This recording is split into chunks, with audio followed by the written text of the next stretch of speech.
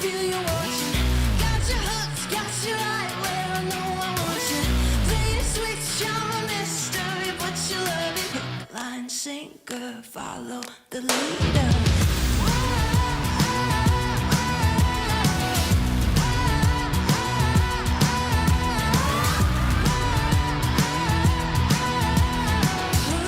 Sinker, follow the leader. Bring you right there to the edge, make you sweat like you can never take the heat, but it's never too hot for me. I walk the walk, talk the talk, you know I'll never stop, cause I'm an animal, I'll just laugh it off. I can see it in your eyes, I can feel you watching. Got your hooks, got you right where I know I want you. Play the switch, I'm a mystery, but you love it. Hook, line, sinker, follow the leader. Hook,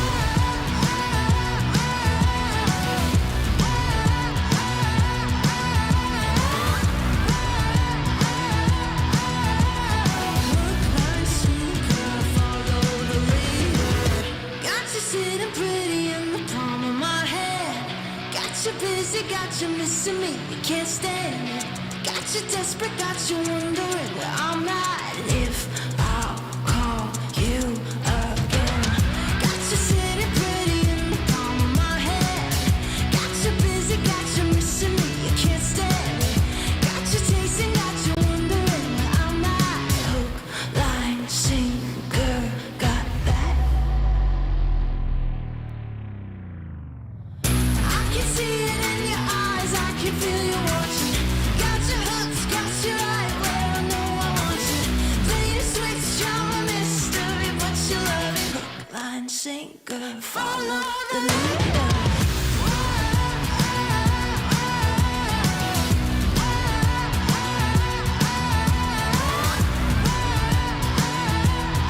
Hook, line, sinker, follow the leader.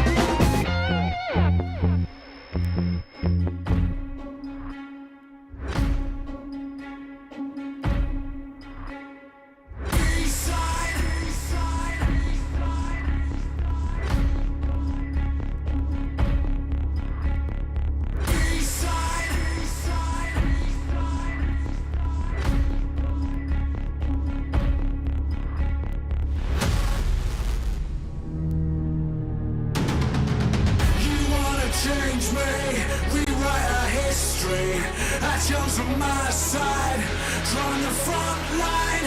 You wanna save face, came to the wrong place. You raise a white flag, I give the V sign.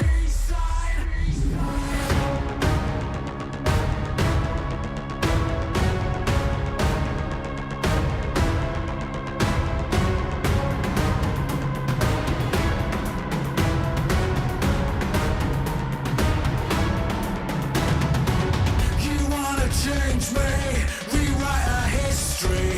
I chose on my side, from the front line. You wanna save face, came to the wrong place. You raise a white flag, I give the peace sign.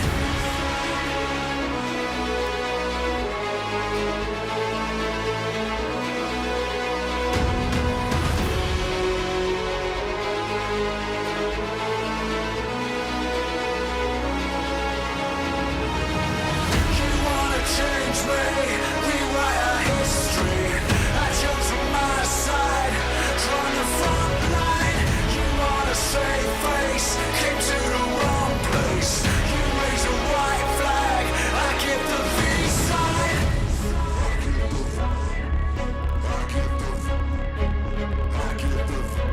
I give the peace sign.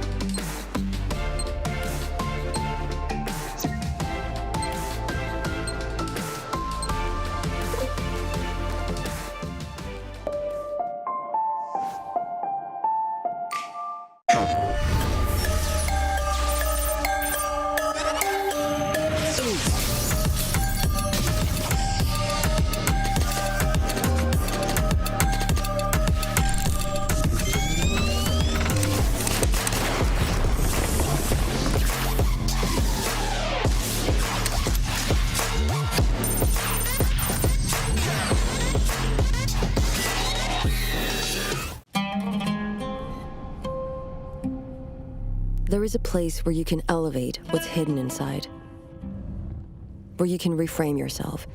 Sonomi means the new you. The you can step into. Because when we know who we really are,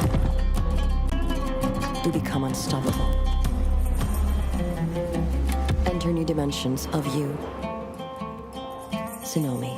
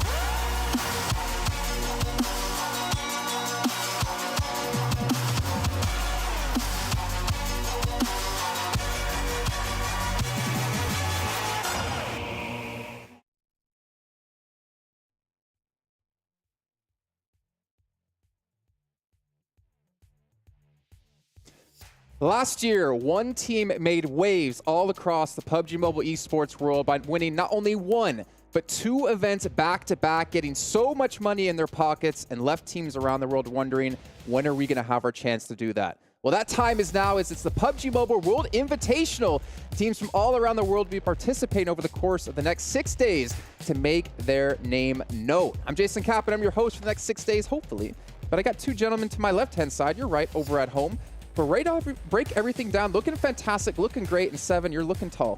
Thank you. I am. You have a great tan, by the way. Thank you, thank you. We actually do have an official PMWI branded Apple box that you're standing on. But Max, how you doing, man? Yeah, looks right. I love that box, by the way. It looks really good. No, but hyped to be back for another season of PMWI, and even better teams going to be here present this time around. And we're going to have 6 days of continuous action and actually cool storylines. All-Stars main tournament is linked this time, so even more fun to check out.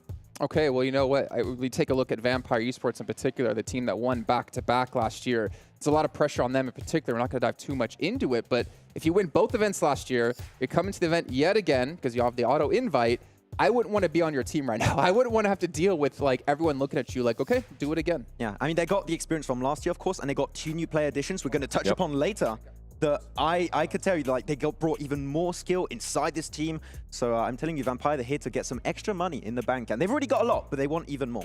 Yeah, I mean, with Vampire, a team that's currently champions, right, out of Thailand from the split that they just did, too. I think they're going to be coming in confident. We got a chance to talk to their coach as well, Sir Tanning, who was saying, yeah, I think that is going to give them a little bit more confidence and trust themselves in their teammates a little bit more. Yeah, they got a fun approach to the tournament. Okay, we're not going to say anything right now, but they got some stuff up there. Don't say it. Don't say it. Wait. Well, now you got me, like, interested, right? I actually want to know what this is about. But before we can dive into, obviously, we need to get things going, get things running today as we hop into our Savvy Gaming Group pre-show to start to break down the entire event for you guys who are unfamiliar with how this whole thing works. As we dive into our format of the event. Remember, there's 2 events. There's an all-star event, and there's the main event as well, the main tournament, where there's different prize pools for each of these events. And, of course, the most important thing in this event coming up here, Max, it's the teams who are the most popular because they got voted in, minus 2 of them. But also, this is your chance to get into the main event, unless you're Alpha7, because you were that good, you qualified, and you were popular. Yeah, exactly. I mean, Alpha7, they just got everything. they got the best of both worlds. They're popular, and they're just dominating in PMGC in their region with Americas, and of course also with PMPL Brazil. So they're looking great. But of course, here in the All-Stars, a lot of popular teams. Some teams, I would say, 7, a lot more successful in the spring season of this year. So we've got already potentially, I would say, a few favorites heading into the All-Stars. Yeah, and then you have some teams, right, like Bigetron, a team that's usually known for being so good, but oh man, they haven't been doing so good, especially with the changes when they made those roster changes. Yeah, it's time to have the land buff, though. A bit of a fall. Give the land buff, hey. Yeah. Don't have it often. Yeah, and also something really interesting here if you guys are looking on this little pretty graphic, the map order. Now, typically, you're used to having like Battleground A, followed by B, followed by C, followed by A, B, C, or something like that. We're actually mixing things up quite a bit here. So we're going to be doing Battlegrounds back-to-back. Well, if you're Erangel, to back. You're going to play 3 in a row. So we start things off on Sandhawk, we go to 3 Erangels, and then we go to 2 Miramars. Now, Max, this is interesting in so many different ways because teams, you obviously have to change your mindset, change your strat depending on what battleground you're going to, but the fact that you're going to the same battleground 3, potentially 2 times in a row makes things more interesting and I'd say even more difficult for some of the teams out there. Especially for Erangel, like you're going to have the first Erangel, if it does not work out on the first day, sometimes things don't really go your way. You can instantly adapt on the fly, get some changes done on your second, then third iteration of Erangel. And I mean, it's good also, Sanhok is the first game, you just get it out of the way, and then you just focus on the big maps. Since you say that, I wish it was Sandhawk was in the middle of the day because it's usually kind of like a break for the teams. Especially with Erangel being played 3 times in a row, I feel like it would have been a nice little break for some teams. But I do enjoy what you were saying, like they are going to be able to readjust in the next Erangel, and it's going to come down to, I want to see how the drops are going to be like, especially George Bull. I mean, we have had some ego contest in the past between G.Gladiators and Alpha7. So it's not the only hot drop. There's going to be a few that I think has not been resolved in scrims at all. Like Alpha7 and Gladiators is one of them in Northern George Bowl. Sanhok, we saw, I think, 3-4 hot drops happening. In the scrims, is that going to translate in the tournament? We'll have to see, but the early game could be interesting. As we know, scrims are a direct reflection of how the teams are going to do in the event. But what's if you're Alpha7. Yeah, well, if you're Alpha, they did win quite a few of the scrims, to be fair. But let's get into the points, right, and how that works here for all these teams and how you acquire these points to potentially get into the main event. And it's pretty similar to what we've been seeing for, I'd say, quite a bit of time now. 10 points for chicken dinner, 1 elimination equals 1 point. But the interesting thing, kind of interesting thing, if you haven't noticed at home, is that last place, 9 through 16/18. That means we have 18 teams playing in the All-Star event.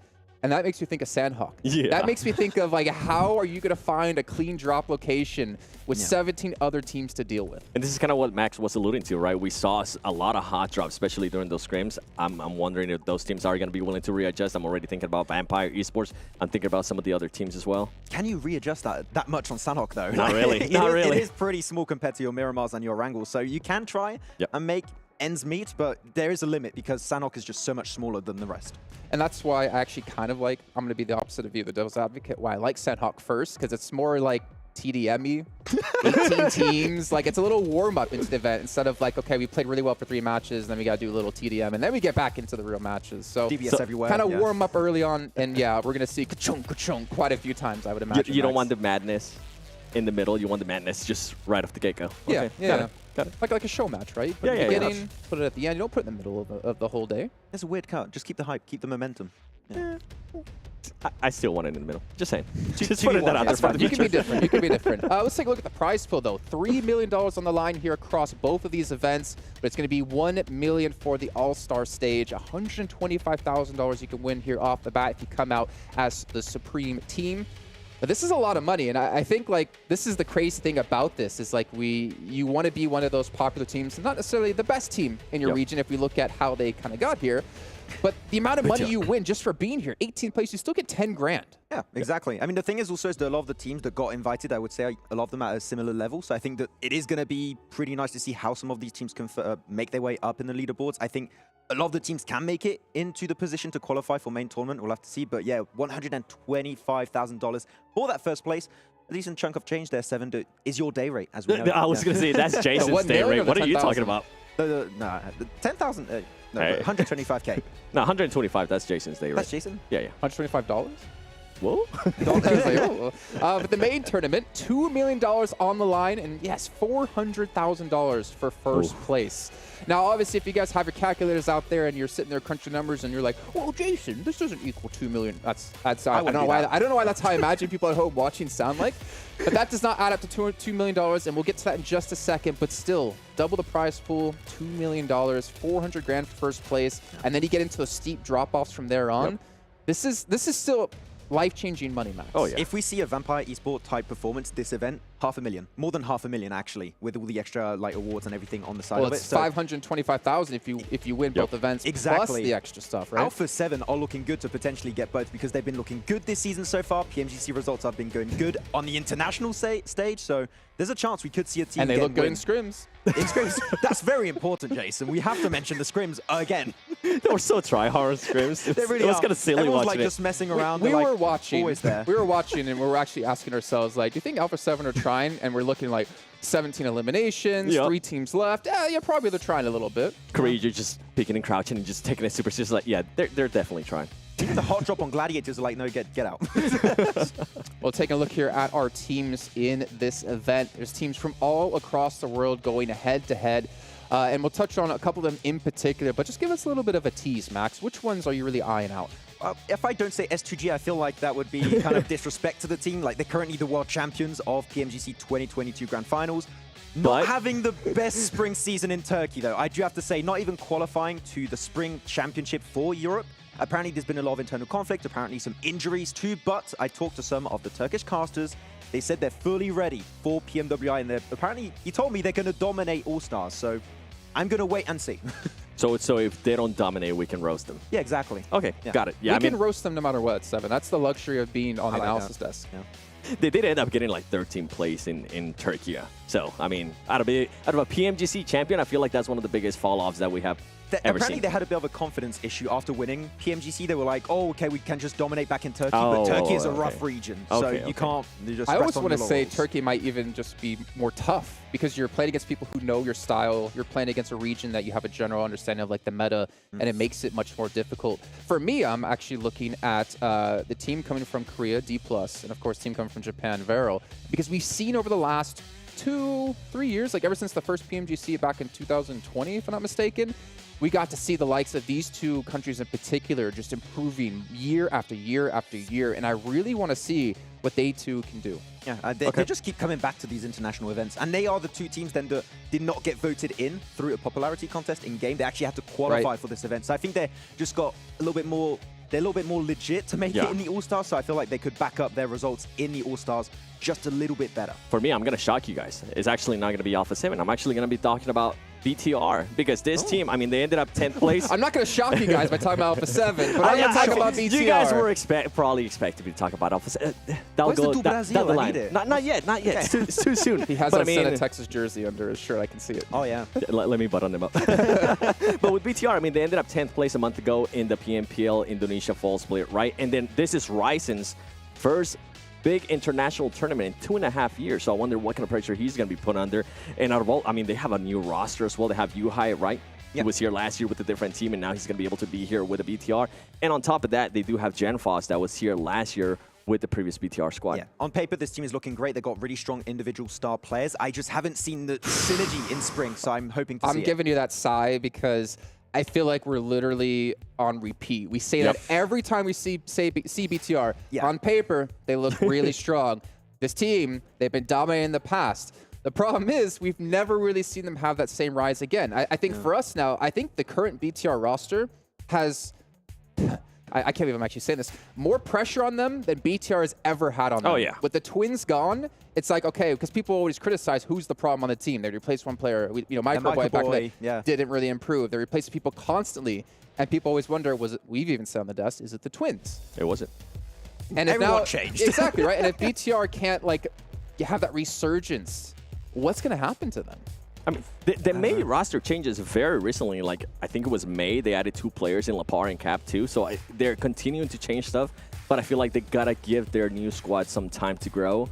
And being thrown into PMWI, that's going to be a little bit rough. I would be shocked, honestly, if they move on to the main event. I think the main question is this too early for them to try and perform this well on an international stage? Is this too early for this roster to do well? I think it might be, because spring has not been going their way at all. So we'll see. Trial by fire right now. Yeah, the thing is, it's so weird, right? Looking at the past results, you don't have high expectations for them, but when you're under the name of BTR, you immediately have high expectations put back on you, right? We always talk about BTR win. Well, the question is, can they do that here today? For you guys at home who are watching, though, we want to see what you can come up with. Head over to TikTok with the hashtag PMWI 2023 and create videos.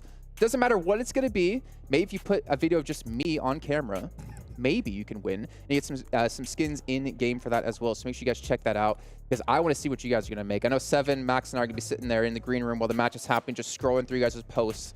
So any shout-outs to any 3 of us also works, and we'll talk to Papa Tencent and be like, come on, help him out. Can we join? Can we do TikTok? Can we do some? Yeah. I think we got some ideas. We say this every time. In your contract, you're not allowed to win any contests. Okay. Oh. Okay. That's disappointing. We can still join, though. We can still join for the views. Okay, yeah, sure. Okay, well, you know what? Vampire Esports, they dominated PMWI last season. We're going to actually talk about them quite a bit here in just a second, even be joined by a special guest here. And I want to see what they're going to do. This is going to be an exciting event for them yet again. So let's actually get Sertani in here in just a second, and we'll catch you guys in a moment.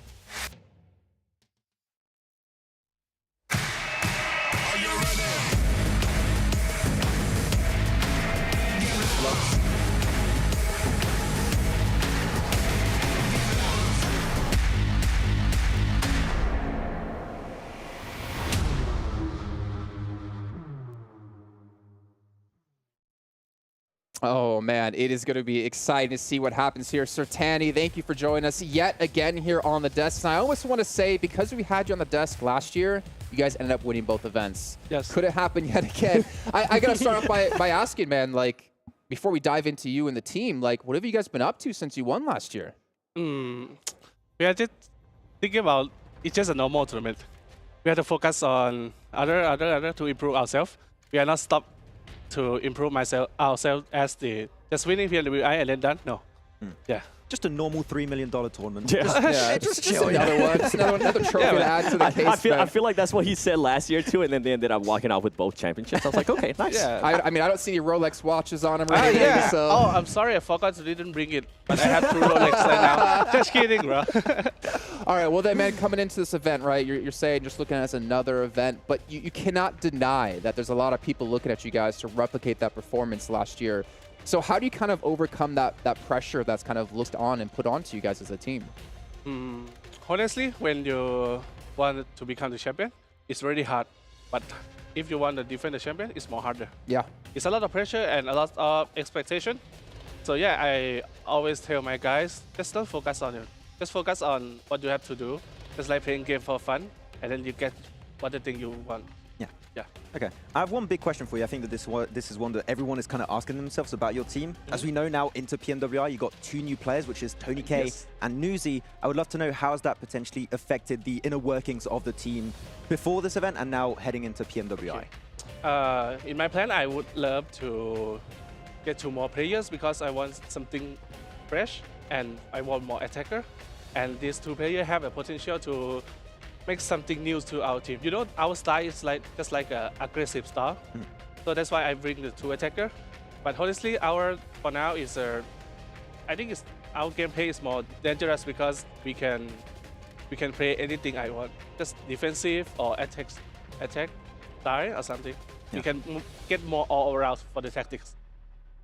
If you want 2 fraggers, I think Tony K and Nuzi is definitely 2 good pickups in Thailand with their background. Okay. And I mean, so far it has worked, right? And recently, you guys were crowned champions of PMPL Thailand full split. How does that affect the team coming into PMWI? You said it is kind of, you're basically like a normal tournament.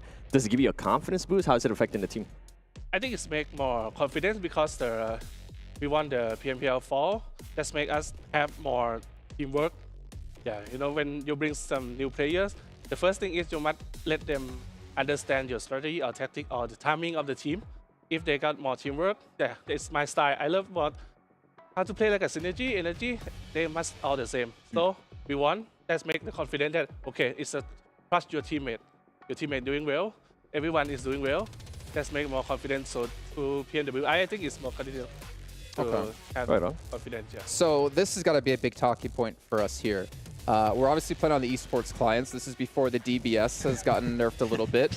Yeah, I mean, we were laughing about it, but we've been talking for quite a long time about how strong this weapon is. Yes. Do you perceive it being a still extremely impactful weapon here in this event? Yeah, I think DBS is honestly it's the meta guns that are also strong. When you got this gun, it's 50-50%. You can win the fight, but the other is around 70-30. But the thing is, DBS is more dangerous, but you have to know how to defend against them. Yeah. Yeah. Okay, well, we're going to find out. We obviously have quite a few matches come up here. Thank you again for joining us here on the desk. But as you can see on the screen, we're going to be heading over to the stage here to bring all the teams in to kick off PMWI.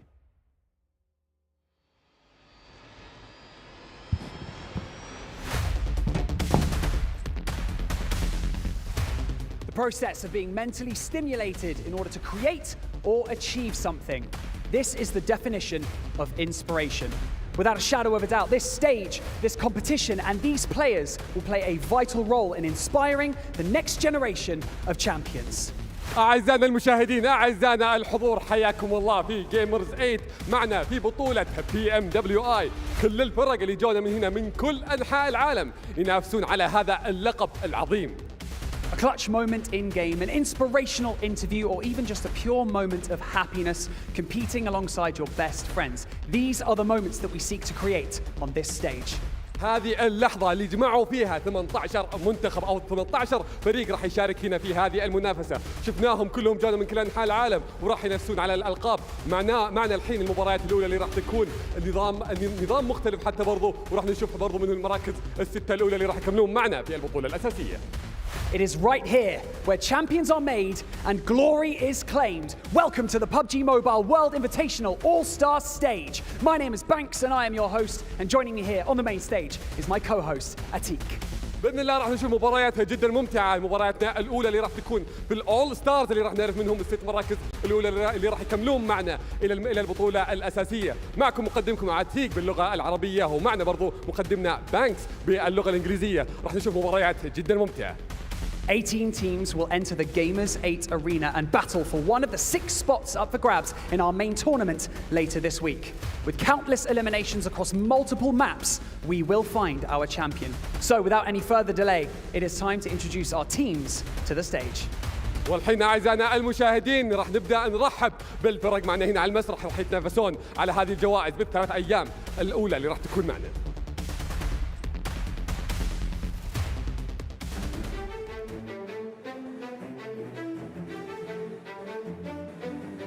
Entering first into the Gamers8 arena, Bigetron Red Villains.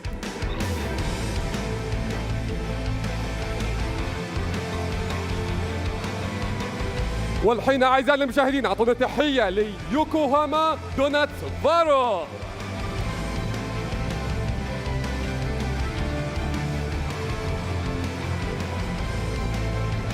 DRS Gaming.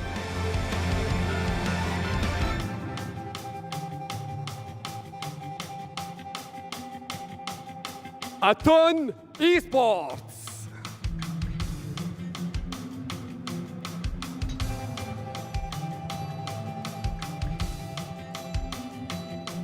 Team Falcons.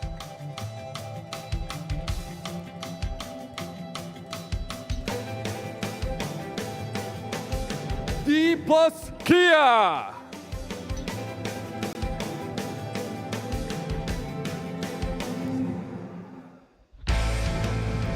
AGONxI8 Esports.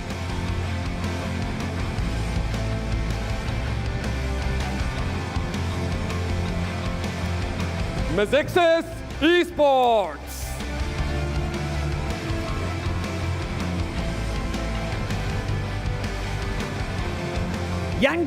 Galacticos.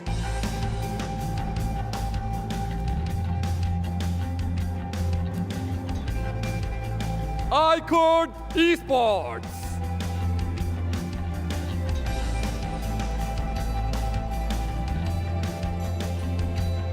SEM9.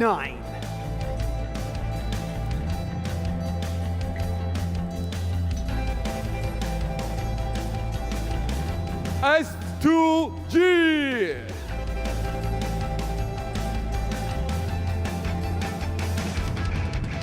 Infinity IQ.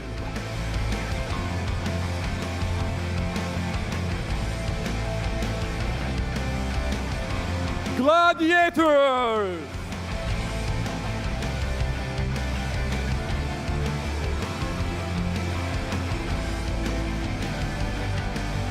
FaZe Clan.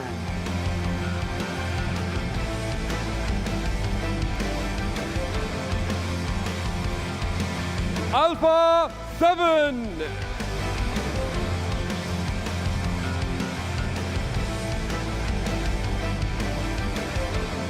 Your reigning champions of PMWI and the After Party Showdown, Vampire Esports.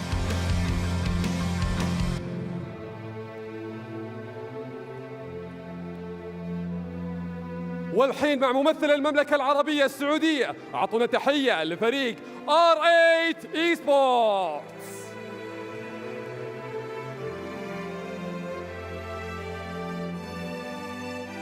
Gentlemen, welcome to the PUBG Mobile World Invitational at the Gamers8 stage. Firstly, I would just like to ask you, how does it feel being here and competing for the second time at PMWI for your team, but also to be representing your home country? We feel very good, and we are so excited to present Saudi Arabia in this tournament. سألنا اللاعب قد ايش ثقته حتى العالية هنا اللي موجودة معنا وكيف شعوره بالأصح بعد المشاركة الثانية له في هذه البطولة، وذكر كم قال انه يشعر بشعور جدا ممتاز وبإذن الله راح يشرف في هذه المباراة. وبرضه راح نسأل سؤال للاعب برستيج هنا معنا، راح نبغى نعرف قد ايش ثقتهم على تحقيقهم اللقب في هذه المرة وفي الفرصة الثانية. كيف كانت خلينا نقول التجربة في المرة الماضية وكيف ثقتكم لهذه المرة؟ الثقة والحماس جدا عالي، بس منتظرين الجيم يبدأ بس. بإذن الله كل التوفيق لكم. So he mentioned the player. We asked him how confident you are to participate in this time in this tournament. He said we are so confident, we are so excited, and we cannot wait to start our first match. That sounds amazing. Now, lastly, I would just like to ask you what message you have for your fans who are supporting you throughout this tournament. طبعا شكرا على الدعم الكبير اللي قدمتوا لنا اياه واللي راح تقدموا لنا اياه المستمر دائما، وان شاء الله راح نبيض وجوهكم بهاي البطولة. سألنا اللاعب ايش الرسالة اللي حاب توصلها لجمهورك وللمشاهدين كلهم، وذكر انه راح باذن الله راح يبيض وجوهنا وحتى برضه راح يؤدي الاداء الممتاز وراح يلعب بكامل طاقته. فاعطونا تحية ثانية لفريق R8 Esports. Thank you so much for joining us here on the main stage. Please go and take your seats and prepare yourselves for your first map of the day. والحين أعزائنا المشاهدين كلنا منتظرين نبدأ فيها المباراة على طول. اللاعبين جالسين ياخذون أماكنهم وراح نبداها اليوم. Our teams are prepped and ready to go. 18 matches, 3 days, $1 million. It truly is going to be such a spectacle here. Who has the nerve to maintain calm in the face of adversity? Only time will tell. But for now, let's head over to our casters to break everything down before we go into our first map of the day. عندنا الفرق الحين جاهزين ماخذين اماكنهم، راح يتبارون وراح يلعبون في الثلاث الايام هذه، وراح نعرف منهم الست مراكز الاولى اللي راح يكملون معنا في البطوله الرئيسيه. هذه البطوله ما هي سهله، البطوله عاليه برضو راح تكون بالمستوى العظيم، فخلونا نبدا المباريات وننتقل لكم مع المعلقين.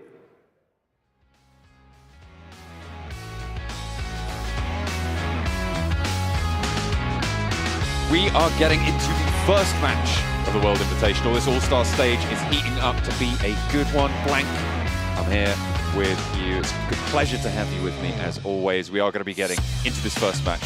Pretty lickety split. Absolutely, straight after the player introductions, our team introductions coming straight through. Obviously, Vampire Esports coming through from their unbelievable victory last year on PMWI with their back-to-back wins. It was a crazy tournament overall. I think R8 can't be taken out of the picture though, because last year they had one of the most unbelievable comebacks on one of their maps, picking up an unreal amount of points, honestly, to shoot themselves up the standings. So really well done to them. But yeah, Vampire, a lot of eyes on their backs at the moment. They have painted a big bullseye over there, and I think a lot of teams will be targeting them just a little bit. They're staying out of the way though. We watched a little bit in scrims. They're picking up some of their original spots, but typically trying to play from the outer edges. It's quite interesting to see, and I think they realise that there are a lot of teams here out to get them. Alpha7, on the other hand, looking absolutely phenomenal, John. Yeah, they have got such strength in the back pocket, looking really, really good. Obviously got a lot of support from their home grounds as well, so it's going to be great to see what they're able to bring to this All-Stars stage. They will be dropping sort of similar locations to another very notable team, Gladiators, right? These two teams do have a little bit of rivalry across some of their drop spots, so we'll see who's going to be able to win out on the day. Of course, it is only the first day, but we're kicking things off with a Sandhawk, so that could be quite an interesting one to see the match up on. I don't think Alpha7 dropped towards them on this map, but we are going to see that as days progress. For sure, man. I think Alpha7, I don't know what's happened, but someone strapped a rocket, Nate, 2 rockets to their backs recently. 7 rockets. You know, and 7 supported him, so maybe it was him who actually did it. But they are absolutely sending it to space and beyond, taking this to infinity, which is incredible to see. And I think for Alpha7, they deserve all the praise that they're currently getting across the world because their playstyle is just really, really good. I was talking to Hot Jukes, talking about, you know, Senatexa coming back into the fold as well. And yes, he really does provide a very good role. He's not absolutely amazing, but I think he fits in very nicely. He's like that last piece to the puzzle that they were looking for. And I think overall, the atmosphere in that team looks electric. And I think a lot of teams are just looking not to get zapped as they move through these lobbies. But it looks like most of the players are in, getting ready to go in the lobby. We have our boy himself, the actual original PUBG Mobile man. Mr. PUBG Mobile. It's Mr. PUBG Mobile up on the stage. Look at him, he's ready to go. He's got the level 3 already. That's not fair. You can't be dropping in with level 3s. You've got to find them. You've got to loot them up. Look at that. They are in the lobby there. You can see it. The phone's getting loaded on in pretty soon. The plane path is going to come through as well. Match number 1 to kick off the All-Star stage, starting from Bantai. Going to head it up towards Cal on the first Sandhawk. Straight through the middle. A very nice little plane path here for most of these teams here on Sandhawk. Obviously, if you guys weren't already aware, we are playing these matches with 18 teams. So that is a different kind of game to what we usually see with only 16 teams. So if you're your first time watching PUBG Mobile, this is a little bit different to what we're maybe used to, but I'm sure you'll have a good time anyway because it is going to be carnage, action, all the rest from the get-go as the map comes through. So a lot of these teams may be hot dropping on this map. It is a small map. It is our smallest map. So there certainly will be these positions around the map where we will see particularly hot drops, because there's not many other places to go unless you want to find yourself out in the field, crawling, belly on the floor through the grass, desperately picking out some blades and hoping those blades of grass are sharp enough to attack your enemies. That's your ideal route.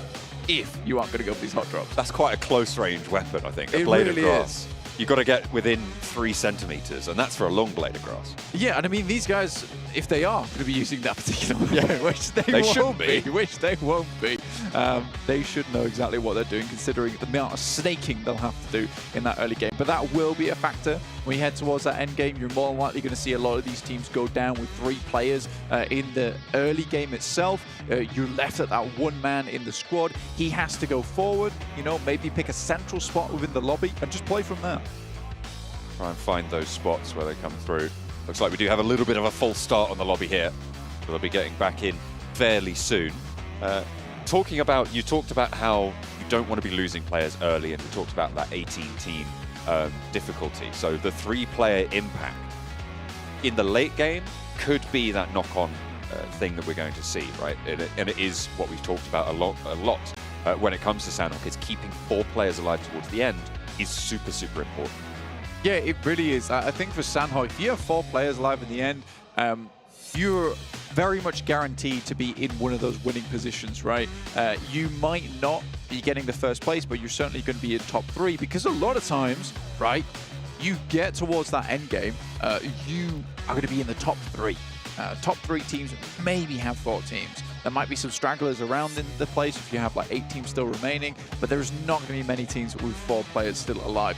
So I think that if you can make it that far, you are guaranteeing yourself a very, very good spot, a very good scoring at the end of that game. So a lot of these teams will be looking to not lose teams and players early. The fact of the matter is, John, 18 teams is going to make that very difficult. Absolutely. I think, especially on Sandhawk as well, it's going to dramatically increase the importance and strength of central position in these circles. When if you get into those compounds that get shrunk onto wards, normally on Sandhawk, that's very powerful. I think even now it's going to be even more so, because you're going to have those teams fighting with 3 around the edge, and most likely they'll get gummed up in each other's gears and really start to slow things down in a way that you don't see as much with a 16-team lobby. The difference, to be fair, will be slightly minimal, but it will definitely be noticeable, especially at this top level of gameplay for these teams who have been training, who have been playing their hearts out over the course of this first half of the year, over the season. I mean, it's really hard. When you put it like that as well, it's an interesting point you bring up, and I would somewhat disagree with your point. And I think that just to explain it, the fact of the matter is that you're coming into this drop, you're dropping as 18, right? You want to head central. You'd love to head central early. I think that's doable and possible on maps like Erangel and Miramar. But the problem still stands that you will see on Sandhawk is that if you head towards that central position too early, there is quite a big likelihood that that circle moves away from your compound. Suddenly you're on the edge, you're trying to move in, you get caught up in the crossfire, in that mulch that's trying to stampede their way through. It's very, very difficult to make those early game decisions. So I'm thinking that you will still see teams on the outer edges towards Zone 2 and Zone 3 before they make that mad dash towards the central position. And even then, it's not guaranteed for them, and they will get caught up in this whirlwind of players that will be moving through the map. I think it's less of an issue on our angle, still is a problem there though, but for that Zone 1, Zone 2, Zone 3 where you're playing on the edge, you are on the edge the entire time. The nerves are high because you do not want to get yourself caught up in an engagement because third parties are more prevalent. Looping back to our original point, John, that's how you lose a player. Not what you want to happen.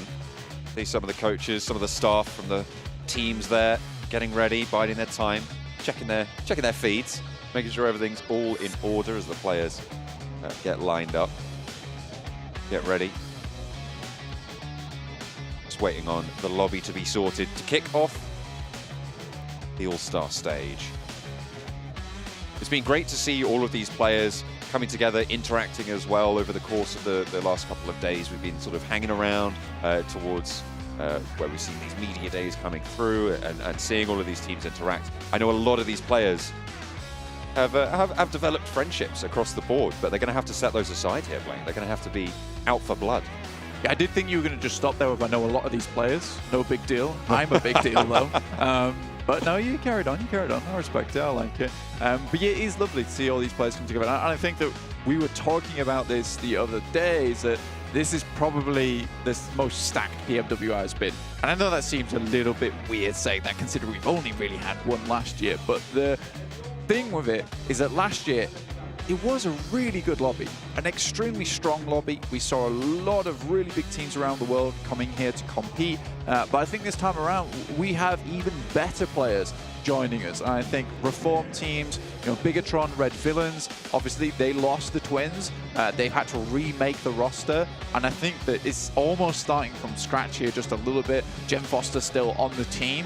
But I think that he did make some good plays. He was slightly lackluster, but he was a bit more safe than the other players. And I think a lot of times when you're playing with Luxy, Zuxi, the likes of Ryzen, who all love to go off and do their own thing, if you're Jem Foster, you're just forced to play that backstop. It might be quite nice for him to play around a team that is a little bit more cautious, a little bit more careful in the approach. We've already seen them play in scrims. They do look pretty good overall. We got some other teams coming through, Dplus KIA as well. We all know them.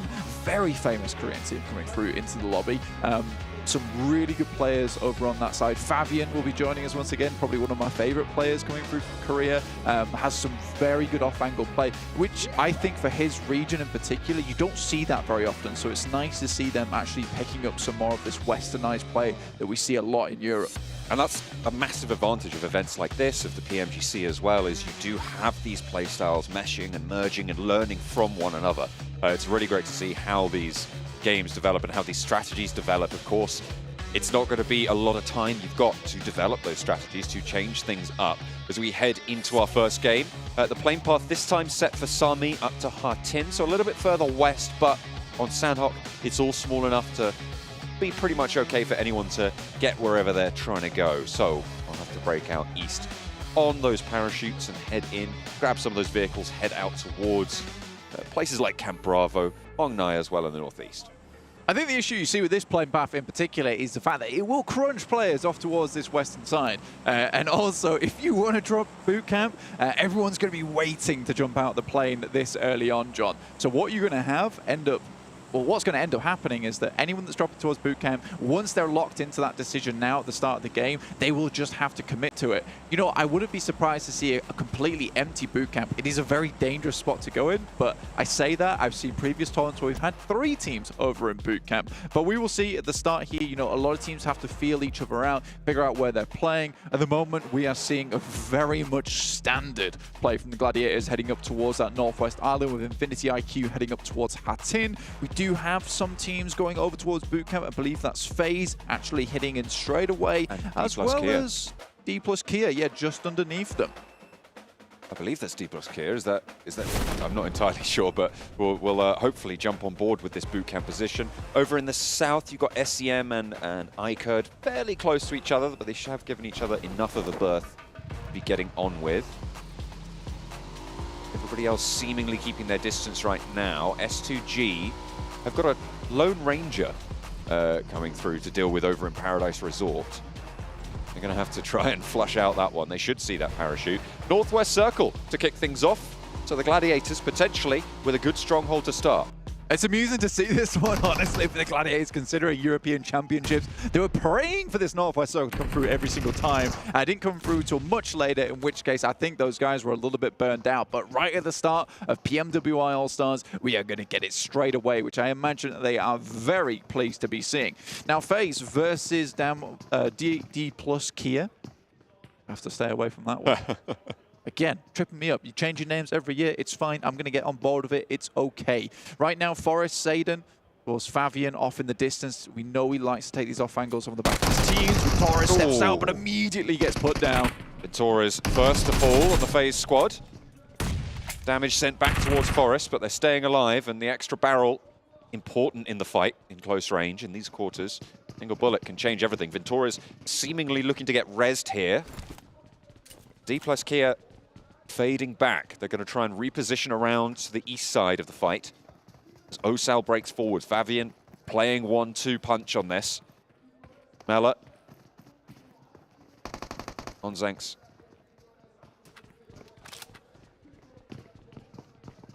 Try and face off there. Will he be able to get through the door frame? Just about sneaks away from Favian. On the top rope, there's a little bit of a worry as well. Mela with the DBS. Looking to try and suppress these off angles. Seidan through the window with the M249, needs to lay this suppressing fire down, keep them in this staircase, and allow your teammate to try and roll on through. 1 for 2 is the trade, and actually it's looking good for FaZe. 2 of them are knocked short, but they've managed to come up.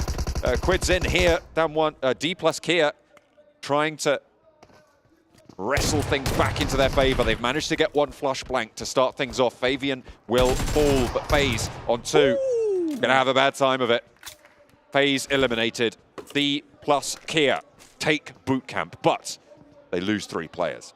Damn, Sadie was looking very chillaxed towards the end of that fight as well with the auto shot. He made it happen. Obviously, Dplus KIA, not the ideal result for you, but as long as you're keeping 1 player in boot camp, not likely anyone's going to be coming towards your position soon, and you can cross the river quite early on.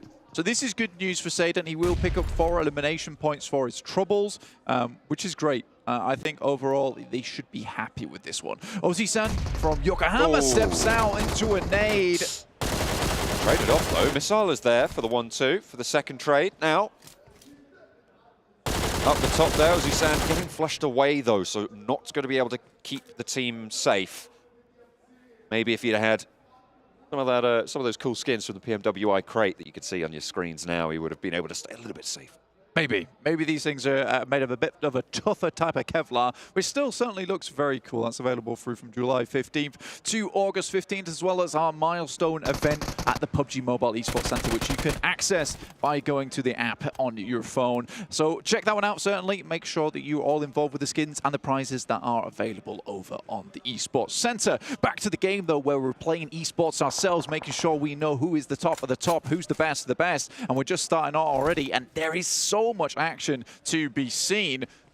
Naoto for Yokohama, 2 of his teammates already out of the game, so a lot of action. We talked about this before. 18 teams makes misery in this early game for a lot of these players. 4 teams bearing the brunt of that damage right now. Falcons down to 1 player. FaZe obviously eliminated. Dplus KIA down to that last player from the bootcamp fight that they were able to win in the end. The Yokohama Donuts down on 2 after their scrap with Falcons. So everybody who's been engaged in a fight right now has had a bad time on this start. And that's kind of what we expected coming into this 18-team lobby. Yeah, you come into an 18-team lobby, you're going to have a bad time. That's about all we can tell these teams. We can try and reassure them a little bit, but I think a lot of them have to be very, very concerned with the fact that these early games will have to be slightly more quiet than usual. And this is something that Vampire does very well. As they wrap the cape around themselves, they're able to move through under the cover of shadow towards some very interesting positions on the map. Right now, they've already headed up towards that south side of Camp Alpha. They're pretty entrenched towards that position. It's a slight hill up towards the mountaintop itself on that northwest island, so they have cover in that sense. Try and isolate teams like DRS, who drop down towards Sami and are now moving up towards that bridge that heads over towards Camp Alpha. Aton Esports also looking for something similar. And in the meantime, Alpha7, who a lot of players, a lot of fans at home have eyes on, as well as the players in game, they're currently down towards that southeast side, rotating through Kampong. We've got them on screen. Carrillo's going for a little bit of some interesting action on the front of the bumper. Getting some surfing done there. Healing necessary. They're going to stop off close by to SEM9 near the south bridge. We'll be able to take a shot. Carrillo pulls up with the squad.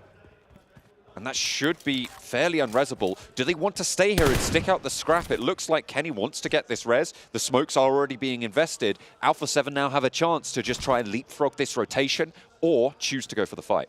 Yeah, I think for Korea, it's a pretty damn good shot. I'm not going to lie. He was quick on the trigger, pulling the M4 off the back there. Instantly down the sights. The problem for them is SEM9's actually set up in several different spots at the moment. So for them who were looking to just heal up inside this building, there's now 2 separate angles that they'll have to deal with. I think Carrillo's going to have to be really, really good with the remaining bullets that he still has. Only 40 in the actual gun itself and 16 in backup. So a little bit difficult for Carrillo. And I think at this point in time, maybe that was just a little bit of a flex that he could hit that shot. Was it necessary that he hit that shot? I don't think so. I think you could have left SEM9 to their devices and they could have just gone on their way, making Alpha7's recovery into this circle just a little bit easier. SEM9 seemingly recovered now, and all 4 of them alive will be able to get ahead of Alpha7. So that engagement really did just slow both of those teams down. See if they're able to pick up some speed and move in from the south side because the circle shrunk up towards the north flank. R8, they've managed to send all the way across that north bridge, and they have managed to get to the northwest side of this island. Yeah, you got Ragnarok, D77, SK Aton, and Prestige over on this seed. Not actually fielding Blade, which I'm a little bit curious about, because I mean, Ragnarok better be real good during this tournament, because I remember Blade being very, very strong for R8, but if it's just a case of being able to rotate in players for when you want them, when you need them, I totally respect that, but we'll see what happens as we go on. Again, only first game, I can only comment on what they've fielded for the first time, and that's the one thing that I'm going to notice here, because I do think that he is an extremely strong player, but maybe they're waiting to pull him out for those big moments. Right now, Gladiators in an incredible position towards that top side. They need to be very careful, though. Again, we know that this team is quite cautious, but they still need to have that extra added little bit of urgency. They need to start taking shots towards members outside of the arena that may be getting a little bit too close, because I think they played the safe game, the smart game for a very long time, to the point where when they need that bronze, it is just not there available to them to muscle their way through to a chicken dinner. Ooh, SEM9 losing Tam and flushed as well. Aton holding strong on the southwest island atop the hill. Such a crucial position to control those river crossings to try and get up towards that northwest island. They're really well done to hold out a player there, but they have only managed to take one down so far, and Alpha7 are going to be knocking on the door in a couple of seconds, less than a minute you'd assume.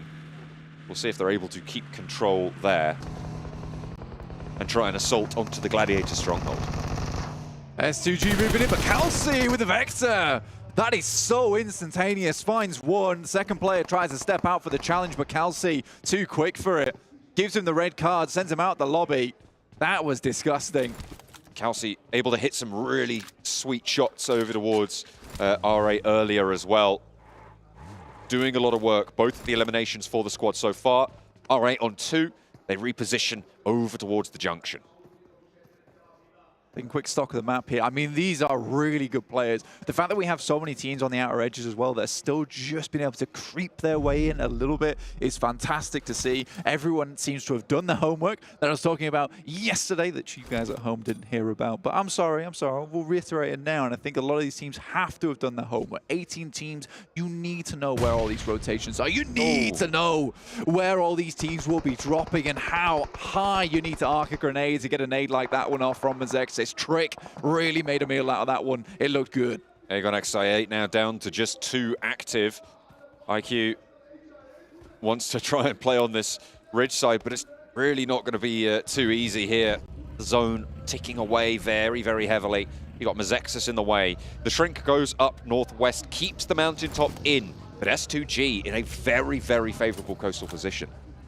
Yeah, I think S2G coming off from their slightly subpar performance over in the finals of Turkey, they are looking for a much stronger performance here in PMWI, not able to represent their country over in the European Championship, despite coming off from their massive win over at PMGC. I do think that S2G has had a lot of time to put in the work to do that homework, and I think that they're ready to show us what they've got here in the PMWI at the start. Sem9 though finds Mafioso. Kenny has to pull out the DBS, but Schweppes taking down R8 at the same time. But I think for Alpha7, that just looked a little bit too easy. Unfortunately, their actual traversal into this circle, John, has left them so barren in terms of medical supplies. This has been a difficult time coming, and I think it was only a matter of time before they started losing members.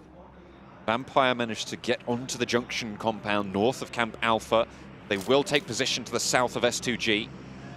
And under the purview of Matic from Gladiators, who have still got control over the whole of the high ground in that position. No one really looking to try and push up there. Aton may be the only team in a position to do so from that south side.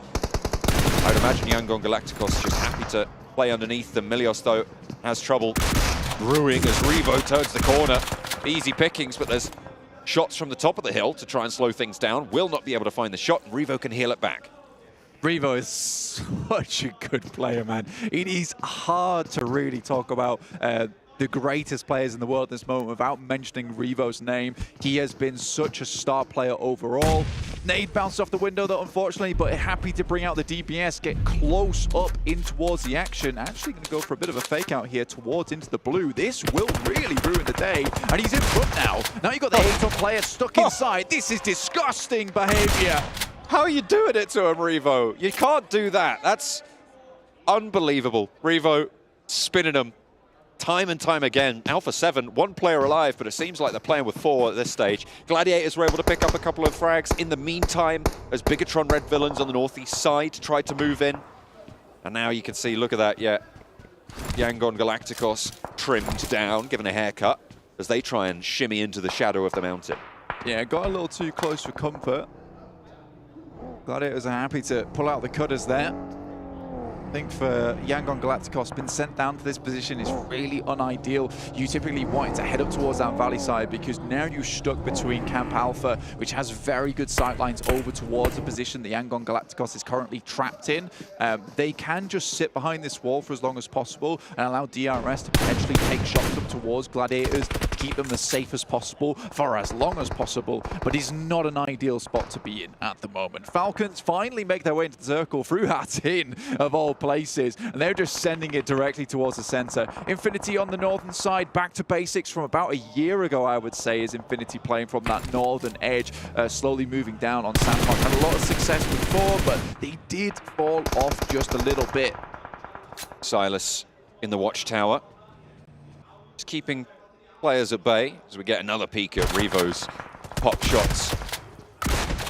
Going for 2 of them with the DBS. I love the glove, the boxing glove on the front of that DBS. It just makes it so much more insulting when you get popped by it.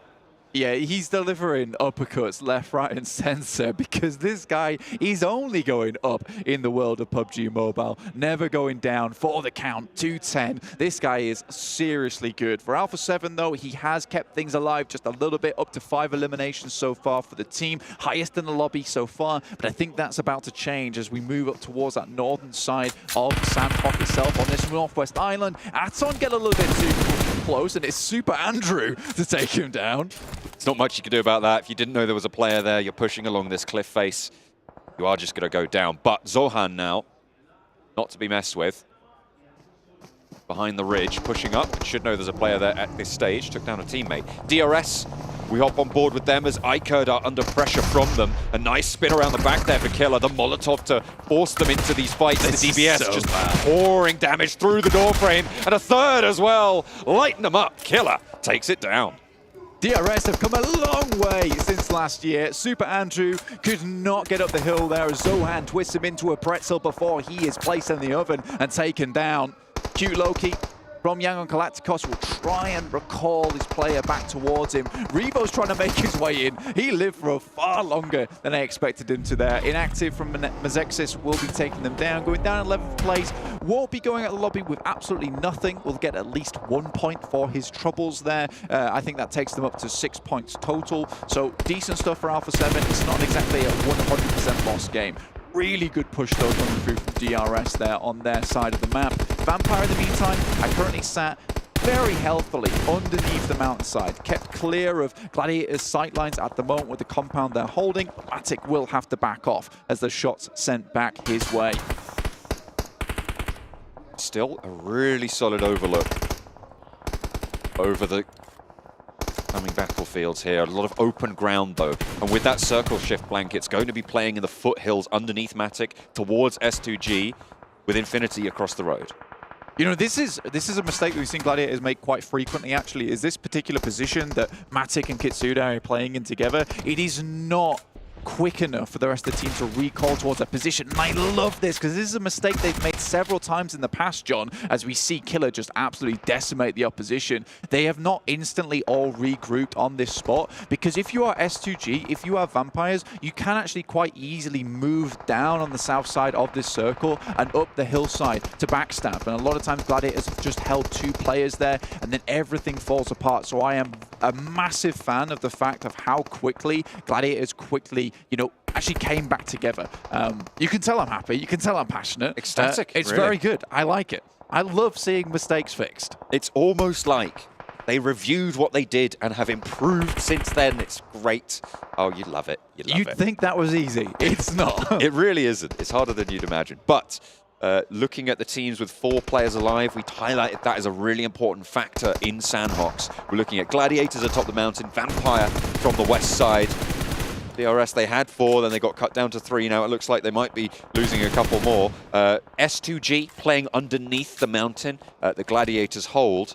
And Infinity on the northern side, staying quiet. Yeah, that is a position that Gladiators will have to be 100% worried about, because eventually they'll have to make the decision to drop down. And S2G being there, I think Gladiators have been taken down by 1 player from this position before, so let alone 4, this is a little bit more difficult. Trick from Mazexis tried to make the move out from the valley on the right-hand side. Luckily, Meku and Tixi are locking that one down. Overall, Gladiators are exerting a lot of pressure over the lobby right now from this high ground. It's unlikely that this position will stay within the circle going forward, so they have to get as much presence within the circle as possible. In the meantime, though, Vampire continue to assault the guys from S2G. S2G don't really have great cover from Vampire's position. You can see that is being brought to bear by a lot of the players from the Vampire roster. They are just plinking away at S2G's ranks, making it all the harder. Down to 3 players alive underneath them. Infinity will have to leave and shift down south. Good. Look at the nade coming through. Genfos opens the can of worms and sends them wriggling straight on over to the Infinity hold. Another nade. Could he do it again? They are both close together once more. Ferrari breaks out wide to try and get the advantage. The nade goes a little bit long, but a lot of damage. Feltz, unfortunately, there's a third party. The story is drawn short, but 3 players are alive. Infinity are going to be plinked away by Gladiators. A lot of damage found, but now the Gladiators will need to reposition. That was incredible there coming through from Genfos. I mean, you saw Bensu pull out the Molotov and then wonder why things were getting so hot. It's just a Molotov after all, but then Genfos sends the Inferno his way and he understands and finds out straight away of what was happening in that situation. Sadly, is not able to recover the entire scenario for Bigetron Villains, so I think right now, for Infinity, their run's sort of over, just down to 1 player and delaying them. That's how much damage delay can do you in these endgame circles where they are a little bit barren. Rules from DRS will be taken down from a distance as S2G claims the watchtower for themselves. Dangerous, though, to hold this watchtower from the players up top.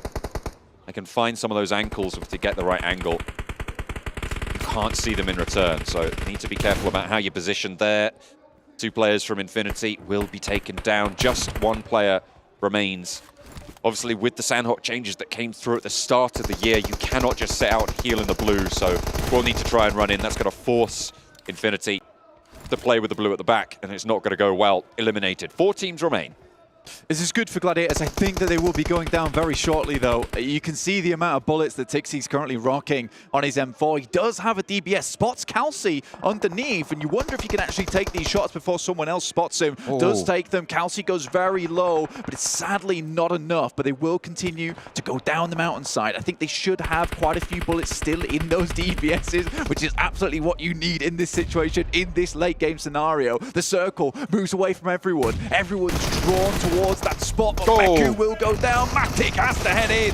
Moves forwards and 3 players down for Gladiators. They are drawn short, and it's S2G to stay alive, but now they have to move past Vampires, who have used this opportunity to move straight on up. Razy, Hamzy both down, trying to get into position now to re-wrap back round to the Falcon spot as well, who have managed to stay alive. Blank, these guys have sent in so early and just tried to stay alive near the Infinity. They will finally go down in 3rd place. 1 player, Kelsey, alive, and he'll burn himself away. It is the returning champions, Vampire, to open up the bidding with the first chicken dinner of the All-Stars. Unbelievable stuff. I mean, talking to Coach Danny earlier on, he was saying to the players that, you know what, guys, just play for fun. And you can see these guys having fun here on this map, absolutely decimating everyone in their way, standing between them and that chicken dinner. You know what, John? With this kind of start, could they be the one to break their own record from last year on PMWI with chicken dinners actually achieved in 1 day? Hey, I don't know, man. That's a tall order, but if anyone's up to it, they are for sure. I mean, that was really, really well played by Vampires. They took their time. They knew what they were doing. They struck while the iron was hot, and they're heating up the lobby as well. first 18-match game on Sandhawk goes the way of Vampires.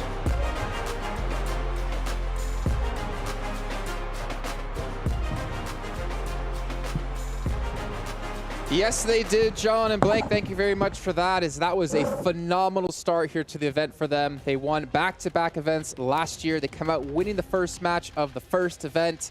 And I do also have to, I guess, ask myself as well, is could they potentially break their own record from before? There's a couple of records they could potentially do, but that's going to be in the main event. That's not going to be for the All-Star stage. But let's talk about how the match started off for them as well here, Max, because if I'm not mistaken, they dropped towards Ruins, and then that first zone hit. Yeah, the hot drop did not happen like we saw in the scrims, which is good. That's a really good start to have at the very start of the match. And then it just instantly transitioned to the northwestern island because phase 1 pops, everyone was like, oh, Gladiator Circle, which for some time it actually was. And then they just transition instantly across the road to make sure they can serve that gatekeeping situation. Vampire are so good at understanding where teams like to play and position and rotate, and they instantly knew they had a good position there to maximize the elimination count. Yeah, they did, and the way they were able to rotate so fast. I mean, we saw the complete opposite of some of the other teams, right? Alpha7, you were talking about how you wanted to see a botation out of them. It didn't end up working out, and Alpha7 just ended up rotating so late. And then another team that did a big rotation too was BTR, but I felt like Genfos. That was insane. It was so close there at the end for him to be able to actually get a highlight play, but they were just too passive for my liking. They seemed like they just wanted to go for those placement points and not for the actual elims. But the opposite of that, I want to counter my own point, saying that they did end up getting a third-party Ilum at the start of the game between the fight that we saw in boot camp. Yeah, exactly. It's good presence. They did drop Northern Pine and then into Trifecta. It didn't seem like there was an actual game plan though. If that was my critical point for them, it seemed they were just trying to survive as long as possible. Luckily enough, Genfos did get himself a nice clutch versus Infinity IQ, I believe it was. So still got himself a few limbs here and there, but I want to see more structure going into these games. Yeah. Okay, I mean, obviously, like we talked about before, Bigetron have a lot of pressure on them and a lot to live up to replicate from prior years. However, let's talk about a couple of other teams. Alpha7. Wait, let's talk about Alpha7. Let's talk about Revo, because Revo was doing God's work for them. That's what you said. 4 Ilums. I mean, 4 Ilums that he was able to get, and 2 Ilums out of Aton Esports, where Aton Esports, it should have been an easy elimination for them. They should have been able to wipe them out. Aton Esports was a little bit too spread out. And Revo, I mean, the MVP, the caliber player that he is, he was able to take full advantage on that. But going back even a little bit earlier in the game is they were just rotating way too slow. They need to be able to rotate a lot faster. And they were getting into fights way out of the circle that they didn't even have to get into those fights. So maybe it's Alpha7 just starting slow as they've been known for doing in the past. I hope that's not the case here. We have seen it a lot in Europe where botations are actually pretty meta. If you are on the other side of the map from where the circle actually goes, go for botation. And there was actually a lot of space northwest on those coastal lines to get into. So they could have done it, but Revo was the DBS made. Still at least made the game worth their time. I mean, when we were watching the game, you told me about the rotation. I was like, nah, not yet. I think they're actually going to be rotating so fast, but they were just so slow at that rotation. And you got also the rivers. Like, you're making your life so much easier because crossing those rivers when the circle is northwest on the first phase, you just want to avoid it, and I think botations kind of make it easier on yourself. By the way, I do want to point this out. Carrillo, I believe he ended up with 0 eliminations. That's a player I feel like that has a lot of pressure coming into PMWI. He needs to be able to get those eliminations. He needs to be able to put up those numbers for his team. I mean, that's just a flashback to the regionals that we were just doing a couple of, well, I guess like a month or two ago. That Carrillo just didn't really perform that well. Alpha7, yeah, they won the whole event, but it didn't look like the true strength of what Alpha7 can be. And maybe this is the event they can get things back online. But let's take a look here at our match rankings. This is all brought to you by STC Play. Get an idea of how many points all the teams did get for themselves, because Vampire Esports have put themselves up to a pretty 13 points. So that's G.Gladiators. 17 points here off the bat in the first match. But honestly, looking at this list, I'm pretty happy with our top 3. I mean, S2G, obviously the reigning champions from PMGC, getting to see them do some work here, starting off strong with 6 eliminations. But also G.Gladiators, I think there were some questions of like, okay, what are they going to do from this high ground? They obviously got a top 3 position there, and they did a decent amount of work with limited ammunition, Max. Yeah, I mean, we saw the phase 1 circle, and as we said in the green room, we were all thinking, oh, that's a Gladiators game, potentially they can go for the chicken dinners. They had this split that they held on to, Jason, for so long that we were just a little bit surprised. And also the fact that you're on that hilltop, if you get eliminations and knocks, that's great. You cannot loot those crates. And we saw at one point, I think Matic had 1 bullet. You got to make those bullets and shots count, because when you're out, you're not going to transition and leave that spot. It was actually 2 players running out of ammo there at the end. And you mentioned it too, they were just holding those splits way too long. I feel like, yeah, they did end up with 9 Ilums, but with the amount of high ground that they have, with the power with the power that they had in that circle, I feel like they could have ended up with even more eliminations. I agree. But it's the first That's, match of the that's just event, me right? being greedy, though. Yeah, I mean, it's like, I feel like you want, because there's only 18 matches, right? This isn't like a long extended league stage format, right? You have 18 matches to get yourself into the main event. And for a team like G.Gladiators, they want to be able to qualify. Alpha7, they don't really have that pressure on their shoulders to deal with trying to qualify for the main event. So maybe they can play a little bit more loose.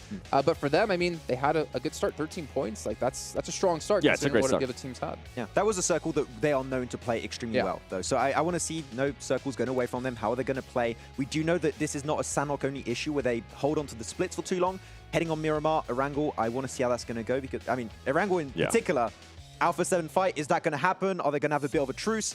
I'm really hyped to see in this next match. I hope that's not the case. I mean, we already saw a hot drop earlier in Sanhok, and yeah, even though the team that won the hot drop, the team that was able to beat FaZe Clan, they only ended up with just one player. He was barely able to clutch it up with just 1 HP left. Yeah, Satan, it was interesting. I mean, bootcamp fight, I don't expect that to continue throughout the next days, but the thing is, DBS, as we see, DBS is so strong. If you split, that is going to be a big weakness. The DBS will overwhelm you. That's true. There was a lot of questions, right, of where we'd see a lot of DBS. And, well, guess what? We did. To no one's surprise, we saw a lot of DBS here. But let's actually take a look here at Vampire Esports one more time and take a look at who was the real standout players for their team.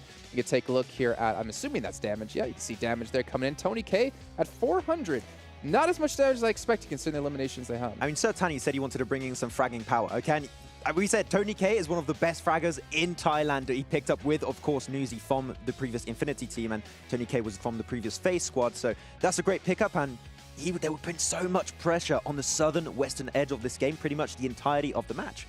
It's looking great. And you were saying not a lot of damage. I'm actually not surprised because they weren't wanting to take those engagement. They were just waiting for everything else to happen and then being able to strike at the right moment. So they played that out perfectly. Yeah, the passiveness really helped them out in contrast to what we were talking about earlier with BTR. Yeah, they're just really focused on getting access and control of POIs on the map. Yeah. And then they just know that teams can't push it because it's so strong, you can't really contest it and pull it away.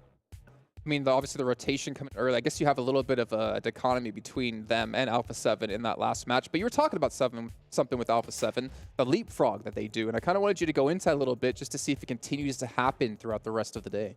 I mean, let's go back to like Americas, right? They usually start slow. And then they pick it up, and then they are being able to carry momentum. With the way that they were able to rotate into that circle, it was too late. They decided to just take on the fights. They decided to wait out for people and see if they were going to be willing to get those fights early on as well, which wasn't just happening at all. Yeah. For Alpha7, they should have just been able to back out of that one. They decided not to. I hope they just need to start rotating early and going into the next Erangels. The thing that I'm afraid of is that they might end up on those ego fights with G.Gladiators. Exactly. The thing is, also, I would keep in mind is that they already qualified for the main tournament, right? We know that as a fact. If they can get rid of Gladiators in the All-Stars, they kind of set themselves up really well for the main tournament. So if they do take that hot drop, there's a lot less risk for Alpha7 compared to a Gladiators. Well, the tricky thing is, right, and I said this in our rehearsals, but not quite so today, is the fact that, like, a lot of the teams who are in this event, I guess maybe I did say it today, we've had quite a few rehearsals. Yeah. They're not necessarily the top of their region when it comes to like performances. There's obviously a couple of teams in there, right? It's going to be tough for some of these teams to really kind of push through into the main event. I mean, we have a lot of teams like sub-10th in their own respective PMPLs. You do have obviously a couple of teams who are able to like place first out of their own regions or place in like the top 5. But this is like, I guess, a little bit of a testing ground and maybe a little bit of a testament that maybe the most popular teams aren't necessarily the best teams. Exactly. I mean, that's why I think you're going to see some teams be relatively close to one another in this event. And you've got some clear favorites that are going to be your Vampire, clearly from what we saw in this first game. Alpha7 being popular and also the winning team from Americas and from Brazil. And you also got the South Korean and the Japanese team that I think Dplus are going to be doing relatively well going into this. So I think we've got some clear teams that we are expecting to be in the top 6. Oh. Okay, so we actually had a question while we were watching the match. How much damage has G.Gladiators been able to do from that high ground? And 2,100 is actually quite a lot, to be fair. Could have been a lot more if they had more bullets. Yeah. If they could loot up, I'm sure that could have been potentially 3K, but it was a bit rough to get that loot up. Yeah, it was. I mean, they just waited there for so long. But it worked out for them, right? 9 elims. You can't really be mad at that. 2,100 damage for them to be able to get that too. on Alpha7, I'm looking at the 1,100 damage. I'm like, how much of that does Revel have? Most of it. Yeah. I was going to say most of it. At least 600, I would say. But look at efficiency's sake, right? Vampire, again, 900 damage, 7 eliminations. We even see Dplus KIA in there at the end, having some good damage, having some decent eliminations. And I talked about, before we start the day, right? Of like, what would teams from Korea and Japan be able to bring, considering they've been able to improve every single year? I'd say probably the most improved region over the last 3 years. I'm waiting for anyone in this room to look at me like, no, Jason. I mean, okay, we got one. We got okay. Then why? Why? I don't think so. I think it's if we're gonna talk about regions like improvement, I think it's Brazil. What? I feel like Brazil's always been ridiculously That's the thing. strong. That's what I'm thinking. Yeah. They recently actually started. Yeah. I'm thinking about like they recently started actually being strong. They were always known for being strong, but then when we would actually get to like the international events, they will flop. Max, thoughts? Not until PMGC. I mean, PMGC they did great. So well, recently, like, I'm saying recently, yeah. It is kind of recent, yeah, I guess, in that sense. But Alpha7, I feel like have always been able to perform well internationally. Of course, maybe not sometimes top 3, top 5s, but they've always been at least relevant in the conversation of like some of the best teams in the world. So sure, there's been some improvements. I mean, you've been watching that region and that team for a long time, but I feel like they've definitely now reached a peak that I feel if Carrier steps up the way we do, I think it's just going to be easy sailing for like some parts of this tournament. Yeah, I think so too. Don't worry about it, Simon. Like the thing is, I like having you two on the desk because you have Sony's based mostly in Europe and covering Europe, and you have Sony based mostly in Americas covering Americas. So it's great to actually have you two kind of hash it out and figure things out and give your own opinions when it comes to this. As I don't know, Blake just trying to throw punches over there, but it is interesting to take a look at. I think of when I think of like Japan and Korea, I think of like Bluebees. I think of them way back in the day and what they could do. You obviously think of like Archer and Forcewell coming from Korea. They have such strong players, and I feel like they've been, in my opinion, doesn't matter if you guys agree or Blake or John agree, they've definitely improved a lot, and I love to see that. But I guess maybe one other region, MENA. Ooh. MENA's actually improved quite a bit. They've got a lot of strong players. We've even seen some players from other regions go to their region. No comment. Falcon? What? No, okay. Coops. Well, gentlemen, it is time to kick off our marathon of Erangels. That's right, 3 Erangels back to back. It's all going to be kicking off right here, right now, with our commentators, Blink and John Allen. One thing we can say for certain, Blank, is the most improved region isn't North America. I feel like I'm safe in saying that. I'm making that claim, and I don't think it's a bold one. Yeah. Okay. I mean, that's fair. I think they've always been here, that's for sure. Yeah. Well, they're not here. They're not, well, yeah, not here right now, but they have existed. Zex is their closest representative. I'd agree with Jason, though. I think Korea and Japan have definitely improved a lot. Yes. I think that, you know, Dplus KIA is a very key team to actually look at. Because looking at them, they really... How to put this? You know, they... I don't know what you're saying. You're pointing at me like I know what you're trying to say. I need him to get in my brain and then like pluck out the words that I'm looking for. They've gained momentum? No. I would say that they really formed that idea of, you know, that playing central and just holding onto that compound, then being able to be very confident and taking other players down. They led the charge of the DBS change. Absolutely, they really did.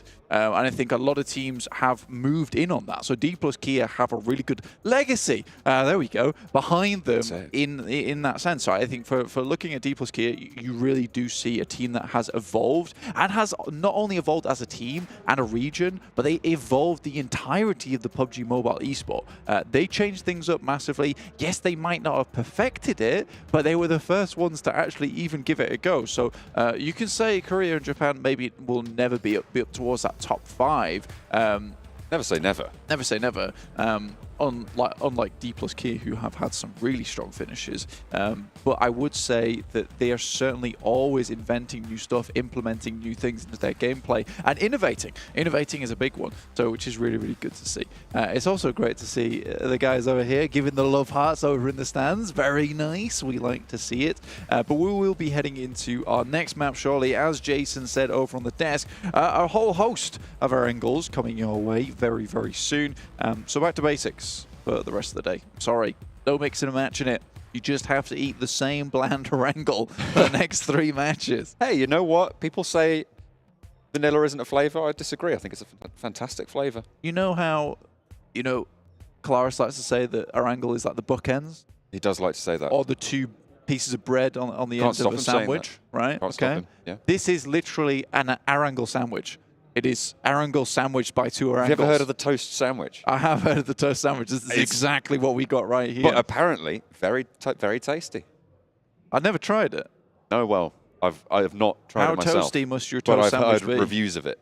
You've heard reviews? I've heard reviews, and they are You're not raving. a reputable source. It Shut was on up. QI. What are you talking about? You can't bring QI into Sandy this. Totsvig told me. You need to try it yourself and then come back to me later. I might actually ask for it for breakfast tomorrow and see what I think. Ramesh Ranganathan. Okay. Anyway, PUBG Mobile. It's what we're all really about here. You saw Vampire Esports actually cheersing. You know, waters with the boys. I'm all about it. It's good. It's good to see. Stay hydrated. You help me Got to out. make sure. What? Yeah, no. Got to make sure that you're hydrated, up to. Yeah. There's a lot. I mean, it's a hot country, right? We're in a pretty heated atmosphere. Cool in the arena, though. I have to say, the air conditioning is pretty top notch here. So hopefully, just staying cool, staying calm, getting ready for the tumult to come, or rather, maybe not. If we're sticking to Erangel for 3 maps on a trot, it's something a little bit more calm and collected. Yesterday in the scrims, if you were able to catch those, there was a military island circle right at the start. The first scrim we had was a military island circle, which was very, very chaotic. Alpha7 did very, very well. DRS as well made good headway into the circle. And they had a good time of it, picking up a lot of eliminations. I think DRS is a team that is sort of one of those teams that you might not immediately look at, but definitely have got a lot of power, a lot of firepower to them. Playing from that PMPL South Asia region, they have really deserved their spot to compete in the All-Stars. Yeah, DRS recently have had that massive breakout in terms of performance, John. I think it's lovely to see, in my opinion. I think DRS, back in the day, weren't very good as a team. I think that DRS has slowly but surely just, attracted new players, got some different changes happening in the roster, and they have been fairly persistent, very determined to be one of the best teams in the world. And I think that they can comfortably say that they are probably one of the greats now at the top. I think DRS was just never that team that I would have said to myself 2 years ago, yes, they'll be at PMWI, and yes, they will be making waves, they'll be making moves, and they certainly are here, just throwing some on the stage dance floor, which is always good to see. And I think DRS have a whole host of really, really strong players on their team. Killer, extremely good overall. Love to see this guy playing. Giante, been a real good mainstay for their team overall. And I think that, looking at those two players in particular, they're really good powerhouses, but also very consistent. You've got Delta as well, who plays in the back of the wings. He's very strong when it comes to making sure you got those off angles. And Rules as well, great scouter. Not the best player on the team by far, but really fits in, honestly. And I don't mean to diss the guy. I think it's more in the sense of he doesn't have those standout pop-out moments, but I think that's because he supports the team so well. Yeah, to clarify that, it's not that he is bad or not that he isn't as good, it's that he's fantastic at other things. Yeah. And he allows the other players to shine. Which doesn't stand out on when we come to actually watching it on our screens. He's the wall upon which they paint their mural. Exactly, man. 100%. He's the pillow on which you rest your phone. Don't want to do that. The heat dissipation is terrible. The fan. Well, he's the fan upon which you rest your phone. I'm not trying to suffocate the phone with the pillow. It's just resting on top of the pillow, bro. Come on. Okay, yeah. Well, I don't know. You still want to get on one of those fans they've got. You play like just like pushing it down into the pillow. Yeah, I have an ice bucket. Yeah. Cooled. Okay, cool. I see. You just dip it in now and again. Yeah. It's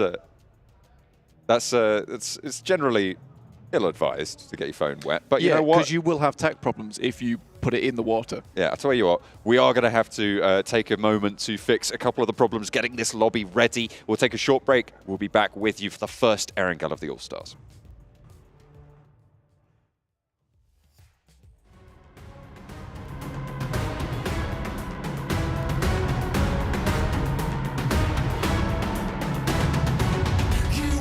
Change me, rewrite our history.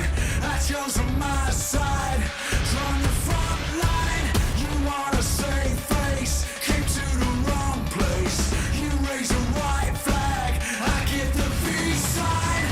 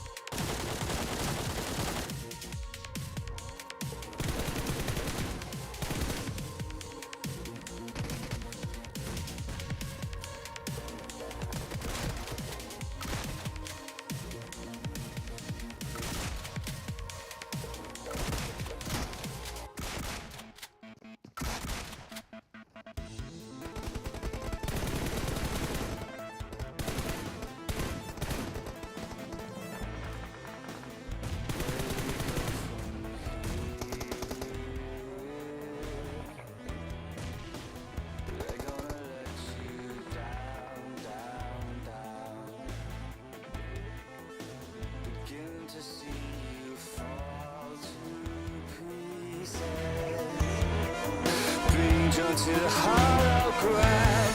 You jump or drown.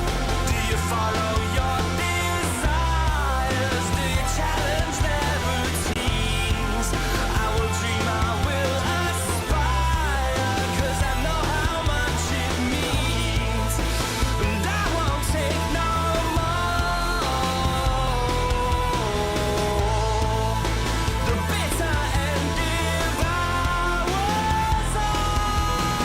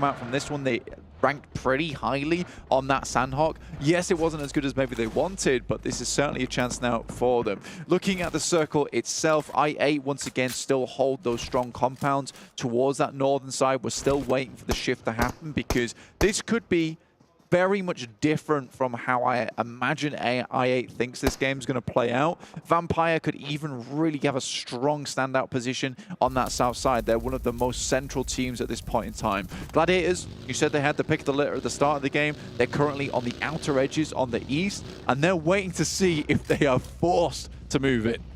They've lost a player already as well, so playing as 3 from that military base position, it's going to be tricky to try and find your way out here, with Yokohama Donuts Varel ahead of them. They have to figure out their path. iKURD, Lone Ranger, sailing on in, or I'm trying to find some sort of safety, but you send straight towards Meku. It's going to be tough to find that. The circle shift hard up north, but it does mean that the military base is fully out of it. This is a real good chance now for Vampire Esports, to be honest. They could move up towards that northern side. i8 haven't regrouped either, and playing with 3 after losing Blade over on the bridge. This does mean that they are susceptible to a crash on that western side, and a lot of times you can isolate that engagement on the western side because this is the compound with all the houses and buildings. It's the compound on the eastern side that has the warehouse, which is easy to spot through, and you can take shots to the other side. So this is why you are seeing i8 set up 2 players on that western side, because they can kind of more easily support Falak on that eastern edge. But I do think that they are 100% susceptible to a crash from Vampire. With 3 players as well, it's a lot harder to hold split. See, with the threat from DRS on the western front as well, it is going to be very, very tricky. You're talking about how that warehouse with the open sides can be spotted through. You've got FaZe who are going to be looking that direction, DRS as well, going to be putting pressure on that west edge. And when Yokohama Donuts Varel or Gladiators move up that eastern side, it is again under threat. So difficult to hold, not only from the Vampires, but from everywhere else. Yeah, it's a bit of a struggle. And I think Vampires are doing a good job to hold for the time being. Instantly, Gladiators send out. You can see here, Infinity IQ have a good idea of what's going on as Matic drops out the vehicle, does reveal the position, so Gladiators have a little bit of a better idea of what's going on there, but there is clapback coming their way. 7 eliminations for Infinity IQ, but Gladiators not willing to give up just yet. DRS moving along their position, but FaZe have looked to try and challenge them for it. 3 players alive for FaZe, 4 for DRS. Nobody really can move up into this position, so it is a straight 4v3 between these 2 rosters. And DRS do have the high ground here. Venturez wants to try and force them up towards it, but it's going to be pretty tricky. Yeah, Venturez goes down, Killer just runs him over in that close range position. Finally, AGONxI8 go down, back towards that military bases. The Gladiators are finding their way out. No meds on board for the Infinity, and the nades are going to be able to close it down. Another rundown for Delta to flush Vintoris in the meantime. Means that high ground for DRS is looking all the more safe. I mean, it was poetic justice there for Gladiators that Infinity IQ would go down to nades, right? They have been causing absolute pandemonium with the nades of their own. The Gladiators just give them a tiny taste of their own medicine at the end of the day. I don't like that you said finally AGONxI8 went down. You sounded relieved. Well, they had been hiding. Stop that. They had been hiding around Gladiators for a long time. So I was saying finally, not in a relief sense, but finally. No, it was a relief sense. You're right. You're right. No, you're right. I don't know why I'm lying to you. It's okay, bro. It's okay. I get it. I get it. i8 still in a fairly decent spot for themselves. I think the fact that they've been able to hold on for so long, they are really keeping this one as safe as possible. They are helped out by the fact that there is Vampire Esports up with 4, Sem9 with 4, DRS up with 4, which is sort of making this push down towards i8, meaning if you want to fight us in the compound, you have to fight everyone else also looking at our compound. So, you know, you can come get it, but it's going to be difficult. That sounded like the start of that sounded like the Spice Girls lyrics. If you want to take my compound. Yeah, if you want to take my compound. You got to cover all the angles. You got to get with my enemies. Gladiators nade over the top, over towards Yokohama. And another one to follow it up. Meku with the side swipe cover as well as missile falls perfect bombardment from Gladiators. Kitsune looking to deal the final blow, but goes right on over the top. Now Auto holding behind the artillery. Well, there's plenty more where that came from Gladiators. Perfect hold, perfect push. They're up the top of the hill now. The Gladiators with 3 will look to descend towards AGONxI8. DRS do spot out the way though, and I think Gladiators are currently in the worst position so far. I8 opt to go for that rotation over towards the other side. I think Vampire spot that one happening, and at this late in the game, that move can only be a regroup. Great shots coming from Sem9 though. UZM is going to struggle to get out that actual building. The ghillie suit doesn't help him. In an urban area, it kind of makes you easier to see. It's just the vibes of the ghillie suit, you know? That is true. You are comfort, you are warm. Which is definitely what Vampire are feeling right now. They are heated up. Absolutely. We said as well that DRS on these military circle shifts had shown strength back in the scrims, and they seem to have been able to navigate the ground very well, as again playing on that western side now. 3 eliminations, so not the most in the lobby, but they are a massive force here. The question is, when they have to descend, will they be able to find a foothold at the bottom? Yeah, DRS have never really been this team that gets a huge amount of eliminations, save a couple of games. But what they are is always in these end games. They're very good at isolating teams, isolating some of these rotational paths to get in. It is fantastic overall. Gladiators though rocking up, and it's Sem9 to catch them in the wave. Matic going for the classic, looks to hit these shots up towards the top side, and already DRS are also getting involved, and that's it. Gladiators go down in 4th. SCM 2 players alive now. This is the chance. I mean, Vampires have moved up from that south side with AGONxI8 out the way. They are now the main threat in this lobby to take a back-to-back blank. On the south side of this, Vampire are going for a split. This is interesting. Vampire head out towards that eastern side, maybe to pick up some loot that they picked off. Tony K and Schweppes making this long rotate. They come on back, they get a little bit of information, kind of keep DRS in towards that pinch between them and Sem9. Giante's off towards the western side all by himself, so that could be an interesting off angle. The res not quite in position for Dep on SEM9 right now, but they've got a little bit of time on that bleed out. They should be able to stay safe. Fortunately, Tam eats a bit of damage from a nade. That'll give a position away, make it harder to stay alive here. The res now being enacted, but they've still got that time to play with. Vampire, in the meantime, happy to let these 2 teams fight it out. Killer just spotting as best he can. An interesting position to finish in, and look at that. Circle heads down towards the southwest. Gante is in a good spot for the rest of the team to regroup on top of. They could easily do this and leave Sem9 to their own antics, in which case they're most likely going to be taken down by Vampire, who currently have such an incredible spot within the circle. They took their time making into this one, usually dropping in Primor, so it's pretty reasonable for them to find a place like this. But equally, it was as reasonable for Gladiators to take up a position like this as well. I'd be very curious to know why Gladiators went for the decisions that they made during this game. Either way, it's panning out for them. 6 eliminations for Kenny on SEM9. This Malaysian team is doing work right now on this military island finish. Guaranteed chunk of points as well for these placements. It's good news for Malaysian fans. I think that this game is going to conclude soon, though, John. With the way the circle's set up, it's just about in terms of these high grounds, in terms of these hillsides. You can just peek over the top, but as we push further in now on this blue, it's going to force both these teams to peek their heads over the top side. Now, Vampire is going to have to be stalwart if they want to hold on to this position, John. They're going to have to fight off against 2 teams at once and be very quick on the trigger, because DRS, as soon as they hear those shots up towards Sem9, they might go for something. But already, Schweppes comes out with a killer move. Stones does get answered towards as Kenny does find that knock, but the needles are being threaded time and time again by the Vampire squad, and DRS have not opted to pull that trigger. Move on in for this third party. Rules is there to put pressure from the north, sure, but DRS biding their time. Rules moves up. Kenny's still tossing these grenades over the top, and he's actually struggling to get into position. In the meantime, he's going to have to tap his way away from this spot.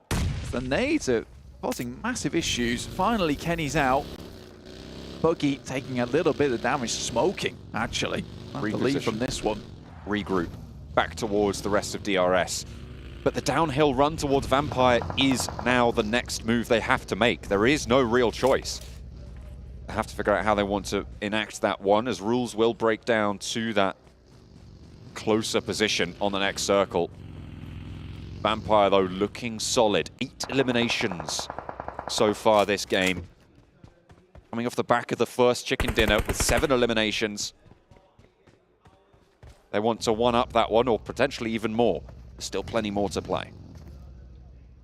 A back-to-back at the start of PMWI. I don't know what it is about this tournament, but it gets the blood flowing for Vampires, I'll tell you that now.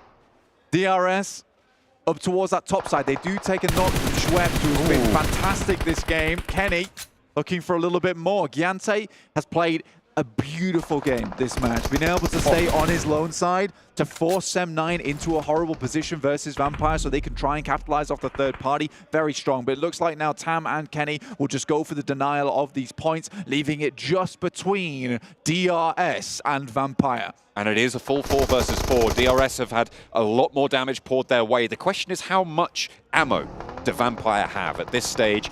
They should have been able to resupply on AGONxI8. Hopefully they've got enough in the back pocket. Ravenclaw, yeah, they've got seemingly plenty to be getting on with the DBS to hold off close range. As long as their armor holds out, they should have a good advantage here. A Grozer as well for Tony. He moves up, and the Vampires want to strangle this one out now. This is good from the Vampires, and they do it quite frequently. They don't allow teams time to set up, time to get into a good position, because right now that's all DRS are doing. So they send Schweppes and Tony K up, stoned Ravenclaw in the back, stoned there with the Mini 14. Great at long range already. Giante's taking a huge amount of damage. Schweppes finds another. Rules is out inside the smoke. Schweppes has to run away. Will he survive this? Yes, for a little bit longer. Dips back behind the smoke, and the cover is there from his team as well to keep him safe. Rules is still close, and a danger, a threat with the nade in hand as well. Pin is pulled, wants to lob it on through, do damage, but it's not finding the mark. Rules still yet to let loose here. Wants to try and move closer to the tree now. Stoned, takes a tickle. Delta launching ordnance from up the hill, but Vampire have the center of the circle. Nades from the back, Ravenclaw on the rooftop. It is so difficult to dethrone him, but Tony K goes down first here. DRS now have an opening with 4 players alive for them. The res is super unlikely for Vampire. Can they hold on to the center? Because the blue zone pushes DRS in and Rules goes down. An excellent answer from Ravenclaw. Gianti crawling into position, but the blue will push him further. And into the tree he falls. Rules just about getting tagged up for the res.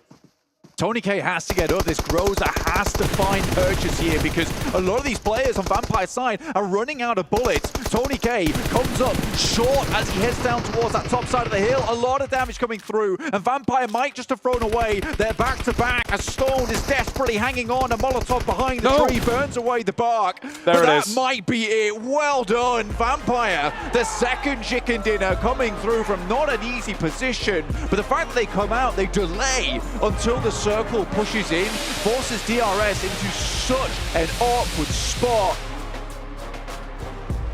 What a way for Vampires to close down the second of their back-to-back chicken dinners, the second of the games at the All-Star Stage. This is a team ready and raring to go. We were talking about who's done their homework. It is clear that Vampire have been at the drawing board and they have struck masterful resource and revision to bring in here. An elation in the Vampire camp, rightly so. I love that. They started the game with a toast, they end the game with a toast there. And that's how you get yourself a toast sandwich, John. The double toaster.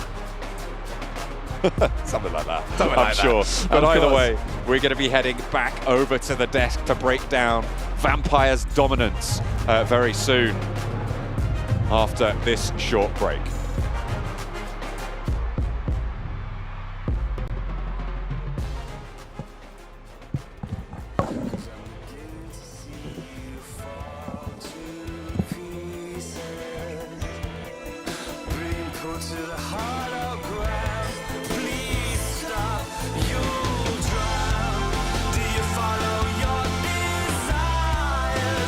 Challenge their routines. I will dream, I will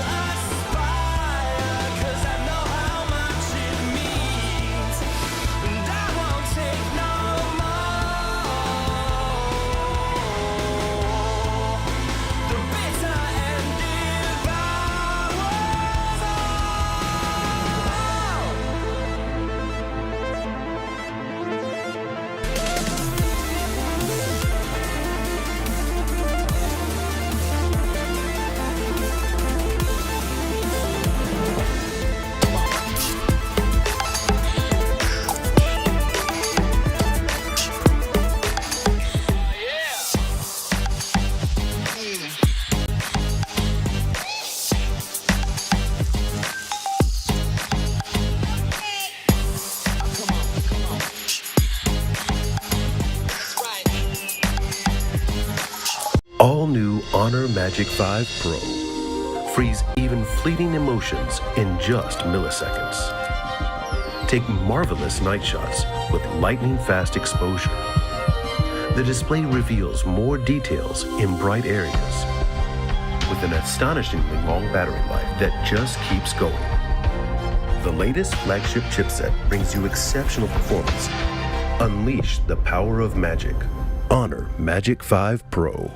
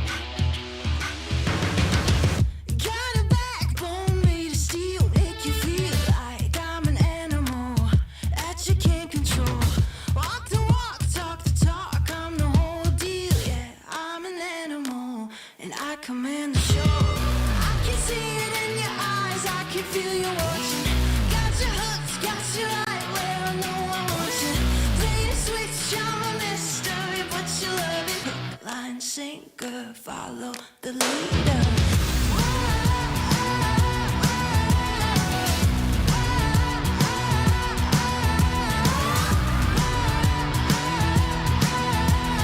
Hook, line, sinker, follow the leader. Bring you right there to the edge, make you sweat like you can never take the heat, but it's never too hot for me. I walk the walk, talk the talk, you know I'll never stop, 'cause I'm an enemy.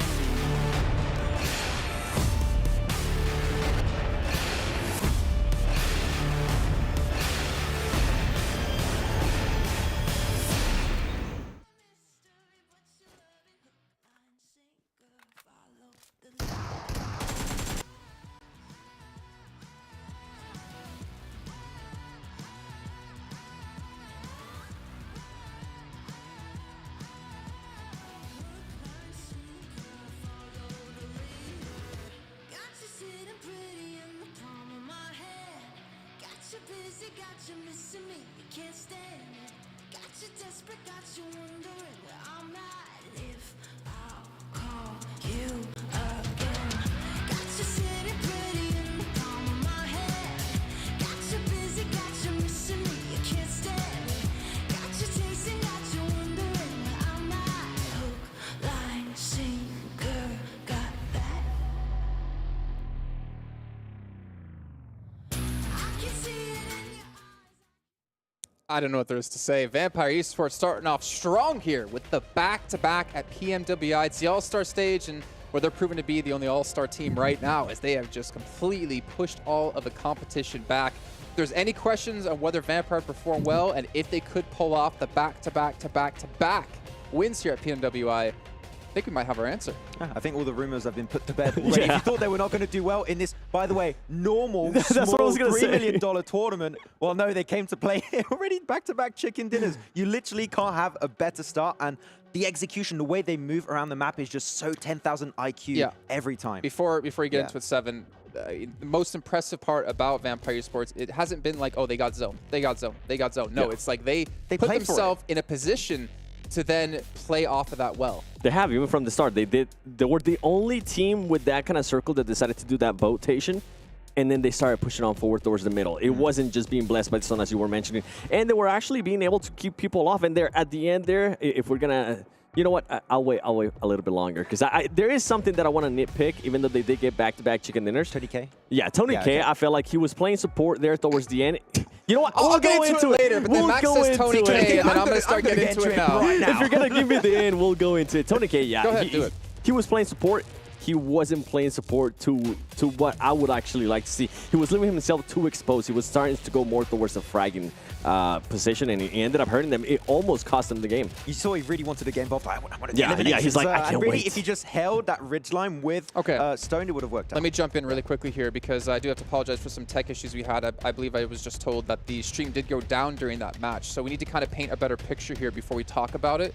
if you want to dive into that, obviously, fight against DRS with Vampire Esports, but kind of paint a picture for us, Max. Do your best, Bob Ross. Okay, so we had a very nice circle on Sundovka very early on, so teams like Vampire got there very early, had access to most of the strong positions in that spot, and they have the compound down in a valley. So really strong position, don't have to move too much. DRS are playing on the high ground position. I know, I am. The valley. I mean, I'm trying to be as descriptive as I can. So on top of the valley, you have DRS, and you have the side of Vampire, low side, in the valley, in a compound. The moment that actually the circle takes out DRS, they pretty much do a really smart play, which is sending 2 players, I believe it was, let me cheat a bit. Stoned and Ravenclaw. Schweppes and Tony K pushing up, while keeping 2 other players of the team onto the compound to make sure they cannot peek over the rich side. And because they get so close, Tony K and Schweppes can actually start throwing nades over, and then you're just negating the entire position of DRS that they just have to full send if they want to hopefully survive. But that was just such a good execution. So the macro is good, the synergy is good, the micro play is good. Yes. They're the whole package right now. I wish, Seven, that so good. People at home could see Max while we were watching that happen. I'll give you a reenactment. Yeah, let's you try ready? Wait, hold on. Wait for the camera to be on you. Wait for the camera. Come on, bring it. Bring every single time. This was you, Max. No, but you forgot the so good. It's so good. And I asked Max, how good is it? And he's like, wait, it's extreme. Oh man, no. I mean, obviously, as you point out, you kind of predicted as well. You were literally calling it as we were watching the 2 players holding the high ground, so they can't be peaked, and the 2 players pushing up with Tony K there and Schweppes to get the nades in. And the thing was, Seven, to throw it back to you, I don't know how really in depth you got with it. Tony K might have potentially thrown away that back-to-back. He did. I mean, I kind of went into it a little bit, but I'll go into it more because, as you were saying, he was just getting a little bit impatient. We even heard Sertani say he likes to be that aggressive player, right? He is a fragging player. You could see that impatience is starting to kick in.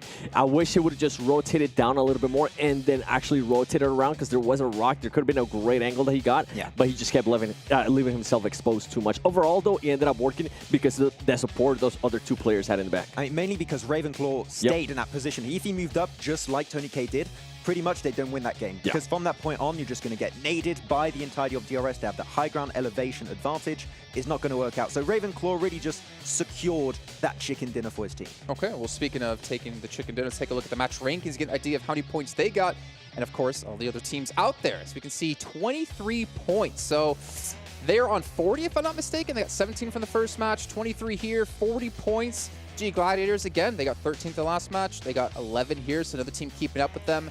But Max, Sem9, we got to give them some love. The bridge camp over on the eastern edge, sure, they only got, I think, 4 or 5 eliminations. I think it was 4 at the end of the day. And a lot of the teams did not get close enough where they could get the eliminations. But what actually works out for them, all those teams die, eliminated from the game. That means no teams are going to rotate from the northern eastern edge. They had so much space to utilize to like fully spread, have the information. And if a team like DRS, Dplus, Gladiators, i8 get remotely close, they're going to get absolutely lasered. So the control and the splits they did late game were just 10 out of 10. I mean, you saw them at one point wanting to go towards DRS, and DRS was like, okay, this is not a favorable position for us. We don't want to fight you. Let's just back off. Yeah, I mean, it was Vampire inside the compound just shooting on all cylinders, anyone that kind of moved in the foreground. But, I mean, take a look at the bridge camp. You had S2G, Falcons, Dplus, BTR, iKURD, and Sem9.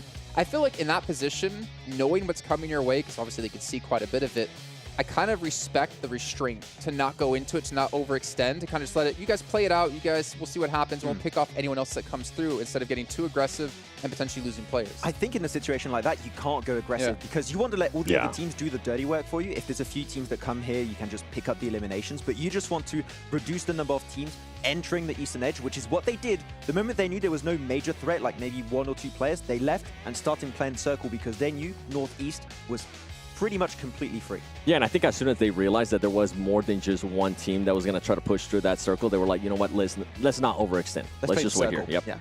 Well, another team we have to talk about here to give a little bit of love to, DRS. This team we have seen coming in from Nepal. We've seen them for years now. But Max and Seven, I want you to go into, like, what have you been seeing them do that is pretty much exactly like we saw at PMGC, if I'm not mistaken? I'll be negative Nancy first. Okay. All right. Even though they did get second place. You can be negative, but I'm not going to call you Nancy. Thank you. Negative. They were playing too passive. They were putting themselves in great situations. It's kind of like what we saw out of them in PMGC, right? They were playing that outer circle, putting themselves in great places to rotate. but they just weren't willing to actually take on a fight. They waited out until the very end, but that was it.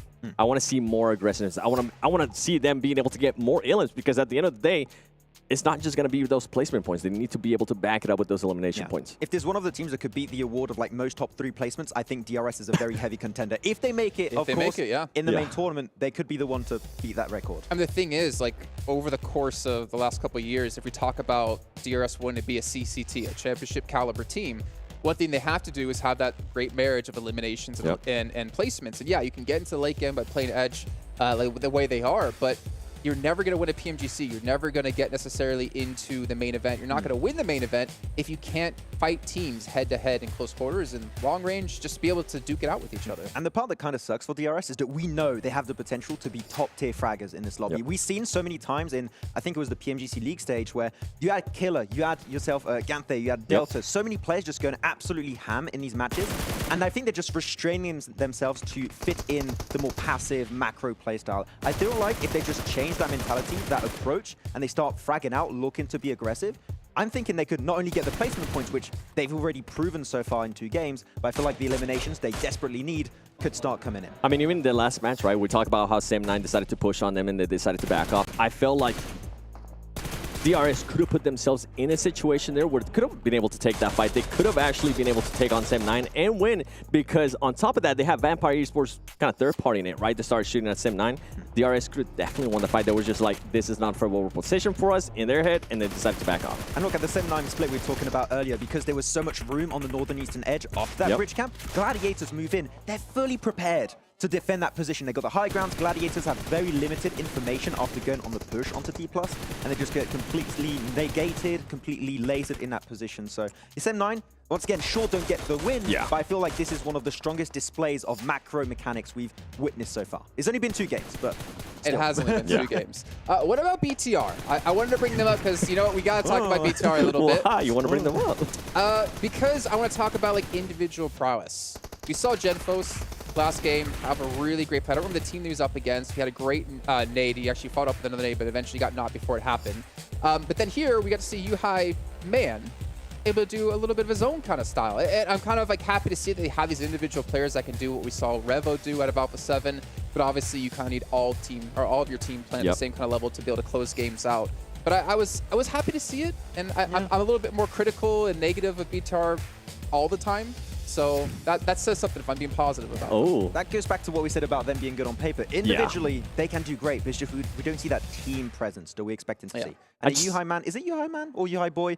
Yuhai Lad just Yuhai. Is going to change at some point. I don't know. Yuhai Grandpa. It's always Yuhai. I don't know. As he gets older, he evolves. Yuhai Dad, and then we'll see Yuhai Boy come back, but it's going to be his son.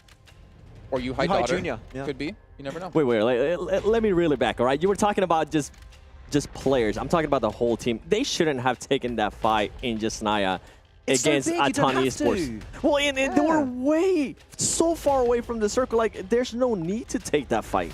Okay, well, we can see our overall rankings here in Vampire Esports. Starting off strong, 20 and 40 points.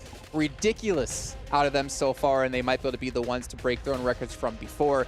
And of course, G.Gladiators come in second at 24-17. But that crunch, the sponge of points we have at the top is really creating a very close overalls for everywhere else. Yeah, there's like 1 point separating, what was it, like 4th place from set 12th. Like, yeah. I mean, still, that comeback is still there. There's only 2 games, right? So we can see anyone try and come back. Though some teams that have not had the start they were expecting. Any surprises? Yeah. you know, Max Seven. Every time Max sees Alpha7 not doing great, he's just gonna slam you with it. But when they start doing good, you'll do the chant with me, right? As you said, slow start, and when they start to get into the groove, the momentum is going to be there. Just Revo is playing solo squads right now. He is, and also they haven't been favored by the circles as well, and they've been even though they did rotate a little bit faster this last game, I still feel like they need to rotate a little bit even more fast. Please. Even more. they just take too long. They can't make up their mind sometimes if they want to be aggressive and take a fight outside of the circle. And we kind of saw that in this previous match in Erangel. They waited it out to see what Falcons was going to do. Even though they had free zone to just go through the bridge, there was nobody on the bridge because they had, I believe it was Korea that they had actually scouting out the bridge.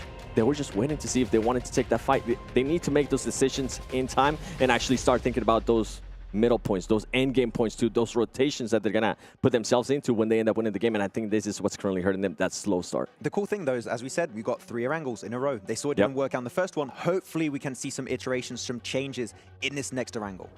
What's going to happen if they actually end up going to George Bowl? Because we saw FaZe Clan rotating super late. Yeah.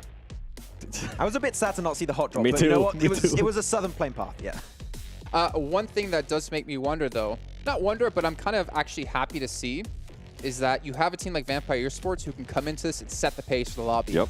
But then you have these other teams, like, because if you look at Alpha7, right, they play Brazil, they play against Latin America, and then they come into Americas and they play against North America, which, as John mentioned earlier, isn't that difficult. But the thing is, I would imagine a team of Alpha7 with such a caliber of players they have and the experience they have, they should be able to come into international events and be able to try to set the pace. And yet they always seem to continually struggle when we get to this point. So I'm curious to see if they continue to get better, but obviously we will see. Yep. But in the meantime, we do have an interview with the man who was just here on desk, Sertani. He's going to be joining Banks down on the stage, talk to us about their success so far.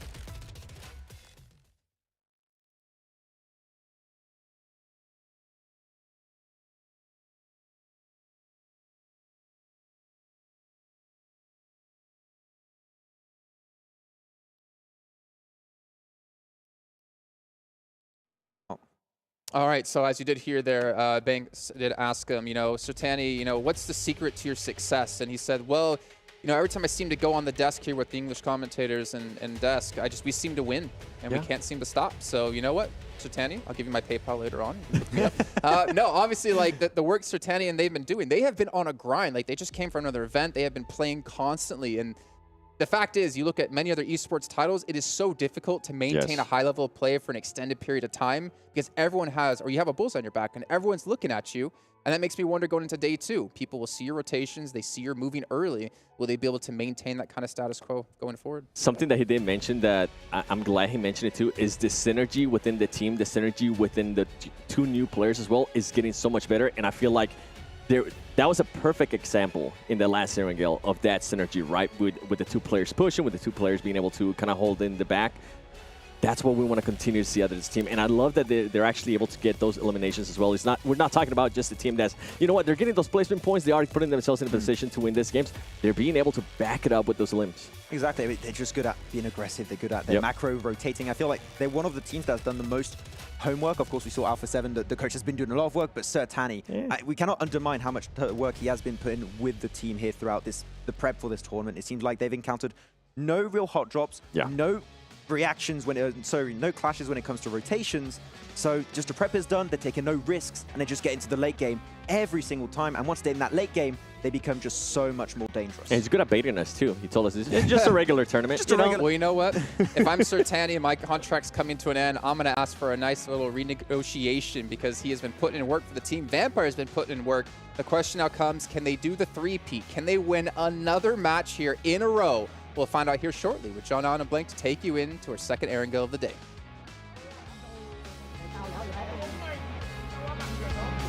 Getting ready, getting warmed up for the second Erangel. We've got 3 of them today as everyone's getting ready. Hang on a minute. What's he getting? No. He's not getting into the lobby. He's not in the in those player booths. But we are going to be heading into that match soon enough. And James Yang. It is the boy himself. Yeah, so we will be slightly delayed, guys. I'm so sorry. But we will be getting into the game as soon as possible. So for the time being, we'll be looking at the players. Old Calci over here, the classic from S2G, looking fancy. What are you expecting from Erangel? Not another military circle, I think, is what I'm expecting. It's really quite unlikely that that's happened now twice in 2 days for us. So I'm expecting that we'll see a little bit more of a mainland play style. And when you look at the first 2 matches of today, it has all been island hard shifts, right? You had the Northwest Island on Sanhok. Now we've had the military island on Erangel. We're due a little bit calmer of a circle to come, I think, in this next match. But you never know. It could be heading to a bridge finish. It could be heading to a bridge finish. You just don't know what's happening here. That's the beauty of it. It's all over the shop. You know, there is completely crazy things happening in this tournament. Vampire Esports obviously looking fantastic so far. Gladiators themselves right here. We got Tixi and Kitsune chilling together. Kitsune being the leader of the squad and Tixi being that wild dog of the team. He's pretty good, very, very good in those team fights, and I think he has reined things in a lot recently, and he looks much more efficient for the squad overall. I think you're looking at a lot of these teams with Gladiators second place, still a little bit behind Vampire.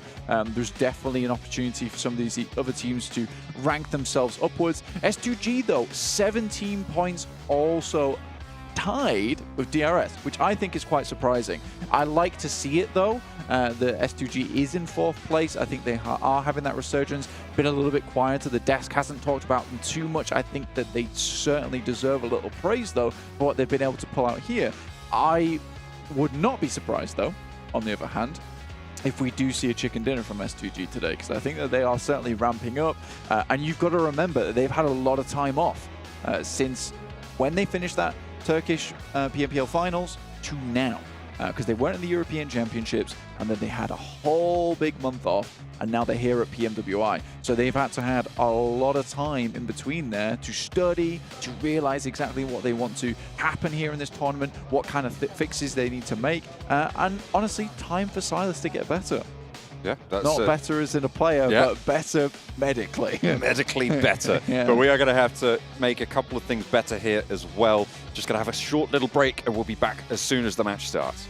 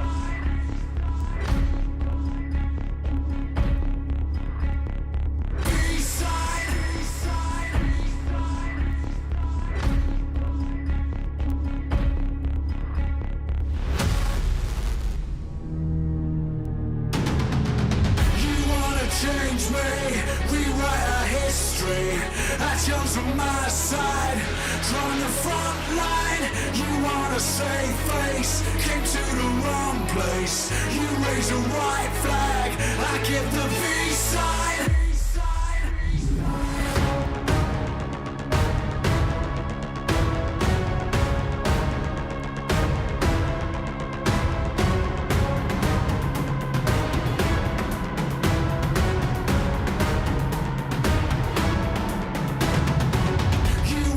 Change me, rewrite our history.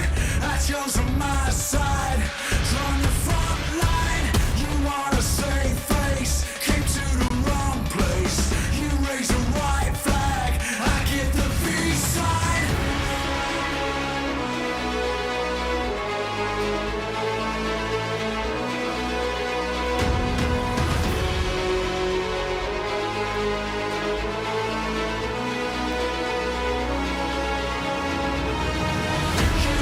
Change me,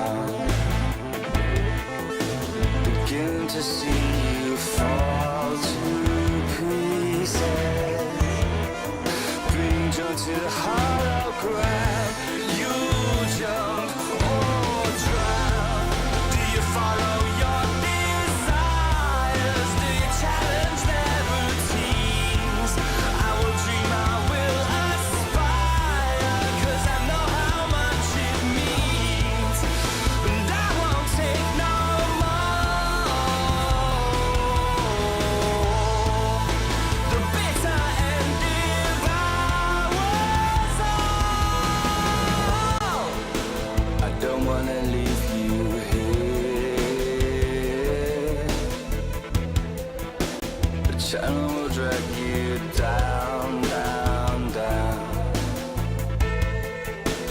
Living with vultures and naysayers. They're going to take your crown. I know where to go from here. I will not let you down, down, down. 'Cause I'm beginning to see you fall to pieces. Being pulled to the heart of ground. Please stop, you'll drown.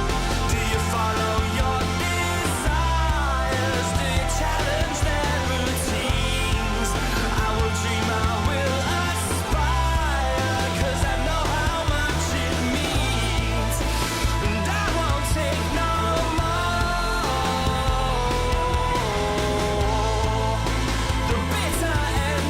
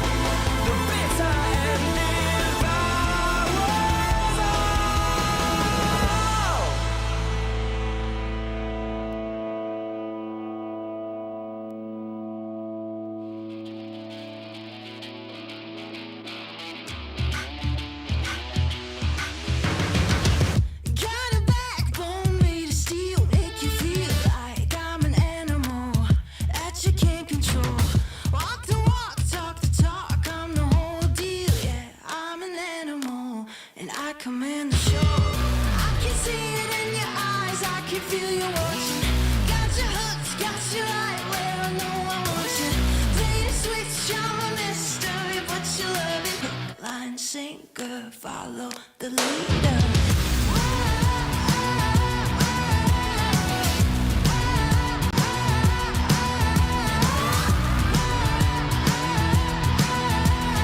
Hook, line, sinker, follow the leader.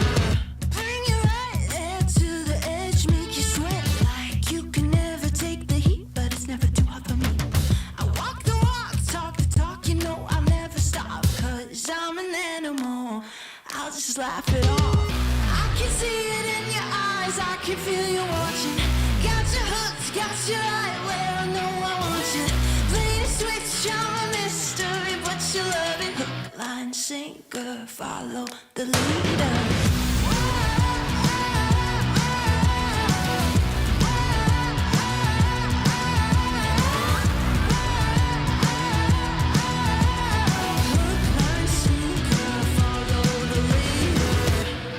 Sitting pretty in the palm of my hand. Got you busy, got you missing me, you can't stand it. Got you desperate, got you wondering where I'm at. If I'll call you again. Got you sitting pretty in the palm of my hand. Got you busy, got you missing me, you can't stand it. Got you chasing, got you wondering where I'm at. Hook, line, sinker, got that. I can see it in your eyes, I can feel you watching. Got your hooks, got you right where I know I want you. Play the switch, you're a mystery, but you love it. Hook, line, sinker, follow the leader.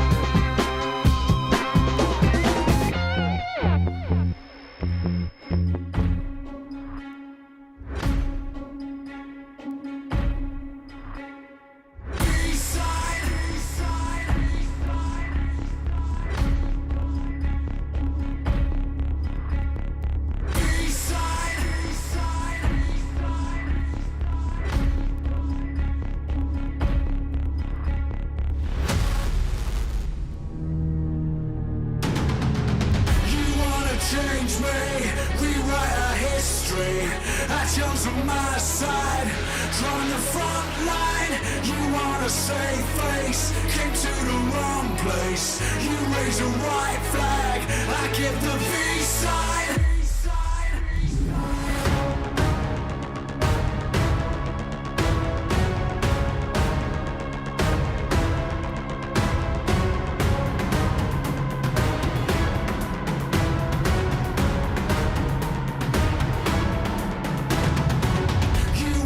Change me, rewrite our history.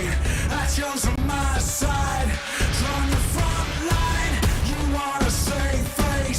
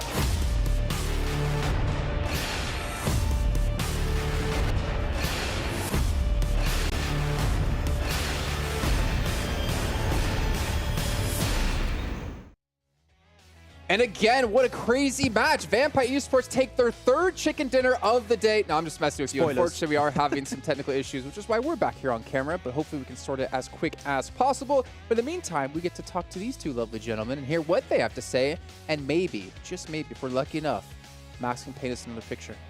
Yeah, we'll see for the next game. If there's something really beautiful, no, I'll put some nice trees and everything. And Where's Everest? Pretty nice. Where's Everest? Up there. Oh. Yeah.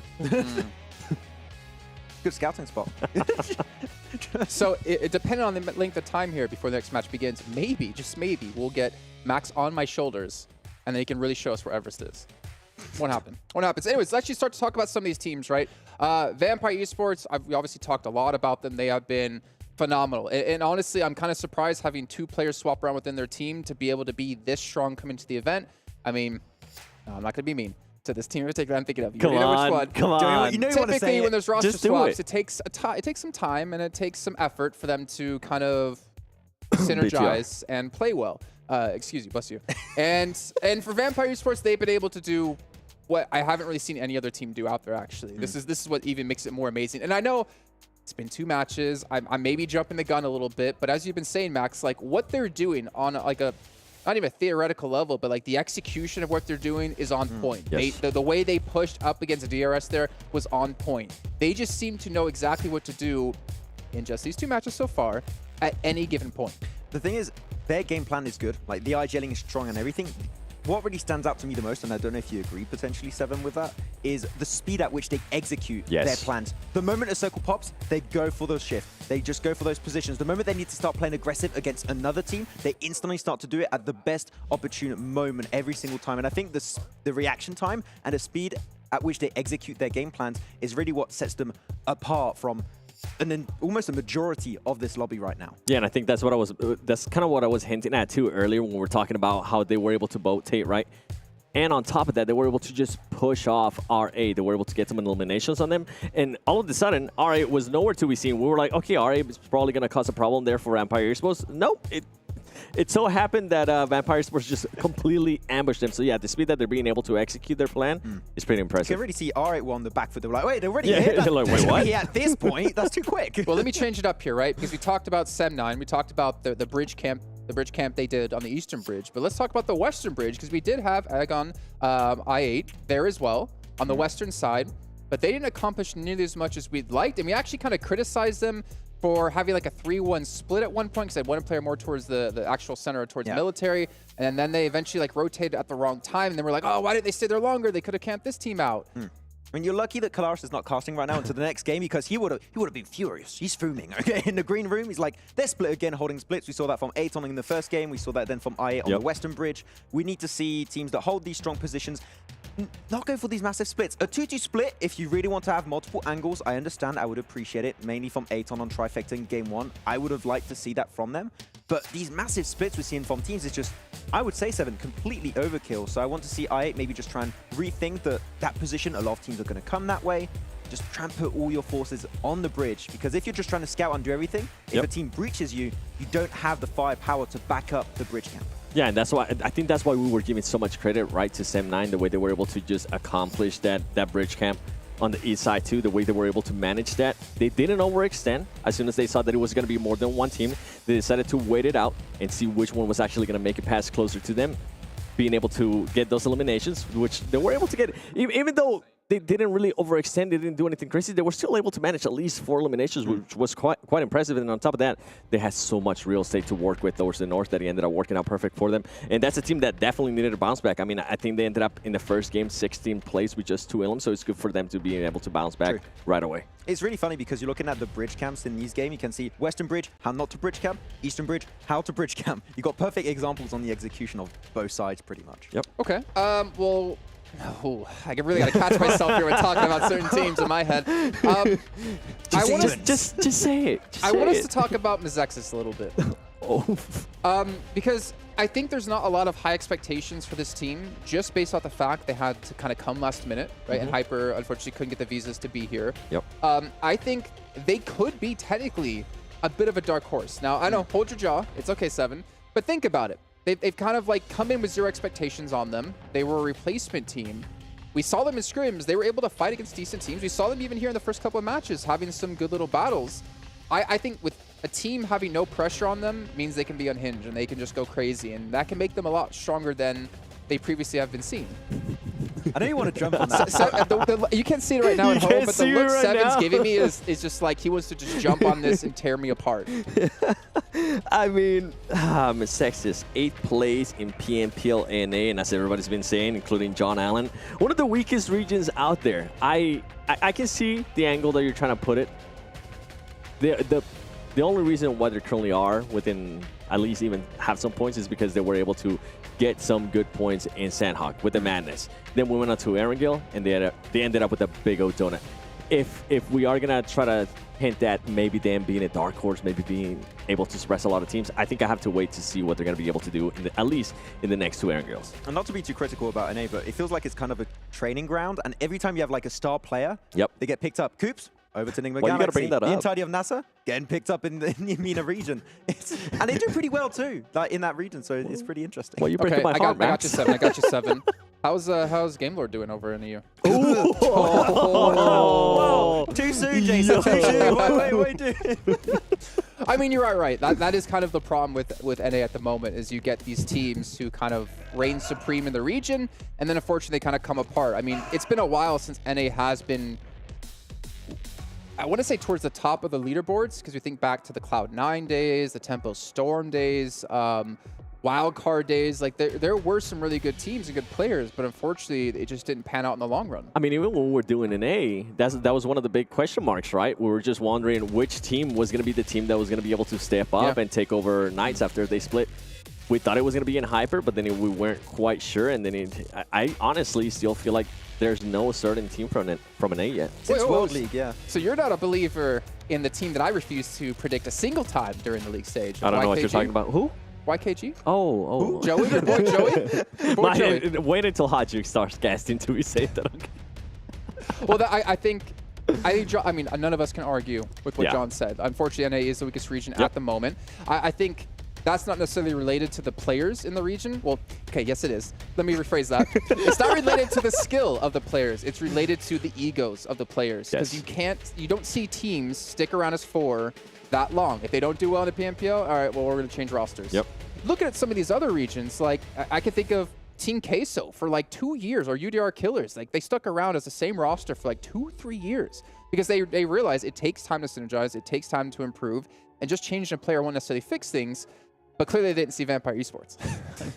But no, that's kind of what I was getting at, right? Is that the egos definitely become an issue in North America. It's the NA talk show here. Well, I feel like it's always been. Not the NA talk show, but we can talk about ego. EU, to be fair. I mean, if we look at NA, right, EU got a massive step up with like PMPL CIS kind of ending, and the CIS teams coming over to either Africa or obviously over to Europe, and you guys got so strong teams now that even like the teams we were looking at when I was back doing Europe with you guys that were like decent, they immediately became like bottom tier because of the caliber of teams coming through. Yeah, even though you could bring up actually Game Lord, it's still a bit too soon for me to talk about, but you could bring up Game Lord. They absolutely, they sucked in the full season of last year. Like they had a horrendous time. But the fact that you had the additions of these CIS players, a lot of teams, including Game Lord and a lot of the regional teams originally from Western Europe, have improved significantly. I think it's still too early to see some of those OG Western European teams play at this level, but it's in the process where you could see some up-and-coming teams from the region outside of your Gladiators, etc., that can make it into PMWI, PMGC, etc. I mean, I think of actually even some Romanian teams. Shout out to the Romanian crew here. Like Nexus, they improved. Yeah. Obviously, you know, Eastern Stars kind of dissipated a bit, and I think a couple players went over to them. They improved massively, but I still kind of asked myself, looking at who was towards the top of EU originally before these Russian teams came through, I don't know if they can hang with the teams from Russia. I mean, we're going to be seeing PMRC then. I mean, this is a long shot, but we're going to see Nexus playing into PMRC. Some, actually, Western Europe teams did really well in the recent championship, so this is going to be their first taste of like a LAN event for a lot of those teams into PMRC Europe versus MEA region. So I'm pretty hyped to see how those teams are going to perform in this environment. I'm actually impressed of how GG has been performing so far, even after 2 matches. elimination heavy. And that's, but the funny thing with them is you talk about Alpha7 be a team that's slow to start. That's exactly what GG have always been known to be. A team very slow in the beginning, then the last like 2-3 days of the event, they really start to ramp up, and that's where they get like a lot of points. Still a bit overconfident on the splits though. That is something that we've witnessed throughout the entirety of PMPL Europe. It's been a little bit of an issue in the championship, not as heavily. They're kind of going back to their old like playstyle, which is they love their splits, and teams are able to abuse and punish them for that. And I want to see a little bit less of that. The thing is, this is not PMPL. This is not like a month-and-a-half long event. You need to make these changes relatively quickly because, sure, they got a lot of eliminations, but this could get scary as you head into the main tournament. It's enough to qualify, but main tournament might be rough. I was going to say, if you're looking at it from their point of view, maybe this is the longest event, right? They're looking at these 3 days as their warm-up because, realistically, I could see them qualifying through on a limbs only. Oh, I'm being very nitpicky right now, just trying to perfect something. But this is enough. This is more than enough. Yeah. But will it be enough to get them a PMWI title? Will it be enough to get them a PMGC title? That's obviously still not with the way Vampire's performing right now. Oh, man. Vampire just said no.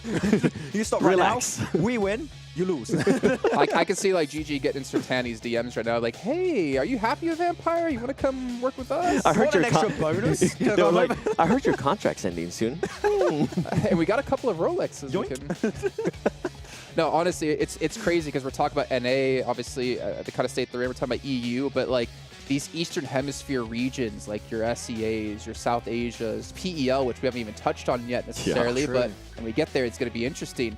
It just seems like those regions have such a high density of high-skilled players and teams that even with like roster swaps in like the Southeast Asia region, teams still work. Like, I mean, obviously Alter Ego was a little bit of a different tale back last year when we saw 22 PMWI, but it is going to be tough here for any new team, I'd say, in those regions to compete. And honestly, you could probably take some of these positions we've had, put in some of these extra SEA teams, and the elevation of the tournament, like the skill of the tournament would still rise. Yeah, it's not the main tournament yet, but when we get there, I got like I got like 5-6 pages on like Stalwart on your alter egos, and there's just so much potential behind the individual prowess of these teams, and of course the team play of these teams with Rosemary. I'll talk a lot about Rosemary in 3 days' time. Don't worry, it will be coming up, but the competition, once you make it through the All-Stars event, it's going to step up significantly in the main tournament. Like, teams actually qualified for that event, and you're looking at your teams, like you're looking at Fireflux, you're looking at Stalwart, Alter Ego. It is rough to go up against those teams, so okay, I'm going to say everyone away. We don't want to qualify. We don't want to make it. don't spoil everything yet, okay? You get me hyped up for the main event, though. But now let's bring it back. I actually want to talk about Aton Esports, because this is a team that was in PMWI last year, and they had a horrible performance, and I mean absolutely horrible. Ended up in 17th place, and so far after 2 matches, it doesn't seem like they're actually going to give in. It's just after 2 matches. But right now, they're currently sitting in 16th place, so they've improved by 1 place. That's not what we want to see out of that team. Considering that at one point, that was the strongest team out of their regions, too, out of Latin. It's not that way right now, but I expect a lot more out of that team. I mean, let's be fair, though, right? Like, obviously, Vampire soaking up so many of the points, getting up to 40 points in 2 matches. As we did talk about when we saw the overalls, there's like 1 or 2 points that separates like a 5th place team from like a 14th place team. Like, it is still insanely close. So it's obviously we can be a little bit hypercritical from what we've seen so far, but those standings will drastically change over the course of the day. Yeah, I mean, as you said multiple times, it's just 2 games, right? Yeah. 1 game you can catch up, you can potentially overtake Vampire if you're Gladiators or a team in that top 3 kind of position. So I'm expecting things to change around a lot, and the teams at the bottom, the fact that, I mean, we had an Erangel now, it feels like a long time ago, but you had a lot of time to think of what are you going to do in your next Erangel, okay? You could have done a full scrim by now. So Well, to be fair, right, that's also something we need to take into consideration, is that the technical issues, they do happen sometimes, unfortunately, at events. Are you a team that can keep your mental during this time? Can you stay focused? Have you been discussing like what went right, what went wrong? You should be using this time to not be frustrated that you're having to wait to play, but rather to improve on it. Because again, you're limited. You have 16 matches left. Why not take this, 10, 20 minutes to figure out and to try to like make some adaptations into your strats? This is the prime time to get your coach involved and just to like discuss with the team. You have time to check out the VODs potentially of the first 2 games, see what didn't work out, what did work out, and make iterations. And the coach of Alpha7 actually is very involved with the team. I wouldn't be surprised if he's backstage with the team, just checking how can we speed up these rotations to be more involved in the late game. I feel like that's the main one for Alpha7, and then for some of the other teams towards the bottom too, especially for Aton Esports, is don't get into unnecessary fights. Don't be getting into fights where you are so far away from the circle. Think about the end game. Think about being able to put yourself in a position where you can not only going to be getting those placement points, you're also going to be able to start getting those elimination points, because we've seen it over and over again. Teams, it's a lot easier to third-party fights when we get towards the end if you are able to put themselves in a good position. So basically, go watch what DRS is doing if you're Alpha7. Do that, but then play your own style when you get to that point. Yeah. Be aggressive on top of that, and you'll be good, pretty much. Aggressive. Yeah.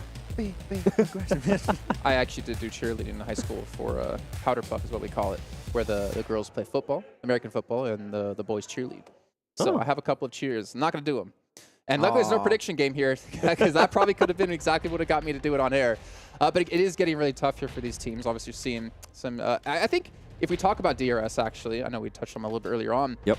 I feel like they've been like the bread and butter of the Nepal Pride for so long. Yeah. But it's just unfortunate they haven't really had, let's say, that breakout moment. I mean, PMGC, obviously. Yeah.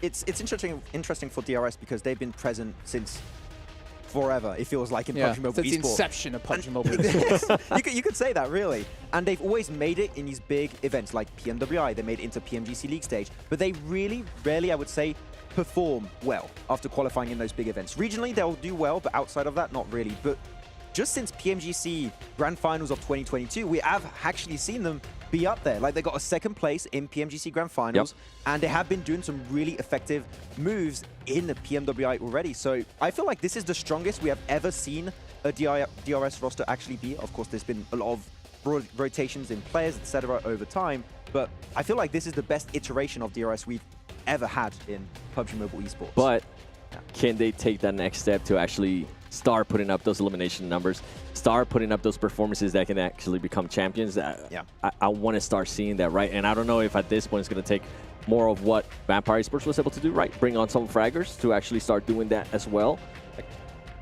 Can DRS do that?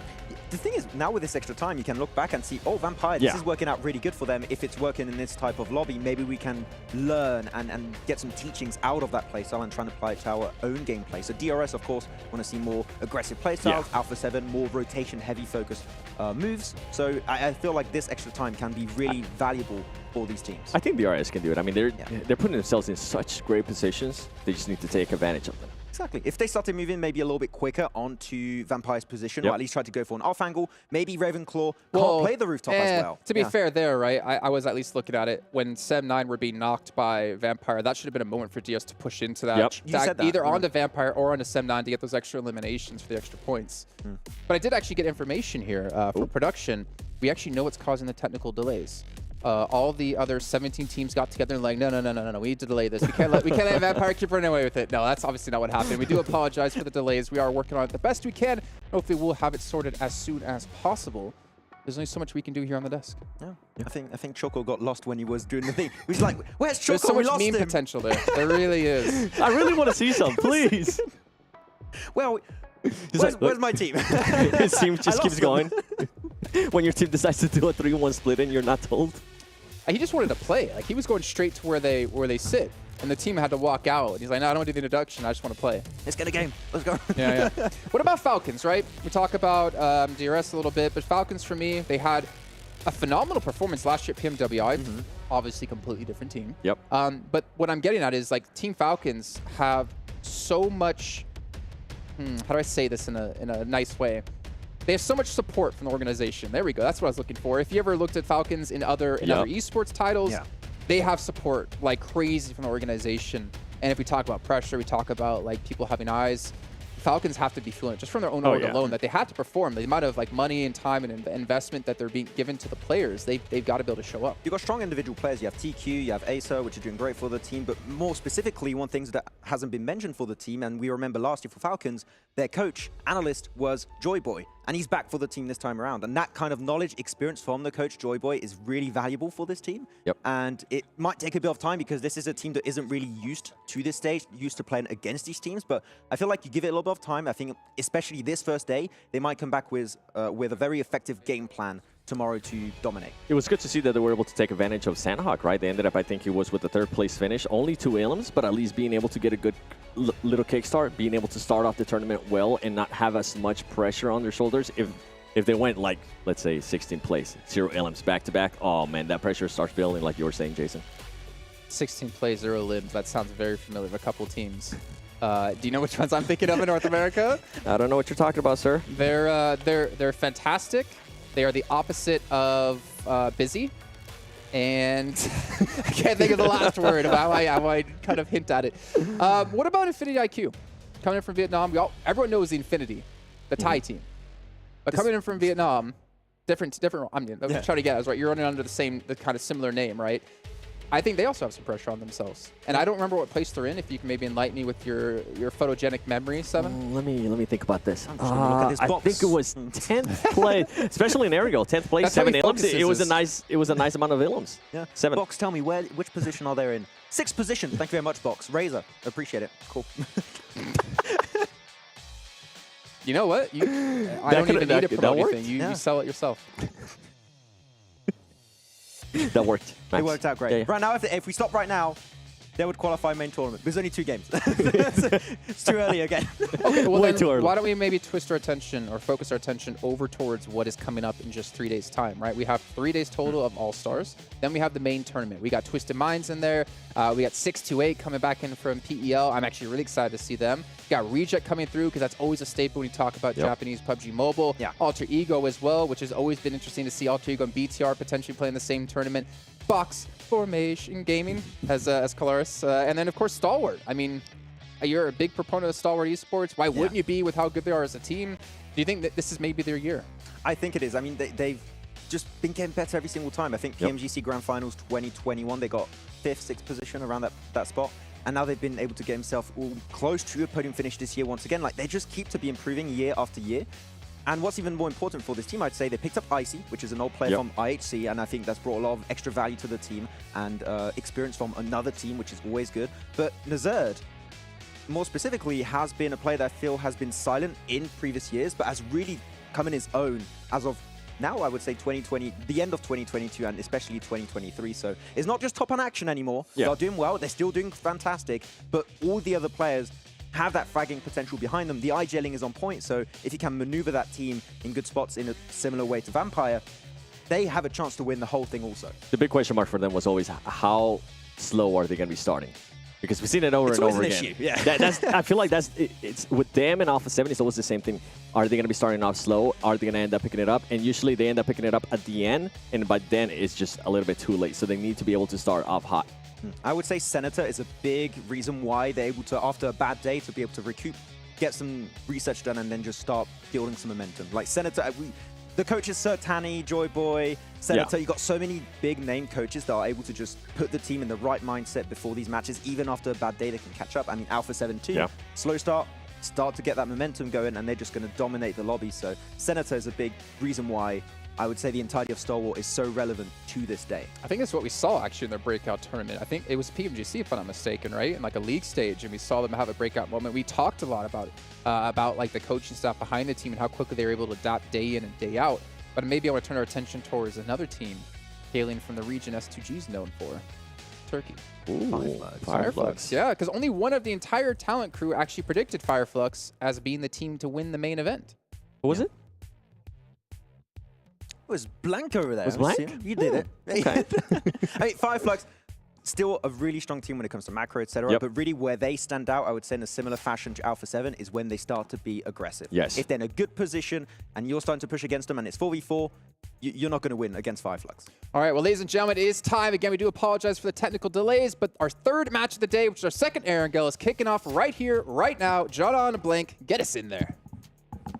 Oh, I've been waiting for this one. Third match of the day, Blank. We're going from Georgia Bowl down to Sosnovka military base on the plane path. We are in the game. It's happened. I can't believe it. I'm in the match. That's right. I'm in ruins. I'm chilling. I'm feeling good in the ruins itself. I feel like a ruin myself. Wait, it's all right. I'm here for you. I'm only joking. I have a seat. So that is a big flex from me, actually. You've got a seat? That's a big Dude, flex. you got a seat? That is a big, my big God. flex with the seat. So I'm feeling good. Yeah, I'm rested. I'm good to go. I'm hoping all the players are pretty rested as well. Fortunately, that momentum Empire's built up probably came to a screeching halt there. I'm hoping that they're probably still feeling very elated, very good about themselves, still looking for that third chicken dinner on the day to see if they can take it even further than the past. I am wondering if that will happen, and I very much would be pleased to see that come to bear. But already a lot of our teams dropping out. Your FaZe Clan down towards the south side of Georgia Pole, the Gladiators in North Georgia. Alpha7 not... Whoa, actually they are. They're just on top of each other, and I cannot quite spot them out. In the meantime, you can spot yourself out. A nice little outfit coming up on the screen for the 2023 PMWI crate. That's available from July 15th through August 15th. However, keep your eyes on that, but also on the game at hand, where Alpha7 are going to try and take it to task with Gladiators, but already one knock found over towards the Alpha7 side, but Matic's gone. He's already out of it very, very early into the game. The hot drop in North George. I was expecting to see this from what we saw in the scrims. Of course you and were. if you were paying attention to the PUBG MOBILE Esports Center, the milestone events there, maybe you would have caught those scrims as well. But we have seen this drop come through in the first of the scrims that we had yesterday on the Erangel. Alpha7 won that time as well, cleanly. It is important to say as well, all four of them stayed alive, and they swept Gladiators all the way out of the match. So far, they have a good record in North George. And we're looking for more from this team, from Alpha7. So far, they haven't shown us what they are capable of, and we know they are capable of it. Mazexis, Des proclaimed them as the worst NA team ever, but they have destroyed one of the players from the Infinity already, doing fairly good for themselves. You know, this is what they needed. They needed a little bit of doubt from the desk, so they could prove them wrong. Already that Molotov comes through, though, does quite a little bit of damage to Hax. He'll have to move out of the way. That's some quick thinking. Never mind. Thinking slowly will lead to that kind of situation where you run back into the bullets. Yeah, it's so you can outthink players, you know, maybe, but very hard to outthink a bullet. It's very hard to outthink a shell for Bensu as well. You've really stuffed them up here. And Mazexis maintain their title. Oh dear me, Peralta's out. This is Brooklyn 0-0. It's not looking good for us today. Gladiators still holding on over in North George. Alpha7 getting closer and closer, dropping these smokes in. Eliminating those sightlines as they move through the buildings closer towards Gladiators. That 4v3, that is the kind of scenario that is going to put you in good stead. And already you can take a quick look at what Gladiators running with. They have pretty poor kit on side, and Alpha7 looking to sweep. Look at that, a lot of shotguns coming through from Alpha7. I think that was 2 DBSs that I peaked over on that side of the map. Alpha7, I mean, Mafioso's got that auto shotty as well. Budget DBS. Yeah, I mean, it's still pretty effective in close range if you get up close and personal. Doesn't matter where that shell comes from. Still going to shred you, especially on the limited armor that Gladiators have been able to find. Look at a little bit more Sadiators than Gladiators right now. Yeah, limited armor, by that we just mean none, essentially. So these guys are wrapping bandages around themselves as much as possible to try and create a thickened cloth barrier. It doesn't work like that. Nobody's told them. Have they not? No. No one told them about the mummy strat? No. Well, that's unfortunate. Well, we'll keep that one to ourselves for the time being. And you guys, obviously, don't try that at home. Just get a vest. It's way better. Even level 1 vest. And a pan. And a pan. Pan, level 4 armor, as we all know. S2G did move down from the northwest side in box compound. They're heading towards Rozhok just to regroup the rest of the team. That's a smart play as well. They picked up the key vehicles in that area. So we'll be slightly scuffing the performance coming through from both Alpha7 and Gladiators, whoever makes it out of that situation alive.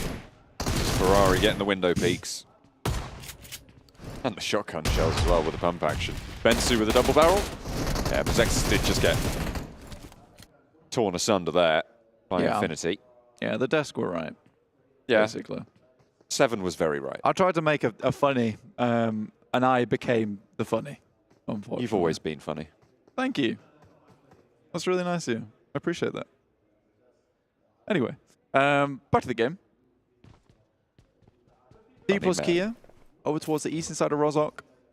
You know, I disagreed with the desk comments on DRS, and I'm a bit worried about this because every time I disagree with the desk so far, it's come back to haunt me. But I will disagree with them again.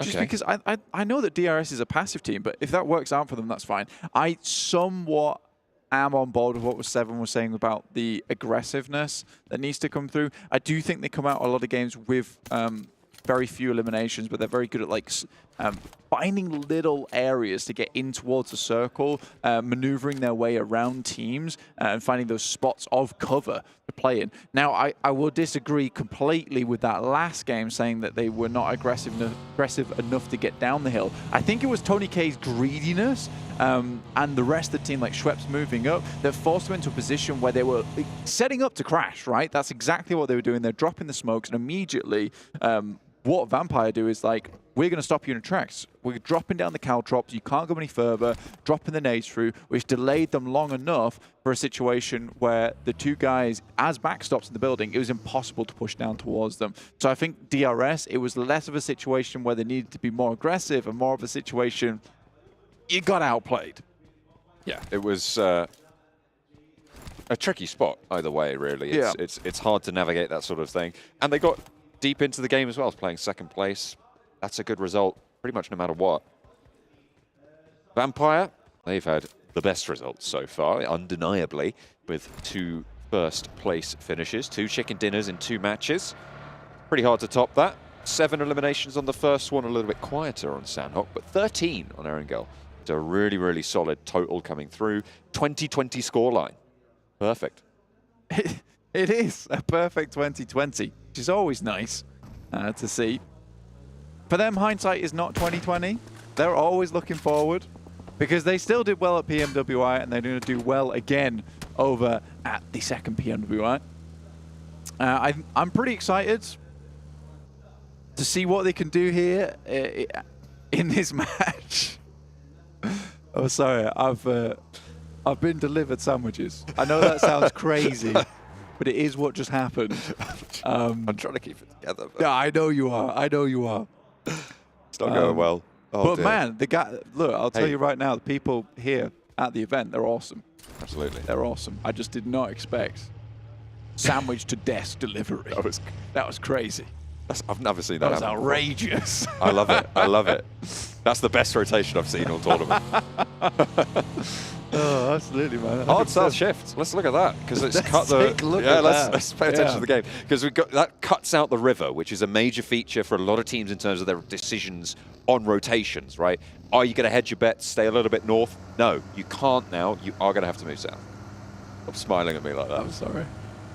You hungry git? I don't know why. I've got ages, mate. You have got so long. They smell good. I'm going to have to move them away. My nostrils, they're my own enemy. This is not good. Oh, anyway, looking towards the map again, because I'm trying to get away from what's in front of me, other than what's on the monitor.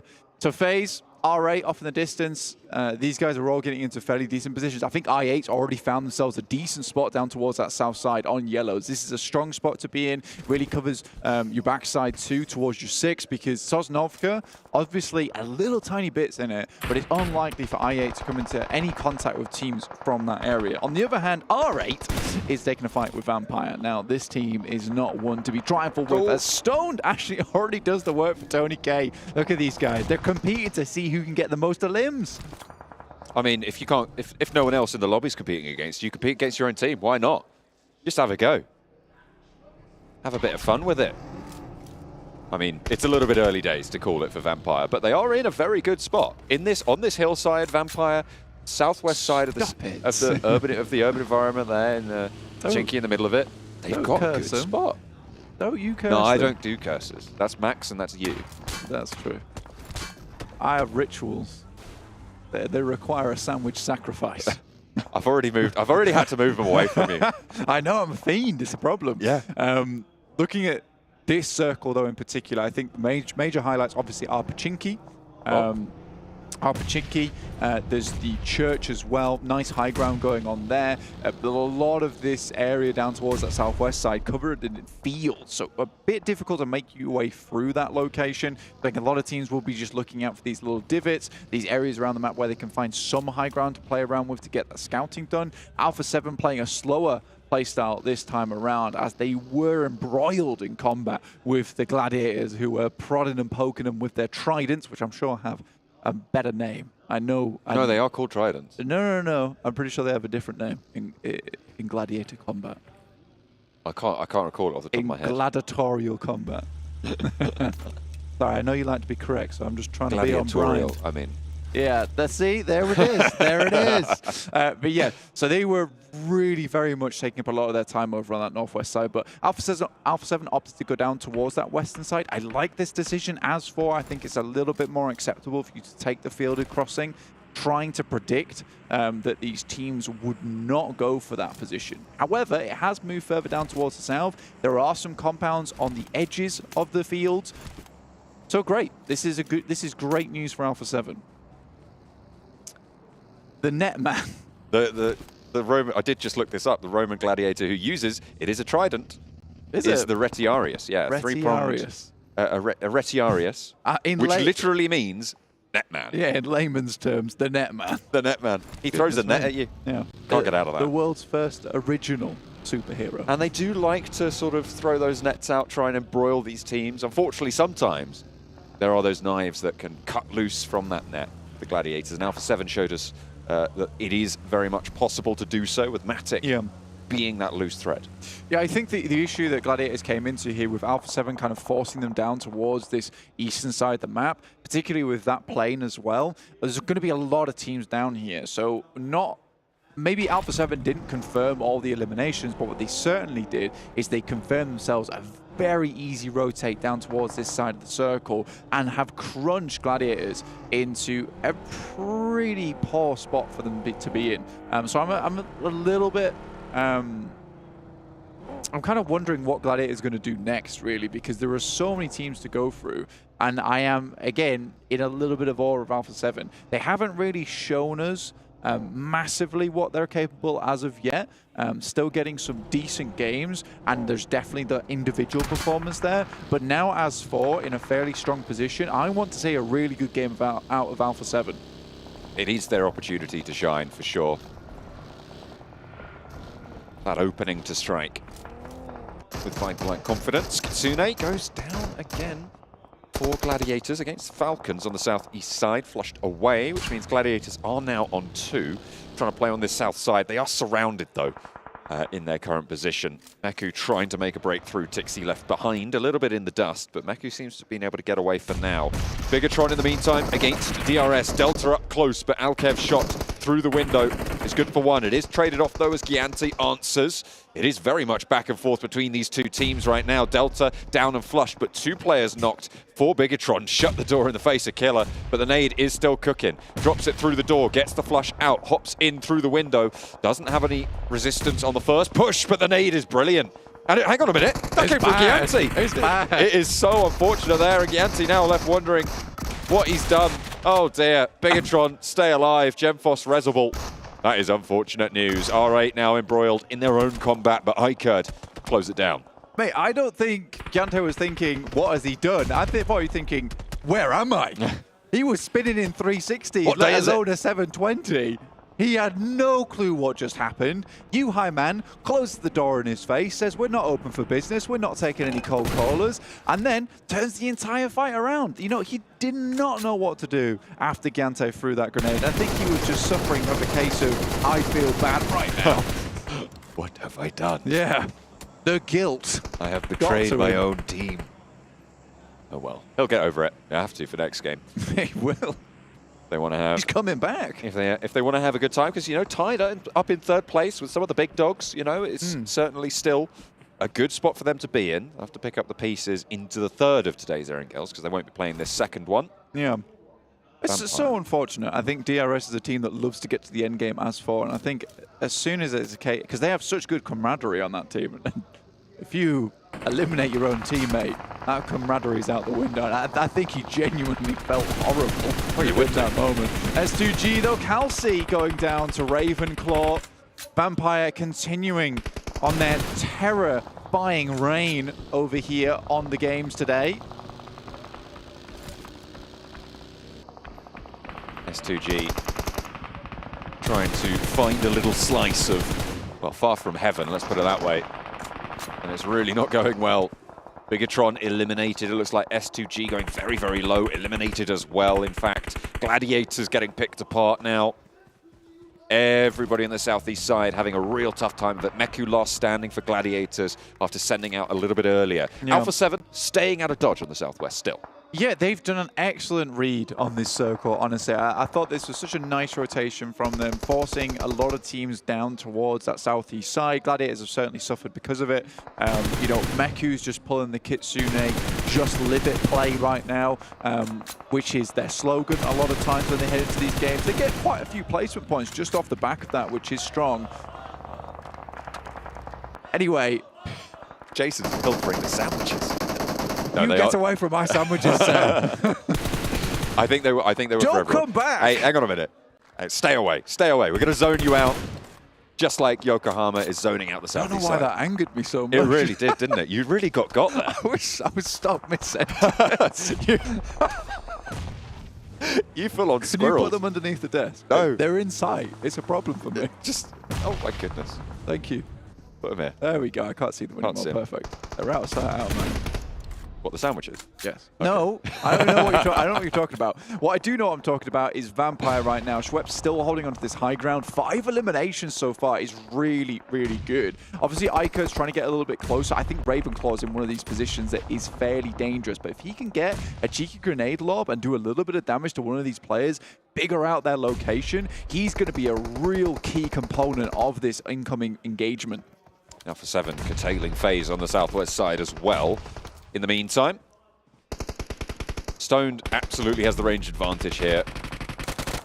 And yeah, Ravenclaw's just got to light him up on the side swipe. iKURD falling like dominoes. Ali last standing now for the roster. Oh my God, they're so good. And they call that one the Schwepp sweep. That is extreme, as Max would put. Very, very well done.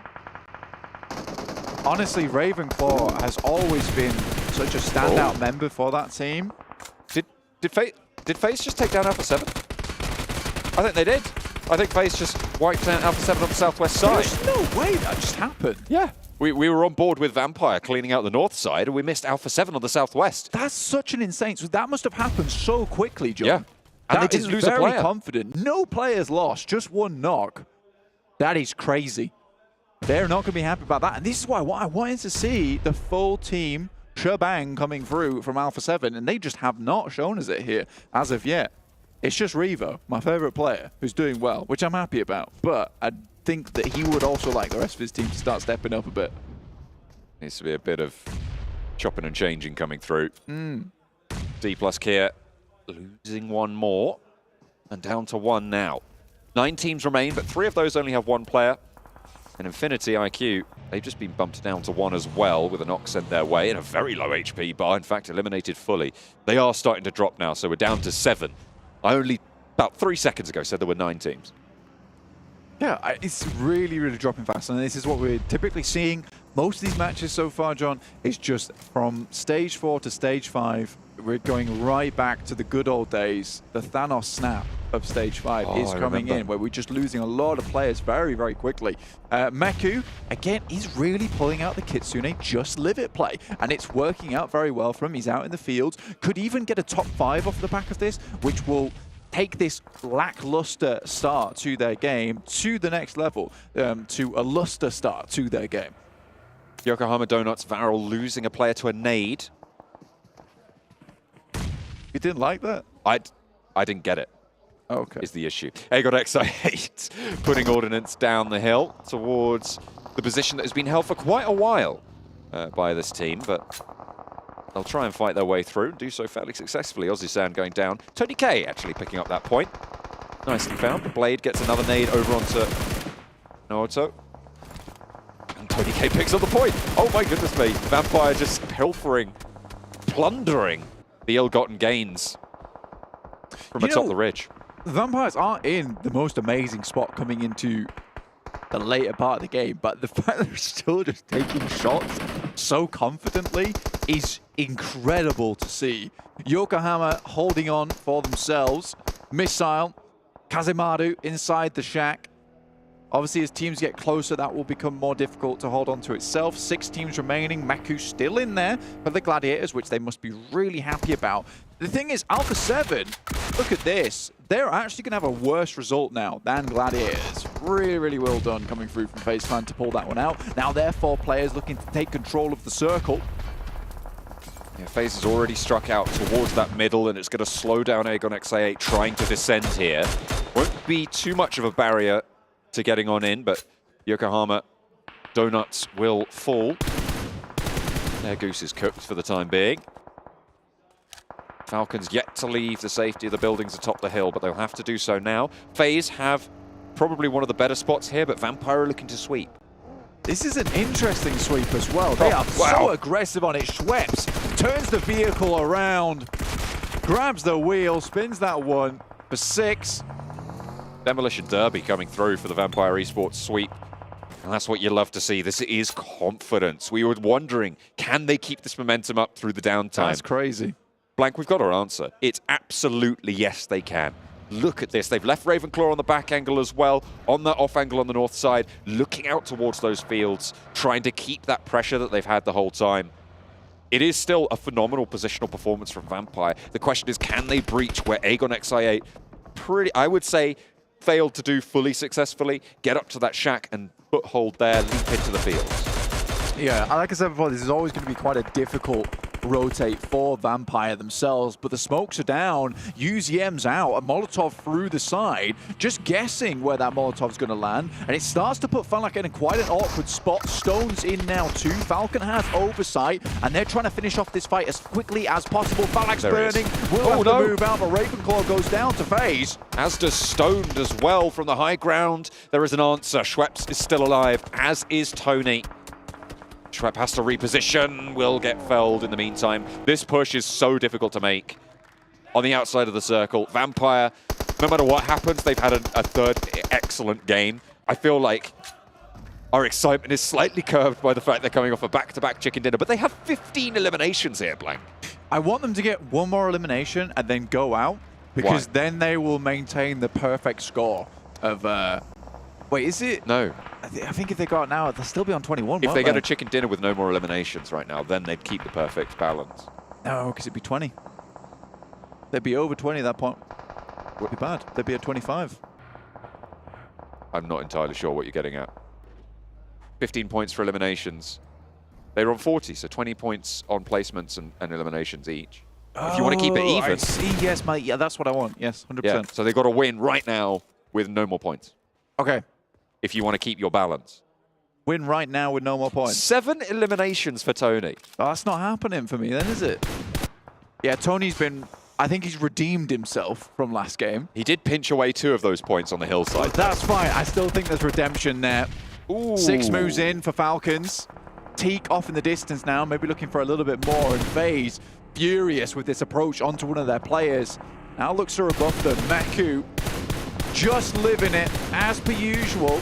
Might be able to get himself a top 3, which will be one hell of a result for Gladiators. The name of the game is don't die for the longest. That's a bold vault coming through from Mela, but somehow he makes it.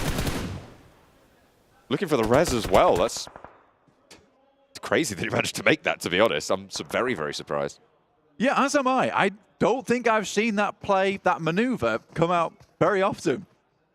An epic maneuver. Absolutely. And getting that discipline to make that play, it's slamming his palms against quite splintered wood. Yeah, in the face of gunfire. Yeah, difficult, I would say. Yeah. Vampire, though, 2 players. Certainly possible to pick yourself up a chicken dinner from this position, particularly with the way FaZe is split up right now. It will be very difficult for them as they are outside the circle. They're exploding vehicles, making sure they don't get taken out as they cross. Again, Maku still in the circle. They have smokes available to them, does Tony K. They did get a massive resupply on this shack. But yeah, moving over towards FaZe with 2 players playing backstop, as well as 2 players in the front. It's going to be hard for Vampires to get this triple, to get that turkey. Most likely they are going to be looking towards Meku's position as well, right? That is a shack that is in the next zone. Schweppes has already moved out a little bit. Meku will have the info that there's a player rotating around behind him, but he can't really do anything about it. He has got 2 nades. You say that? That could be good. The vehicle's smoking. If it goes up, then Could be dangerous for Tony K. But they fall a little bit short of the mark. Shut down on the hillside. Falcons fall. The Gladiators are out as well. Tony managed to get that nade in. Well placed. And now Vampire with 2 can take the north side. Second place guaranteed. Blank, they've got 17 eliminations, so they will be out of balance. But how much further can they go on placements? This is the Tony redemption, this game. It's good to see. Tony K with a great nade over the top. Schweppes has to not go down here. That would be the worst thing possible. But Tony K slips out, finds one, looks for another. Torres is down. It's a 2 versus 2. Schweppes is still alive behind the hay bales. They start to roll out through the smoke. Mormon doesn't spot it. He doesn't see the player breaking out. Tony moves in. They've isolated the fight with the smoke on the field. Tony rolls straight on through, baits the shots, but gets sprayed down. And FaZe might have been able to wrest this one back into control. Alpha7 were first on the menu for FaZe, and now they're turning their attention to tournament top of tables. Vampires, returning champions of the PMWI, and FaZe plays spoiler. Yet again, a huge game for FaZe Clan as they pick it up in the 3rd match. Tony K, though, put an absolute shop that game. He was selling all sorts, but mainly eliminations. Goodness me, that looked like it could have gone topsy-turvy at the end there for FaZe Clan. That could have been a fail instead of a win. But again, they deserved that off the back of the Alpha7 elimination, the sweep on that side. But I think the Vampires can be very, very happy with that performance, John, considering they come up off a first, and then a second, which really could have been a first if Tony K took it to the next level, which I would say he already did. He was going to the boss level. Well, here's the thing. They got huge elimination numbers on that game. Yeah. So in terms of points, they did win. Yeah, exactly. They got a chicken dinner in terms of elimination points alone, John. It is absolutely nuts. They beat out FaZe Clan in terms of points overall on that game. It is crazy what Vampire is able to do, but absolute credit to FaZe Clan. They stood up where it mattered. Yeah. They took fights against some of the toughest teams in the lobby, and they're able to take it home. Absolutely, and I think the main thing that we can take away from this one is that Alpha7 have looked a little bit difficult to deal with, but we've never seen them in a 4v4, and FaZe just told everyone in the lobby that they can bleed. We'll have to see what more Alpha7 can get done this tournament, because right now they are underperforming compared to expectations. This is not the Alpha7 that we expected, but FaZe, they're exceeding expectations, certainly in this game. A chicken dinner coming through for FaZe Clan in match number 3. All new Honor Magic 5 Pro. Freeze even fleeting emotions in just milliseconds. Take marvelous night shots with lightning-fast exposure. The display reveals more details in bright areas with an astonishingly long battery life that just keeps going. The latest flagship chipset brings you exceptional performance. Unleash the power of magic. Honor Magic 5 Pro.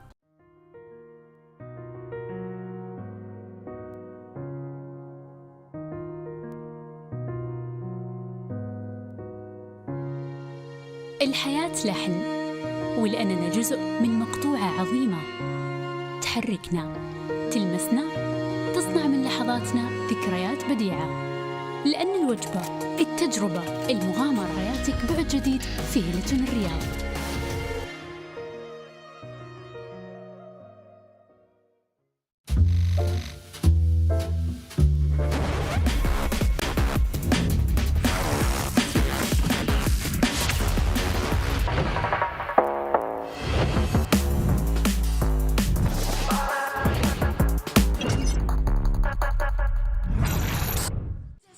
You're wondering where I'm at. If I'll call you a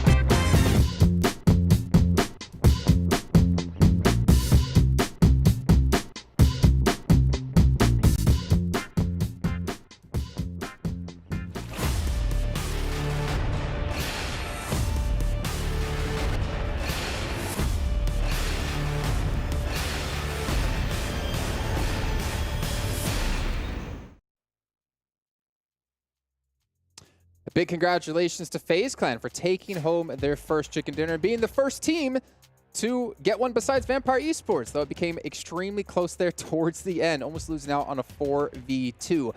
Now, Max Fan, really quickly here before we do dive into this last match, throw up a FaZe Clan sign. That's not fair. You guys can't see it. Camera. He prepared for this. I used to do it with 2 hands before. I was like, how do you do this? What's hands? this dark magic? I don't know.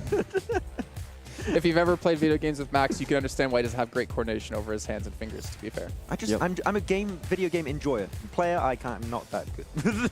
Just understand. I mean, you're an Alan Walker fan. I'm going to see him play some Pogi Mogi pretty soon. What is? I was like, Alan Walker fan, you're not good at video games. You're wondering how I was going to connect it together. Yeah, don't worry. Don't worry, I got you. 7, man, this was an insane match, to be honest, as we saw really towards the end. Like, Vampire, even though they didn't win, we're not going to talk too much about them just yet. Yep. Still got a lot of eliminations. FaZe Clan. You know what? I'm not even going to talk about Vampire yet. That's I kind of want to talk about FaZe Clan. That's literally what I just said. No, because you set me up. You were talking about the eliminations. Almost put me We talked about them too much. Stop FaZe Clan. I mean, the way they were able to actually take on Alpha7. Schweppes was pretty good. Go ahead. Stop it. No, but FaZe Clan being able to take on Alpha7, I thought that was actually quite impressive. Even though it wasn't a 4v4, it was still impressive for them to be able to take on Alpha7. Alpha7 with a 2-2 split ended up backfiring.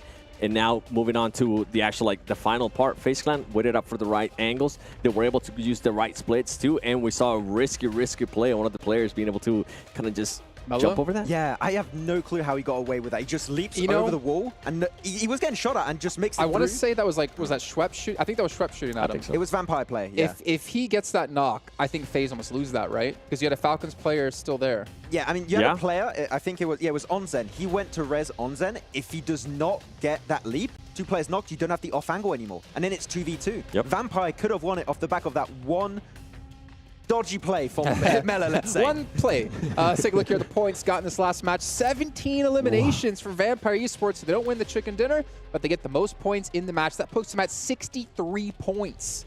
And I don't see G.Gladiators up that high, so it actually might be a massive lead here for this team. You can see FaZe Clan getting 20 points, so a phenomenal match for them. Looking at the rest of the list, Team Falcons, we're just talking about them. They get themselves 11.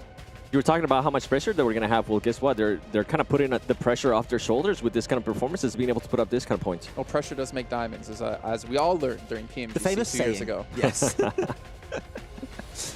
can see down here, you can see Aton down to 1 point. R8 at the very bottom as well. S2G at the very bottom. I think that was 17th place. A little bit of a struggle for the team from Turkey, and obviously R8 being the host country invite.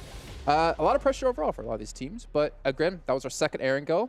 Obviously, there's a little bit of delay between the first and second one, but we're going to have a third one coming up here soon as well. So I'm curious to see if we're going to have any adaptations yet again. Yeah, I mean, we could potentially see some. Yep. The first game was a little bit easy for you to say. Not easy.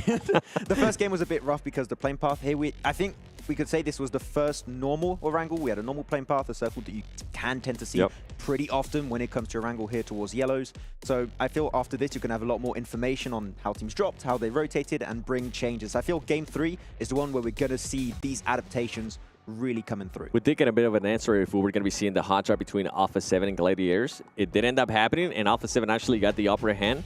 Gladiators backed out of that. So that was nice, because before they would have just committed to that fight and they would have just kept on pushing it. Alpha7 became really, really aggressive and started taking that fight to Gladiators, forcing them to back off. What annoys me a bit with that hot drop of Gladiators and Alpha7 is that you could, very similar to Yasnai Polyana, it's such a big area with a lot of towering buildings. You could just split and have a truce. Have Alpha7 to the west and over to the east, have Gladiators. You still get your drop, you still get the loot and your rotation path, yet you do not get involved in that skirmish. But then you're having to put up your ego. It's like, you gotta go for it, Max. Come on now. I mean, Alpha7, we were talking in the bus with Alpha7 coach and he said, GG, easy. Oh, okay. So far, I guess they're 1-0, right? I mean, even though GG ended up being able to pull up a 4th place finish. True. Yeah. Okay, gentlemen, I have a question for you. Before we look at our total damage, not right now, when we're done predicting here, I want to hear predictions of the amount of damage Vampire did with their 17 eliminations. 3K.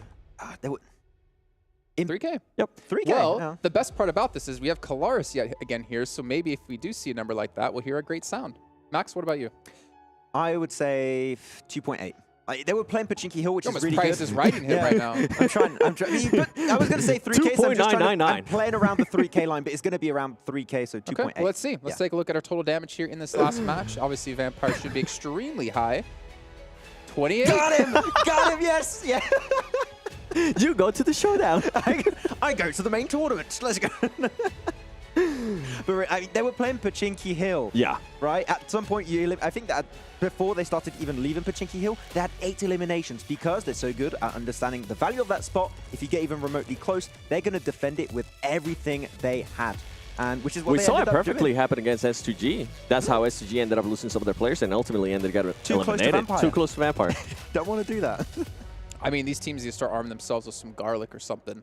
Or maybe a bag of rice. And if you know what I'm talking about, shout out to you.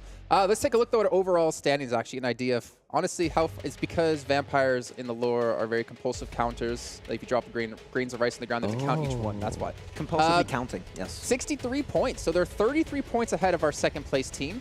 But that means they've also doubled the amount of points of our second-place team. They got 21-point average now on 3 games. I mean, I am actually impressed. I'm impressed by their points, but the math you just did. Oh, I didn't. Oh, yeah. Yeah. I did without thinking, yeah. How many points? Is horrible at math. It's true. I got a -2 out of 20 once. Alpha7 was 7 points. Kind of staying on brand here, but not what we expected out of the team from Brazil, especially the team who's made it into the main event and won the regionals. Yep. I think at this point, right, halfway point now, we played 3 matches. We played those 2 Erangels. I think we need to start seeing a bit of a pickup here from Alpha7, especially with now that they know, right, if Gladiators do end up hot dropping them, they are going to have the higher advantage. So far, they have had the advantage on it. They just need to work on the rotation. So far, it hasn't worked, and it kind of didn't work at all with that 2-2 split that they had earlier against that FaZe Clan. I wonder if they're just like chilling a little bit because they know they're already in the main tournament. There's not that much pressure. I hope that's not the case. I definitely do hope not because 125K for first place. You think they're chilling? Come on. I hope not, right? But it can definitely change their perspective that they're already qualified for the main tournament. So they might be trying things out on the first day, which once again, I hope is not the case. But man, who knows what's happening? How much money does it take for you to get out of bed? Because you're like 100K, For real. I'm going to stay in bed. I wonder for Sertan, he was like, oh, just normal tournament. Hey, some people are thinking that way clearly. So He was lying to us, Max. I want a second Rolex. You don't know my collection. Second. Well, actually, one last thing I did want to touch on, Vampire Esports, as we saw, they had a phenomenal rotate you guys were talking about or watching towards the later stages. They went like clockwise towards AGONxI8 and actually kind of caught them off guard and eliminated that angle that, if I'm not mistaken, Max, you said was like the worst angle they had to deal with. So they got rid of it right off the bat. Yeah, I think it was TQ in particular that had that off angle that made it really rough for Vampire to get in that kind of spot, because the moment you have those, I think they had like a little bit of a shed to play from. The moment you have multiple angles that are going to be taking shots at you, you can't do anything. When you only have FaZe remaining at the end, you can actually have a fighting chance, which they did, but wasn't quite enough. It's kind of like their confidence that they currently have too, right? Some other teams will probably just decide to go prone and pro their way in. Vampire was like, no, you know what? We're going to take the fight to them, and they ended up working out for them. I mean, I was actually thinking about the transitions we had for Vampire. We're stuck behind one of the Geek Tunes. And we were like, look at that, like, how do you get out of this position from FaZe? Also, you had a Falcons player up on the hill as well. But they somehow, like, both got out, Tony K and Schweppes, into the fields, and we were, like, wondering, how did that even happen? I did like it that they sent Schweppes first and saw, okay, that actually worked out. We can send another player to follow up. He's like, he was just a scapegoat. Like, if it works out, we'll follow. You go ahead, and if it does well, I'll follow. You first. But we got a chance to see, actually, Tony K in the role that he excels at. And that's what ends up happening. So hopefully we continue to see that and not more of that more of that support role, please. Alpha7, did he... I was going to call you Alpha7. Whoa, calm down. Did Tony K make up for that fumble in the last game? Yeah. Yes. Okay. Yeah, easily. Hey, what fumble? I don't know what you're talking about. Thank you, Alpha7. I mean, the fact is right now we're looking at... I mean, obviously we have to talk about Vampire because of how well they've been doing, but we're looking at that CCT. Like, this is an Avenger-level threat, as Max would say.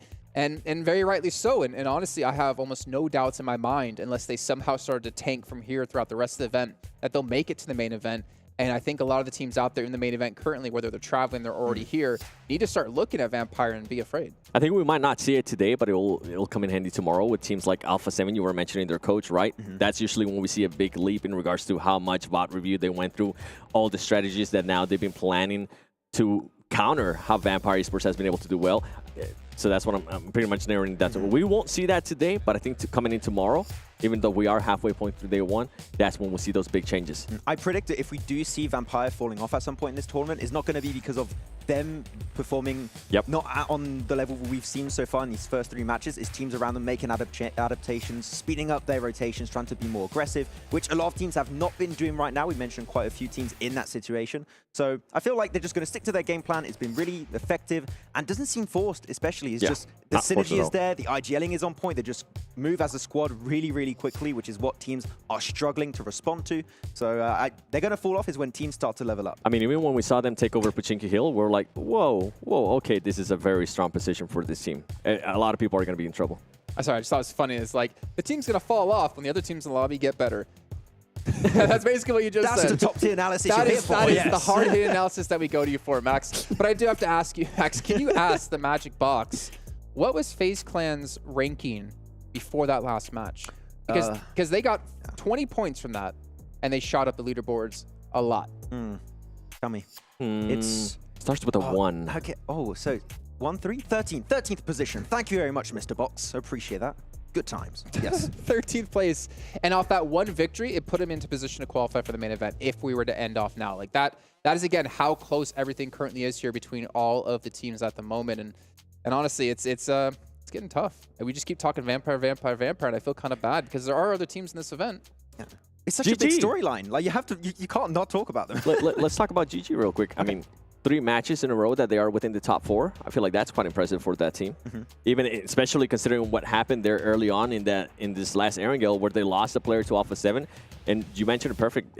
They went into default mode, right? They went into just making that whenever it was just one player left, survive as long as you can. Which annoys me a little bit because it happens a lot. Because they split early, they take some fights that I don't like them seeing sometimes in the rotation, not only where they drop, and they lose players and they're just going like, salvage mode. Let's try and pick up as many elimination or placement points as possible. I want to see the Gladiators that we saw at the end of PMPL EU where they made these improvements, started regrouping a lot faster, and then they were in the late game as 4 players. Even 3 players, I would be happy because with 3 players, they can close off games. But right now it's solos or duos, which is just not going to cut it. Do we think we're going to see the hot drop again? I think so. I think it's going to happen. I just hope that truce happens. Like, you can drop there. It ain't going to happen, You don't have Max. to fight.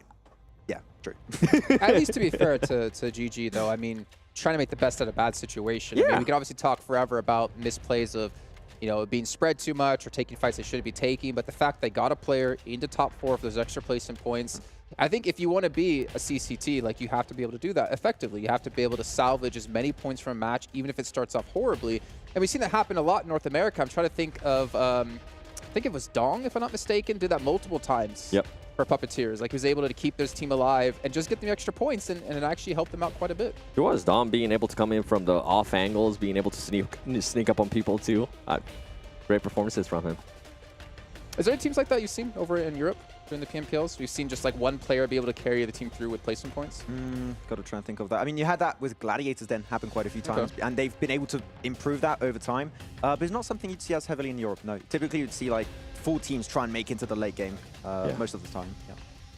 I'm trying to think of other players. I can't really think of any. I mean, Rebel would be one, but he hasn't. Besides Sandhawk, besides Sandhawk, we haven't really seen him much. All right, well, it is time to head into our final Erangel of the day. This is match 4, coming your way with a new caster duo, brand spanking new debut here at PMWI. It's Hot Laris. Woo! What is going on, everybody? But before we even get into this match, somebody call Van Helsing, Salmon Dean Winchester, heck, Buffy the Vampire Slayer at this point, because this Vampire Esports squad is looking unstoppable. What's going on, everybody? I'm Hot Jukes, and for the first time, I am casting with the legendary Cal Aris. How you doing, brother? You oversell me. You oversell me. But yeah, I'm ready. I'm good to go. We have got ourselves last Erangel on the day on the cards, and it will be an interesting one. I cannot believe the unprecedented result we have seen so far from Vampire. 63 points in 3 games is ridiculous. Unbelievable. They have more elimination points than the rest of the teams in this lobby. Their total points combined. It is absolutely ridiculous. I mean, just looking at some of the numbers so far, we see Stoned with 13 eliminations, Tony K with 11, and Schweppes with 10. That is going to make your top 3 eliminators so far in this tournament, and rightfully so. I mean, it was crazy. We almost saw a clutch even in the last match, and even though got second, still end up with most points. They had no right to be getting as close to causing an upset against FaZe as they did, almost. But it's not to be the case. FaZe had too strong a position here, and we have the most vanilla circle here for our next Erangel on the way. I don't think you can get more dead center than that. So I think a lot of these teams are going to be pretty happy about that. We saw a military zone a little bit earlier, so I think a lot of these teams are going to feel real comfortable with this circle. Now, you know, with this particular playing path, of course, North George is a little bit too far away, so we're starting to see some stretches from teams like Gladiator and Alpha7. Yeah, it does take a little while to get where you need to go here, but at the moment we've got things going on in-game as well. The 2023 PMWI crate only available from July the 15th to August the 15th, so make sure to get your hands on that. Honestly, I'm all about that M24 skin. It's looking pretty.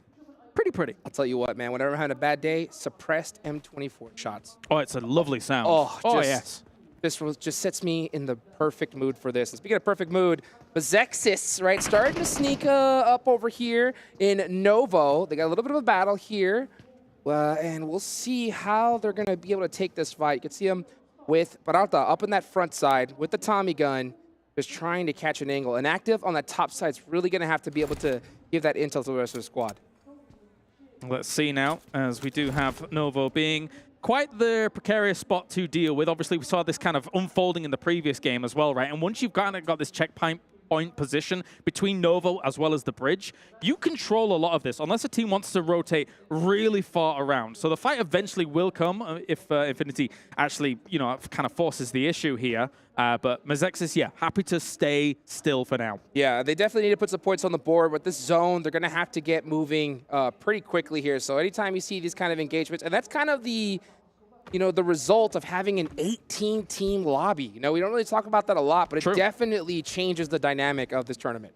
No, definitely. I mean, there's just less room to work with. I mean, especially on Sandhawk, right? That is of extreme change. But now, these teams, there is opportunity on Erangel for actually some kind of wider scrap looting, if you want to. As we take a look in with Gladiators and see what they were up to, they're able to catch R8. Got him. Completely out of guard, as SK Ton will go down. Nice little pickup right there. Gladiator could use all the points they can use. They are currently in second place trying to catch Vampire Esports, but man, like we've been talking about all day long, this squad has just been absolutely ridiculous. Now we're starting to see some of that looting here early on, but Alta hasn't moved at all, so he is completely stuck in his position. What do you think his squad's going to have to do to kind of get him out safe? Who are we talking about here, sorry? Yeah, we're going to talk about Peralta there from Bigetron. He is completely stuck. Yeah, so with him where he is, I think he can still sit chill for a little while here. I don't think there's too much stress as long as you've got the overlook of the high ground on the left, although that has been wrestled away a little bit by Infinity here. So yeah, it's a bit difficult, especially with only a Tommy, as you say. Yeah, so Bigetron is going to have to move the pieces on the chessboard a little bit to try and get Peralta safe here. And right now it's not looking likely because you could definitely tell that Infinity IQ, they smell something's up, and they're looking to pick up any point that they can grab. And I mean, heck, we've been talking about all day. Look at Vampire looting up and getting ready for the tournament. Yeah, they're sitting pretty. They are looking absolutely fantastic. Obviously, they had the boat rotation for the military island, as we saw in that first Erangel, over towards Primorsk. And now they have a great opportunity to be able to just transition into the middle of this map. It's very open alongside the long woods here. I don't think that Gladiators would cause them too much problem. But moving up to Quarry to start things off just gives them a little bit of extra loot wherever they need it. Obviously, we were seeing them shoot a lot of bullets. Oh, so yeah. They need a lot of supplies on board. And I really like their Primorsk drop. It's been working really well for them. You know, we saw that when they had that military zone. They were able to use that boat tape, get there really quickly and safely. Good. So, I mean, this squad definitely has done their research. I got a chance to, of course, talk to their coach. And, man, this guy, I'm telling you, the work that he has put in with this squad has been amazing. And there's an opportunity in this game as well, Hot Jukes, where they can use Primorsk Hill if they want. Sorry, not Primorsk Hill, but Chinky Hill as a checkpoint location. Again, it's not bad for this circle. It's not a bad place to stage your campaign from. As we see shots coming in from Infinity to start things off, Bigetron is getting quite aggro on this. I'm kind of surprised. Yeah, I think they just realized that, you know what, Peralta's not going to be able to get out of there without some, without a little taste of action here. So Bigetron full committing here to this fight. with Affinity IQ, and I like the fact that they're doing it a little bit quickly because of where this next zone is. They want to finish this fight and get moving, but they just got picked apart. A beautiful angle there from Kuiga, just setting up that trap, and man, Mizex paid for it. Yeah, they were trying to exploit the fact that they saw 2 people on that north ridge. So moving into the town and trying to kind of divide and conquer the 2-2 was the information that they were working on. Unfortunately, though, Infinity has just responded very, very rapidly themselves. So the attempt to kind of conquer that out has not worked. Yeah, you gotta always check that window. That is one of the only little areas that has a shack right next to that window. Yeah. And man, I mean, Huigo just popped that track perfectly. And you can just see that's gonna be 2 members of Mezexis now out. They're gonna be running and trying to be able to get some points for the rest of the squads. Looking at the map though, first zone is starting to close. I wonder where we're going to see that next zone pop. I mean, most likely you can see most of the teams already are just centering up, just getting prepared. Gladiators currently sat in a very decent spot at the moment with that second place, getting already one of R8 on the board, and they've got a lot of opportunity to make these rotations, make these moves. They're not the type of team to really kind of sit on that bridge waiting for people to come over from military. They'd much rather either eventually cross them and maybe shoot them from the cars, etc., and things like that. But for the most part, they want to play for position. That's why you can see Kitsune all the way up south of Pachinki, trying to act as that anchor location and then let the rest rendezvous. But they see the cross. I was about to say, speaking of cars, it looked like Gladiators were just searching for some more vehicles here, but instead, they're going to end up finding a fight and some huge shots from McHugh trying to open up Valak here. Is he going to be able to catch him? And he's going to go ahead and, just send it right off the rocks. Hey, that's a safe bet right there. Much easier to be able to fire at a car in front of you than behind you. So when it comes to these kinds of chases, as you can provide a lot of stability for the shooter as Gladiators. But now, where are we going to go here? I won't be surprised if we see still kind of vanilla circles here for this one, maybe a centering up, etc., because for the most part, all the teams are going to still have decent ways to be able to get to this next circle. Yeah, that's okay. All right. Yeah, nice little hard shift towards the farm side. Completely open right now. So whenever you see that kind of hard shift, you know that that area is going to be nice and free. And you can just see how fast these teams are moving to the next checkpoint. Farm Road, the road north of Farm as well, has a lot of wizard towers, a lot of shacks and things like that. You kind of want to perch up on it because it's a decent high ground to work with. In fact, we're seeing a battle already go on the west side of it, east side of it here. Nades raining down. Aram trying to do a little bit more with this. They have quite a bit of information. A decent spray to start things off, but it's not going to be enough here. Ali actually hitting the car more than anything will not be successful. And that was a huge finish right there for Aton Esports. They were sitting in 16th place prior to this match. So a nice little squad wipe is definitely going to help their overall mentality going into this match here. Now we're looking at FaZe S2G picking up a very good solid spot just south of school. Now that's going to be on the edge of the zone, but it's going to be pretty secure for the time being as FaZe right now just trying to get some information, figuring out where they're going to go next. It's quite the quandary, this battle here that we're seeing, because it's really not a place of power. It's not a place of priority. So I wouldn't be surprised if both teams try to back off from this. You don't want to be losing out in this location. You need to be kind of scramble for a center location at this point. Especially FaZe. You know, S2G, where they're at, they can definitely rotate up north or south, kind of hug that next circle. Yeah. But by now, you can see almost all the spots have been taken up. Potato Hill is prioritized by Sem9. You have Vampire now coming from Primorsk on that southwestern side, creeping on in. So for the time being, we're seeing quite a few teams make it pretty safely on this next rotation. You can see FaZe.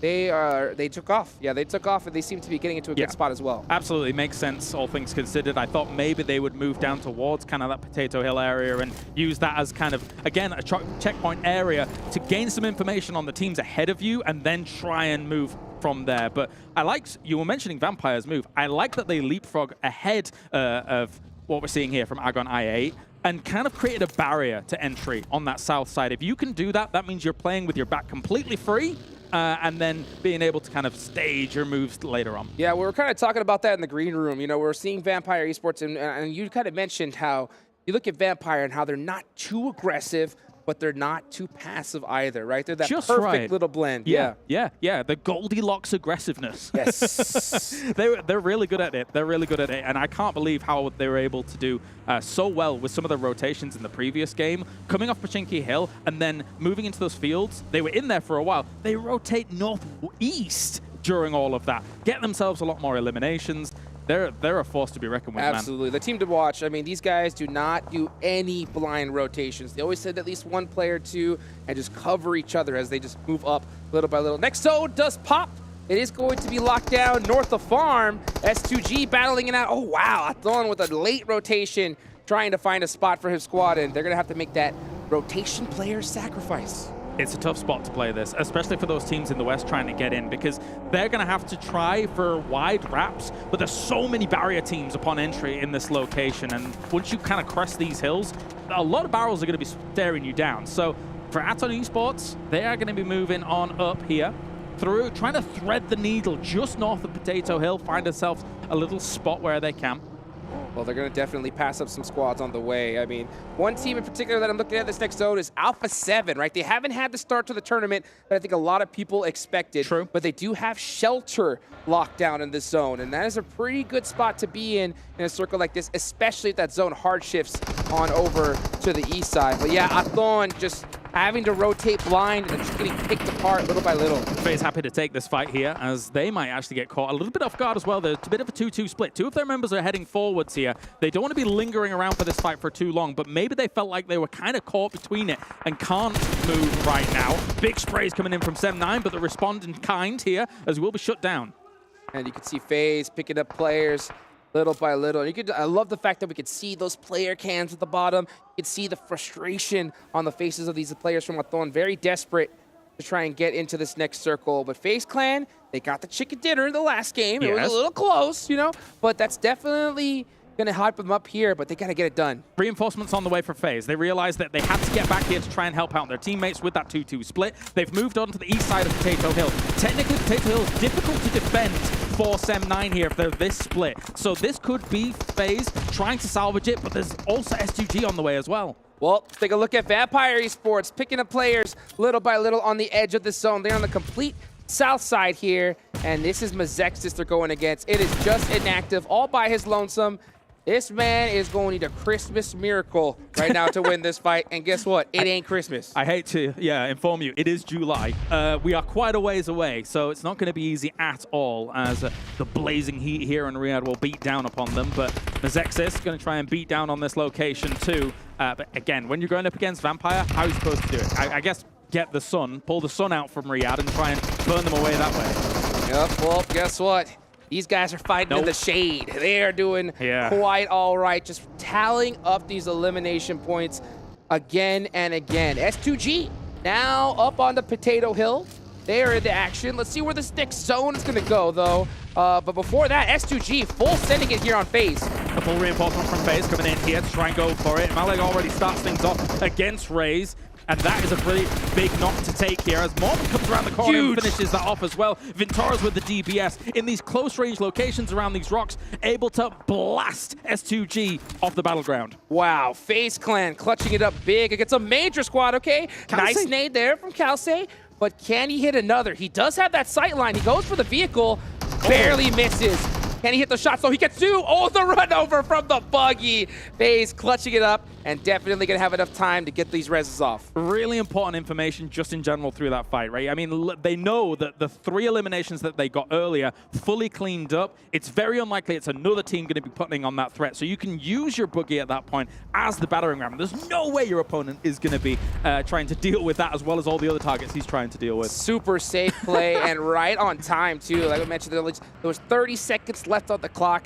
Now they're going to have to find a way into this next zone. It's not going to be easy because it is pretty taken up by now, but they did it in a good fashion. Let's take a look here at Dplus KIA trying to get some nades on R8. Prestige in a horrible spot. Just Molotovs, nades, an absolute bombardment coming on in, and the S12K to finish him off. Dplus KIA, they have got a slow and patient style, and they will wait you out. But the DBS waits for no man. He takes him down very, very swiftly. And now are smoking up here to protect this vehicle. Very important. You need to keep those tires ready and good to go in case some threats look your way, especially since you're outside the circle. Thankfully for them, though, there's not too many teams looking their way.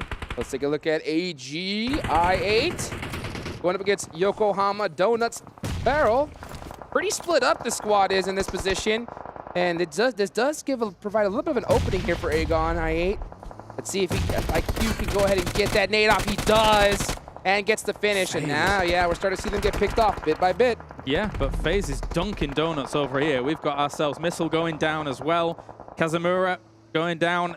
Somehow, some way, they're able to take quite a few scalps during this with the eliminations, but at the same time, as you say, Aton, being able to try and leapfrog ahead of them. They were a little bit behind them during some of these fights, but the leapfrog's been successful.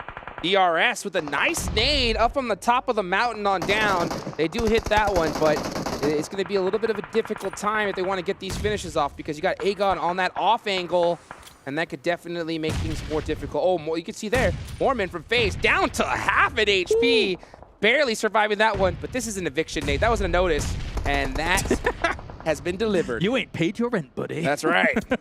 But the thing is, for all of these teams on the west side, they know that these hills can co-inhabit a lot of teams as well. So they know that the threats are by no means done just yet. DRS is up here as well, alongside this road, using the shacks, using those wizard towers that we were talking about before. So they know, ultimately, they've got to finish this fight fast or try and send it through and survive. Yeah, you know, FaZe Clan had a very difficult rotation here where they were positioned, but they got a nice amount of eliminations to kind of give them a little bit of breathing room here, regardless of how it finishes out. You can see him stuck in the blue zone. Let's take a look, though. Can we see a finish here? AGONxI8 getting taken down. Tixi doing a great job for the Gladiators. Yeah, they came in from the south side of this ridge and actually were able to survive for quite a while during it. They didn't have many threats shooting down on them here, so they're going to try and wrestle this away. As Meku, as well as Tixi, going to charge up some nades wherever they can and try and throw them on down, but they're just ripping the teams apart near them. Doing a great job. And now with this next circle, they're very close to it too. So now they have to make a battle against, actually DRS going up against Vampire Esports here. Killer YT getting taken down at the last second from Schweppes. So clutch for his team, but he's the last one up. Can he do it again? 2 knocked! Vampire Esports still alive. Trying their best to stay alive during all of this as well, but they've got a lot of fire raining down on them. Tixi here with Supremacy will try and fire away here with the doesn't have much bullets left over, but A7 on the other side. Alpha7 is doing a lot of work. They've been quiet on that east side, but they do have a staging ground to try and make this work if they can transition across and wrestle Victorious' position away from him. The iKURD eliminated. Still 11 teams in this match, folks. You can see Vampire Esports holding that Wizard Tower with 2 remaining members. We've seen what they can do with just 1. So we'll see how many points they end up at the end of this. But it's looking quite hectic. And like you mentioned, Alpha7, quiet so far. But now maybe it may be time for them to start ramping up the heat. If they get a whiff of the fact that Victorious is alone, it's the perfect place for them to actually move on. But anyways, take a look at Falcons here. They also still have 4 alive, good to go here on the south side of this circle. They just need to know that Vampire is to their west, which is technically a vulnerable state, but the problem is that making those moves in this area, then you make yourself vulnerable to teams like Gladiators, etc., who is seemingly on fire. 7 limbs. Exactly. Gladiators with 7 limbs. They were in 2nd place right here, so they noticed a lot of people from the Vampires have been taken out. But let's take a look at this as Alpha7. Oh, the DBS. Revo coming in hot. Does get knocked, but Team Falcons is now only down to 1 player. You got to clean this up quick. Puncher King here, just going to be backing off for the moment. A long-range nade. The smoke was kind of the signal as to where he was going to be throwing that, but Puncher King is well away for the moment.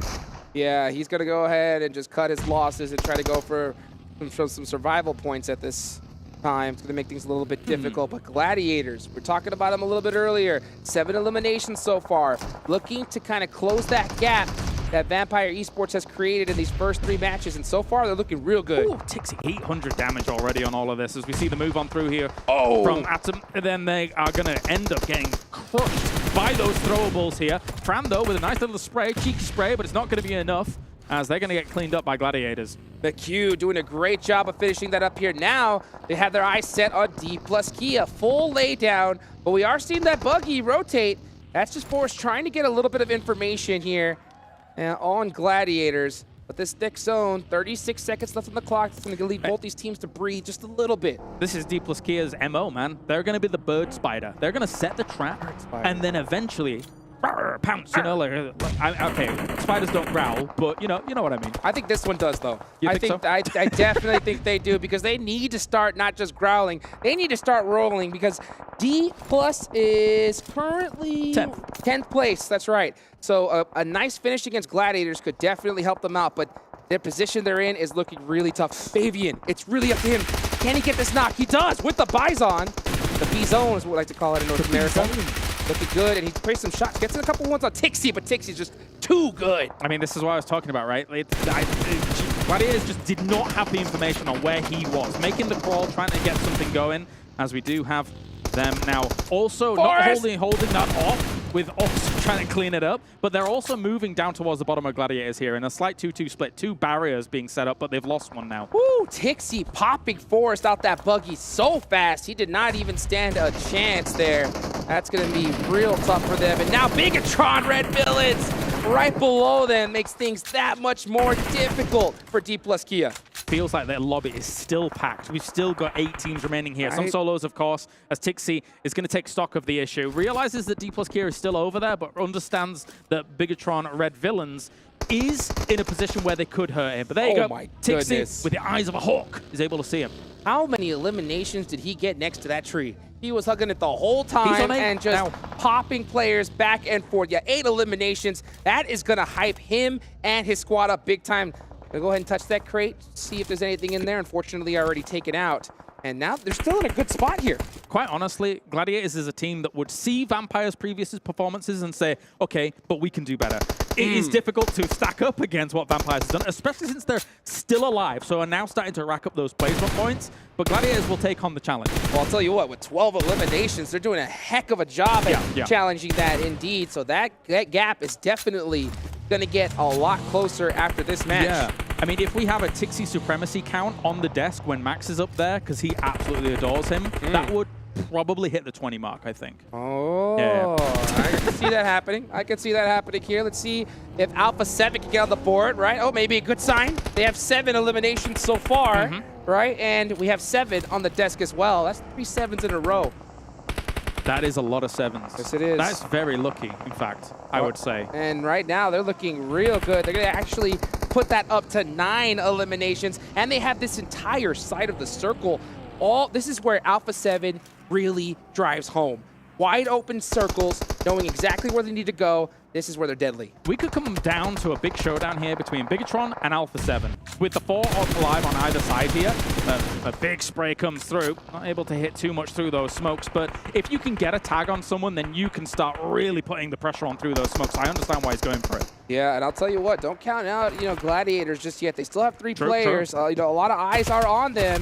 You can see Kitsune with a nice little jump shot there to get that confirmed. That's going to be 13 eliminations for them. Stone looking to be number 14, and wow, beautifully done.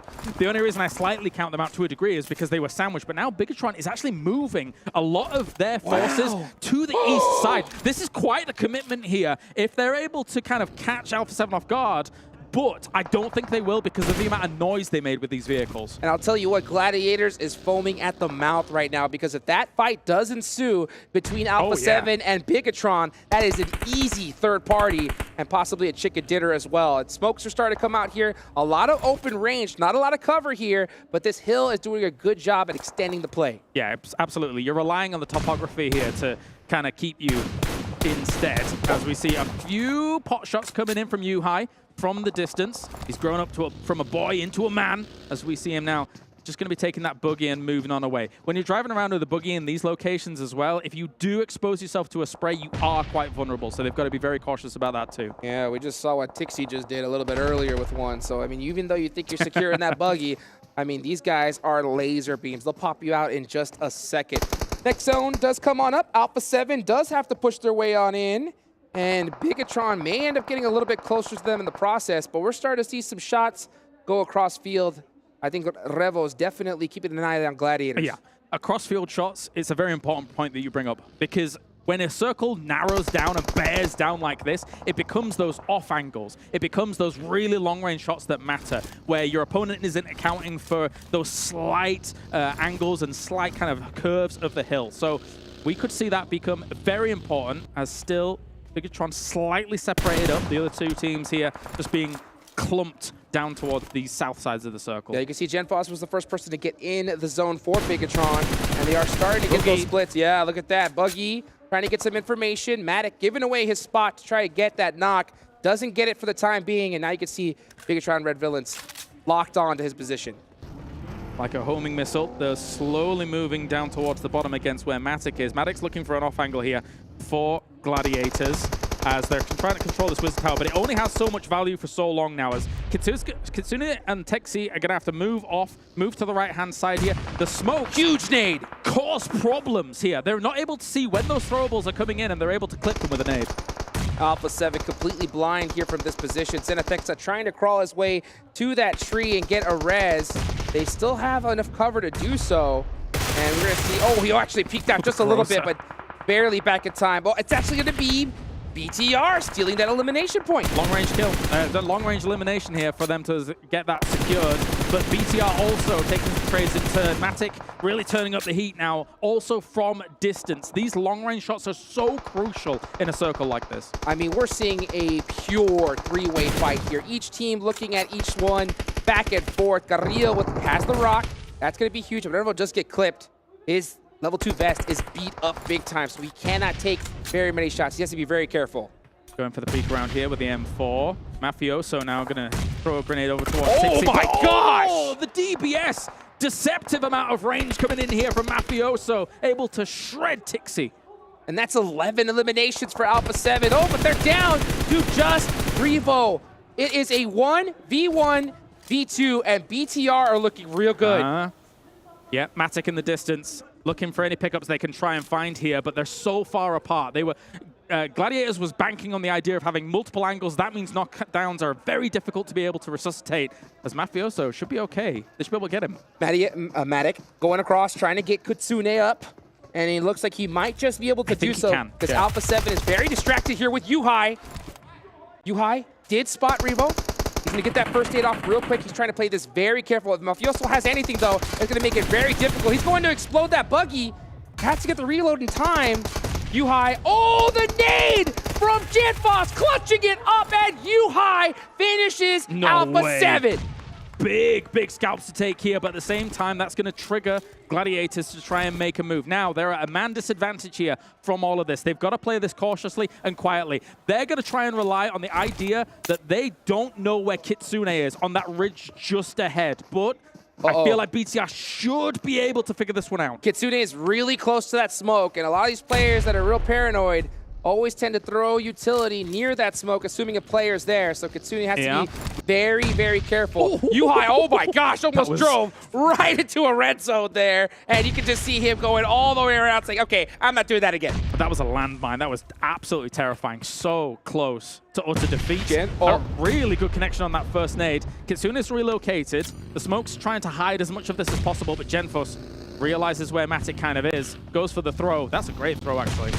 Just barely misses. Yuhai now getting back in that buggy, looking for that info, and he does get it. Oh, gets beat up in the process, but a nice little crossfire from his teammates. It's all Bigetron Red Villains finally picking up their first chicken dinner in this tournament.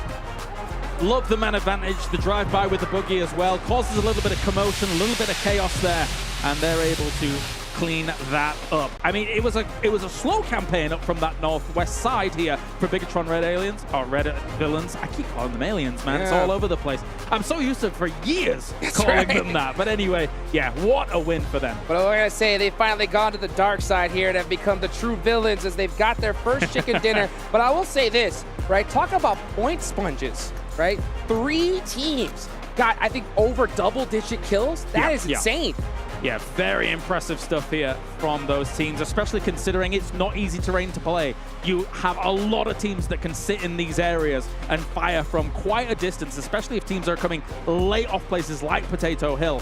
but they were able to solidify themselves very nicely with Bigetron. 100%. I'll tell you what, if you're a fan of Bigetron, if you're a fan of the Gladiators, or even Alpha7, you got to be pretty hyped after that match because they got a ton of eliminations. Vampire Esports, right? I think this is the first time where they finally had a little bit of a lull. They got a couple eliminations here and there, but that lead is definitely going to give them enough cushion to breathe, at least for this match. Well, that's the thing, right? I think they got themselves top 5 or 6 or something like that when it came to placement points alone. I think they had 2 eliminations on the board as well here. But there's going to be a lot of fans very happy to see BTR very much so on the board. For me, from regionals, there was a few question marks here and there about BTR, how they were going to play things out, but a win's a win. A win is a win. Guys, we got a whole bunch more action for you in just a little bit. Don't go nowhere. We'll be right back.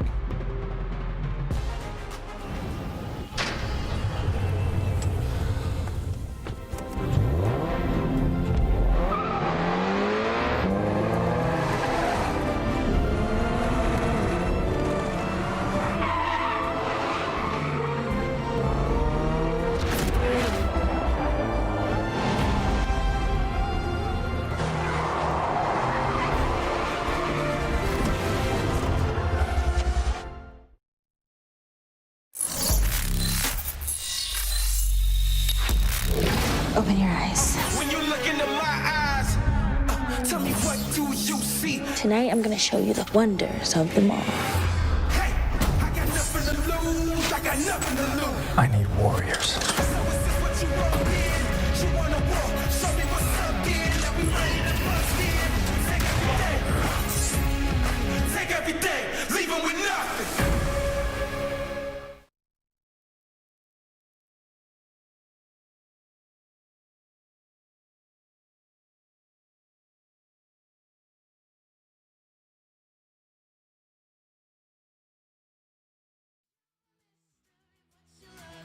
Line sinker, follow the leader.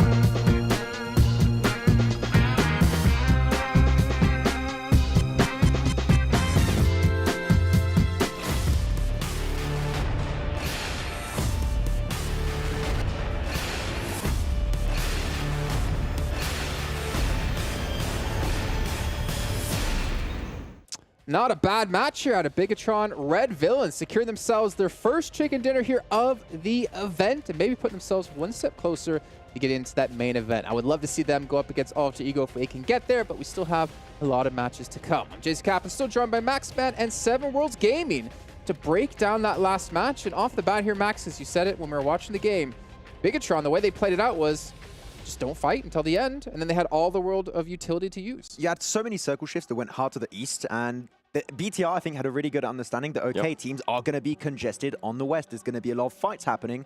We're just going to dodge it heading north, and when there's lower teams remaining, we're going to have a lot of utility remaining, and the nades, in particular from Genfos, once again, was so impactful. So holding on to that utility until the very end was really, really impactful for the team. I was getting some flashbacks there to Sandhawk. I thought they were going to end up not pulling the trigger. I'm glad they did. They ended up being able to get the chicken dinner with 8 elims, but Gladiators, I feel like that is they're continuing with an impressive performance. Yeah, I mean, Gladiators, exactly. That's things have been going so good. Matic has been pulling the Matic Classic, going for the off angles, doing his own game, okay? He's definitely playing something a bit different from the rest of his team, but the Tixie supremacy, it was so ever-present right here, and the timing on their fights, it could have gone their way. After that fight ended between BTR and Alpha7, the timing was on point, but unfortunately, the utility that was present on BTR side, the nades and the buggy, that is pretty meta in the late game, did make the difference. It was a fantastic distraction, but not only that, obviously, just throw the buggy in, it's not going to work. It was his teammates bridging that hill as well to come in to help support him while we saw Gladiators shooting at him in the buggy. But, you know, Genfos and Yuhai, like, this just seems to be the power couple within the team, the power duo, able to make work. They were able to take on Alpha7. They were able to finish them off and then start focusing on Gladiators. Though I was not a fan of that 2-2 split they were doing North, because they actually had 2 players inside the circle, 2 players outside the circle, and Alpha7 at that time was not inside the circle. So if they just set up somewhat of a barrage and regrouped a little bit tighter their split, I feel like they could have easily gate-kept Alpha7 and just secure that chicken dinner a lot easier than they did at the end. I think what you're talking about is a lot earlier, not there in the end game. Way earlier just in speed the up the process. Yeah, they were wanting to fight with Alpha7, and then they were wanting to fight with Gladiators. It was a bit confusing there. I think it was like, what, 5 minutes before the game actually ended? Well, we're talking about Alpha7. Why don't we dive into that as well? Because they had a pretty good match, to be fair. Carrillo, you know, 7, we're talking about him as being a player that needs to step up for the roster if they want to be able to compete against the likes of these international teams. And you know what? He was able to get, I think, 3 eliminations, but Alpha7 was looking pretty strong there, to be honest. They were looking strong. I mean, it's a good bounce back. I think even before this match, I was saying, I don't really expect Alpha7 to do much today. I thought they were just going to be able to wait it out until tomorrow. I'm glad to see them being able to bounce back so early on. And like you were saying, Carrillo with those 3 eliminations, it's huge because it's been a big question mark. Yeah, they won Brazil. Yes, they won Americas. But Carrillo's been the big question mark. So when is he going to start performing? When is he going to start putting up those numbers that we are used to seeing out of him? Yeah, we were hoping that was going to happen here in PMWI, and this is maybe the start of something great for Carrillo in these fights. They've been fighting consistently. I hate both of you for being able to roll your R's, by the way. What? Trying to say I'm one time, just one time. I've tried many times, it doesn't work. But go ahead, Max, finish off. What was it? Yeah, so they took a lot of fights before that versus Infinity IQ versus the side of Falcons, so they got a lot of loot, especially to just enable them to take these fights in the late game. So overall, effective, and Mafioso and Revo on top of Carrillo also doing extremely well with the DBS. And something that I've been seeing so far this year out of Alpha7 too that's been working out great is that second drop location for them. Not just now north of George, is Lipovka. I feel like that one, when they started integrating that into their gameplay, it has really stepped it up for them, because before they would always freak out if they didn't have a playing pad that would actually go towards North George. Now they have a backup plan, and it works out great for them. Especially with that circle. Yeah. Well, speaking of the circle, one team we haven't talked about, which honestly I was like having to pinch myself, like, am I dreaming? Why are we not doing this? Vampire. They had, well, I mean, okay, so let's kind of roll it back. I kind of just dove into it for no reason. Where were you going? We were talking about Vampire, and they had to constantly move for that zone every single time. Like, it shifted away from them every single moment. Not saying that they couldn't recover from something like that. The matches that they've had success in, they didn't have to move that far, but they really struggled finding a way into these zones. They did a very similar approach, I feel like, to BTR. They were just understanding, okay, these circle shifts keep going 3-4 times in a row over to the east. West side is congested. Let's just go to the southern or northern side if you're BTR to try and dodge the fights. Go right into Mazexis. Clear to say, not a lot of resistance there. Get themselves the compound and the fight pretty easily. And Matic tried to third party. But they saw that too, so they just started to skirt away over to the southern The weird eastern thing edge. was, he tried to like third party. I don't know if she was this exact same time, but he actually like went into Vampire while they were in the blue by himself. That's Matic. And then well, eventually called for a teammate to come over towards him, but they just kind of eventually retreated away anyways. Yeah, the Matic Classic is happening all the time. And then here. they decided to back off. Yeah, and he just backed off. It's like, okay, this maybe is a little bit too much. We want to try and focus on our position in the circle, because at that point, I think Dplus was starting to gain terrain on the western edge. And I feel like if they commit to that fight, Dplus maybe control the high ground fully, and Gladiators don't get back to that spot. Going back to Vampire, when you were mentioning that they were able to fight the Mazexis, you didn't think there was much resistance there. I felt like it was just enough resistance to throw a Vampire and to allow some of the other teams to kind of set themselves up. And that was the most resistance we have seen out of Vampire so far, I think, today. Yeah. Trying to get into a circle. Actually, it's interesting that you say that, because that fight, sure, they did win it, I would say, pretty easily, but that enabled Falcons actually to set up a camp and to defend the southern eastern edge of the circle, so slowed down Vampire after that fight, because they were taking shots and teams around them were aware that fight is happening in the compound, so we can skirt in the circle a little bit deeper. Well, Falcons got set up, and then Alpha7 just knocked them right down, actually doing, biding their time as well. But let's take a look at our overalls here and get an idea of actually where our teams currently do stand. You can see Vampire Esports in first place, 69, nice. And then we see G.Gladiators at 50 points. FaZe Clan still holding on in third. But again, Bigetron Red Villains, all it takes is like one of those wins, and you shoot yourself up the leaderboards. Not even just Bigetron, Alpha7 too, being able to bounce all the way up to 5th place too. First time on the first page. Yeah. I feel with that, yeah. Yeah, for both Bigetron and True, Alpha7. actually both, yeah. They're on the second page. I mean, still, I want to see more from teams like Dplus KIA. I feel like there was some potential this game, but Gladiators won a fight that I feel like they shouldn't maybe have won in that position because Dplus had the high ground position. They weren't having multiple angles. That's maybe what did cause them some issues at the very end. But yeah. I want to see some improvement from the Southern Korean team. You know, yeah, I was actually literally just going to say that as well. Like, what happened, man? This team used to be like a powerhouse. We saw them not too long ago, and they're not really able to hit their stride just yet. They're running out of matches. They're running out of the daylight today. I don't necessarily what's going on, but also they're not the only team that I'm kind of wondering what's going on with them. Veryl coming in from Japan. What's going on with them? Exactly. I mean, that kind of sets up in the storyline we talked about on the pre-show, which is these are Donuts Veryl and, of course, the side of Dplus KIA, the two teams, the only two teams that qualified pretty much, didn't win through voting. So it's a bit more legit in the way to get through in this event, and you would expect better results from the get-go. It just hasn't transitioned as we expected going into this. Of course, it's just the first day, just 4 matches. We can have some changes, but it definitely was not the start we expected from those two teams. I think we'll have to wait and see. Yeah, hopefully. It's too early on. I just feel like this is going to be something we're going to keep repeating tomorrow. It's just, you know, it's just been only 7 matches. It's been only 8 matches. You won't say that. Like, No. Just for today. That's it. And thinking about actually that fight with Gladiators up against them, I wonder if Matic was there, would that have been a clean fight that they're able to take down 4 players and then progress off of there? I do kind of wonder why. I mean, even here at the event, you see Matic by himself, you know, doing things by himself. Why is this the Matic Classic? Why is he doing this? Do you have any idea why Gladiators allow this to happen or have him do this? Or is Nobody. it just... Nobody can know what is happening. Does he know why in he's his doing it? I don't know. He's just like, how am I here? I'm lost, guys. He's doing just like that RL. The thing is, the Matic Classic, when he splits alone, I don't like it a lot of the time, but you got some situations where he has a really strong off angle, and you're like, okay, I kind of dig it. I'll allow the Matic Classic to unfold the way it has, but I don't know. It's just, I don't know if it's Matic of his own, like, on his own mind who tries to go for these kind of plays, or if it's a team play. I don't know what's happening. Yeah, the one thing I didn't like is when we were talking about it earlier, when they have just that lone player. I think it was Matic, actually. Of course. And then Matic. they decided to push off outside the circle. I'm like, why?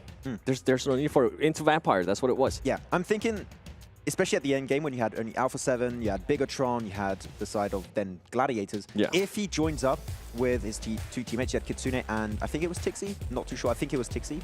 If he groups up, do they win that fight versus Alpha7? And if they do, they have access to the Ridge. Chances are Gladiators win the entire game. So you need to know when to regroup, because sometimes I feel like he holds on to that split just a little bit too long. It takes so long. Yeah. Okay, you know what? We'll leave it there for now, because obviously that's all of our Erangels of the day now done. But this means we do have a short little break, but it also means we're going into our Miramars of the day. We're going to have 2 back-to-back before we're done with our first day of PMWI. So guys, we're going to head to that short break, so don't go anywhere.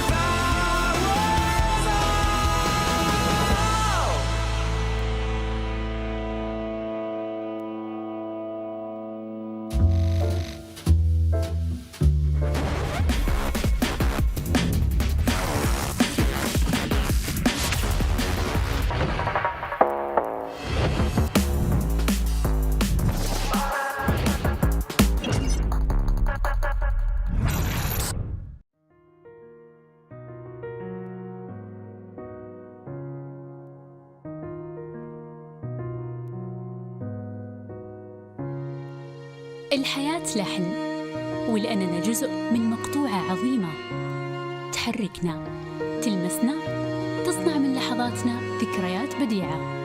لأن الوجبة، التجربة، المغامرة، حياتك بعد جديد في هيلتون الرياض.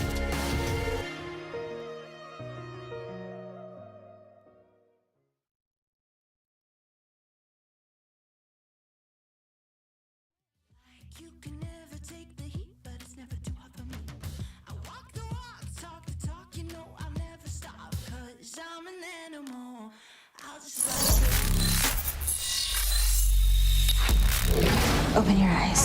When you look into my eyes, tell me what do you see? Tonight I'm gonna show you the wonders of them all. Hey, I got nothing to lose, I got nothing to lose. I need warriors.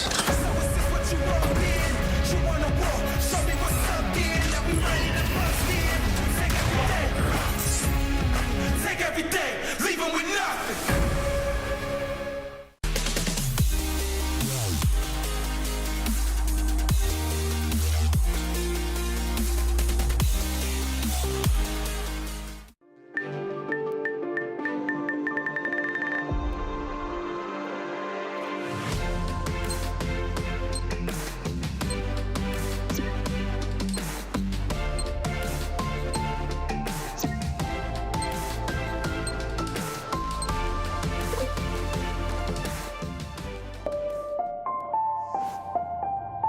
I can see it in your eyes, I can feel you watching.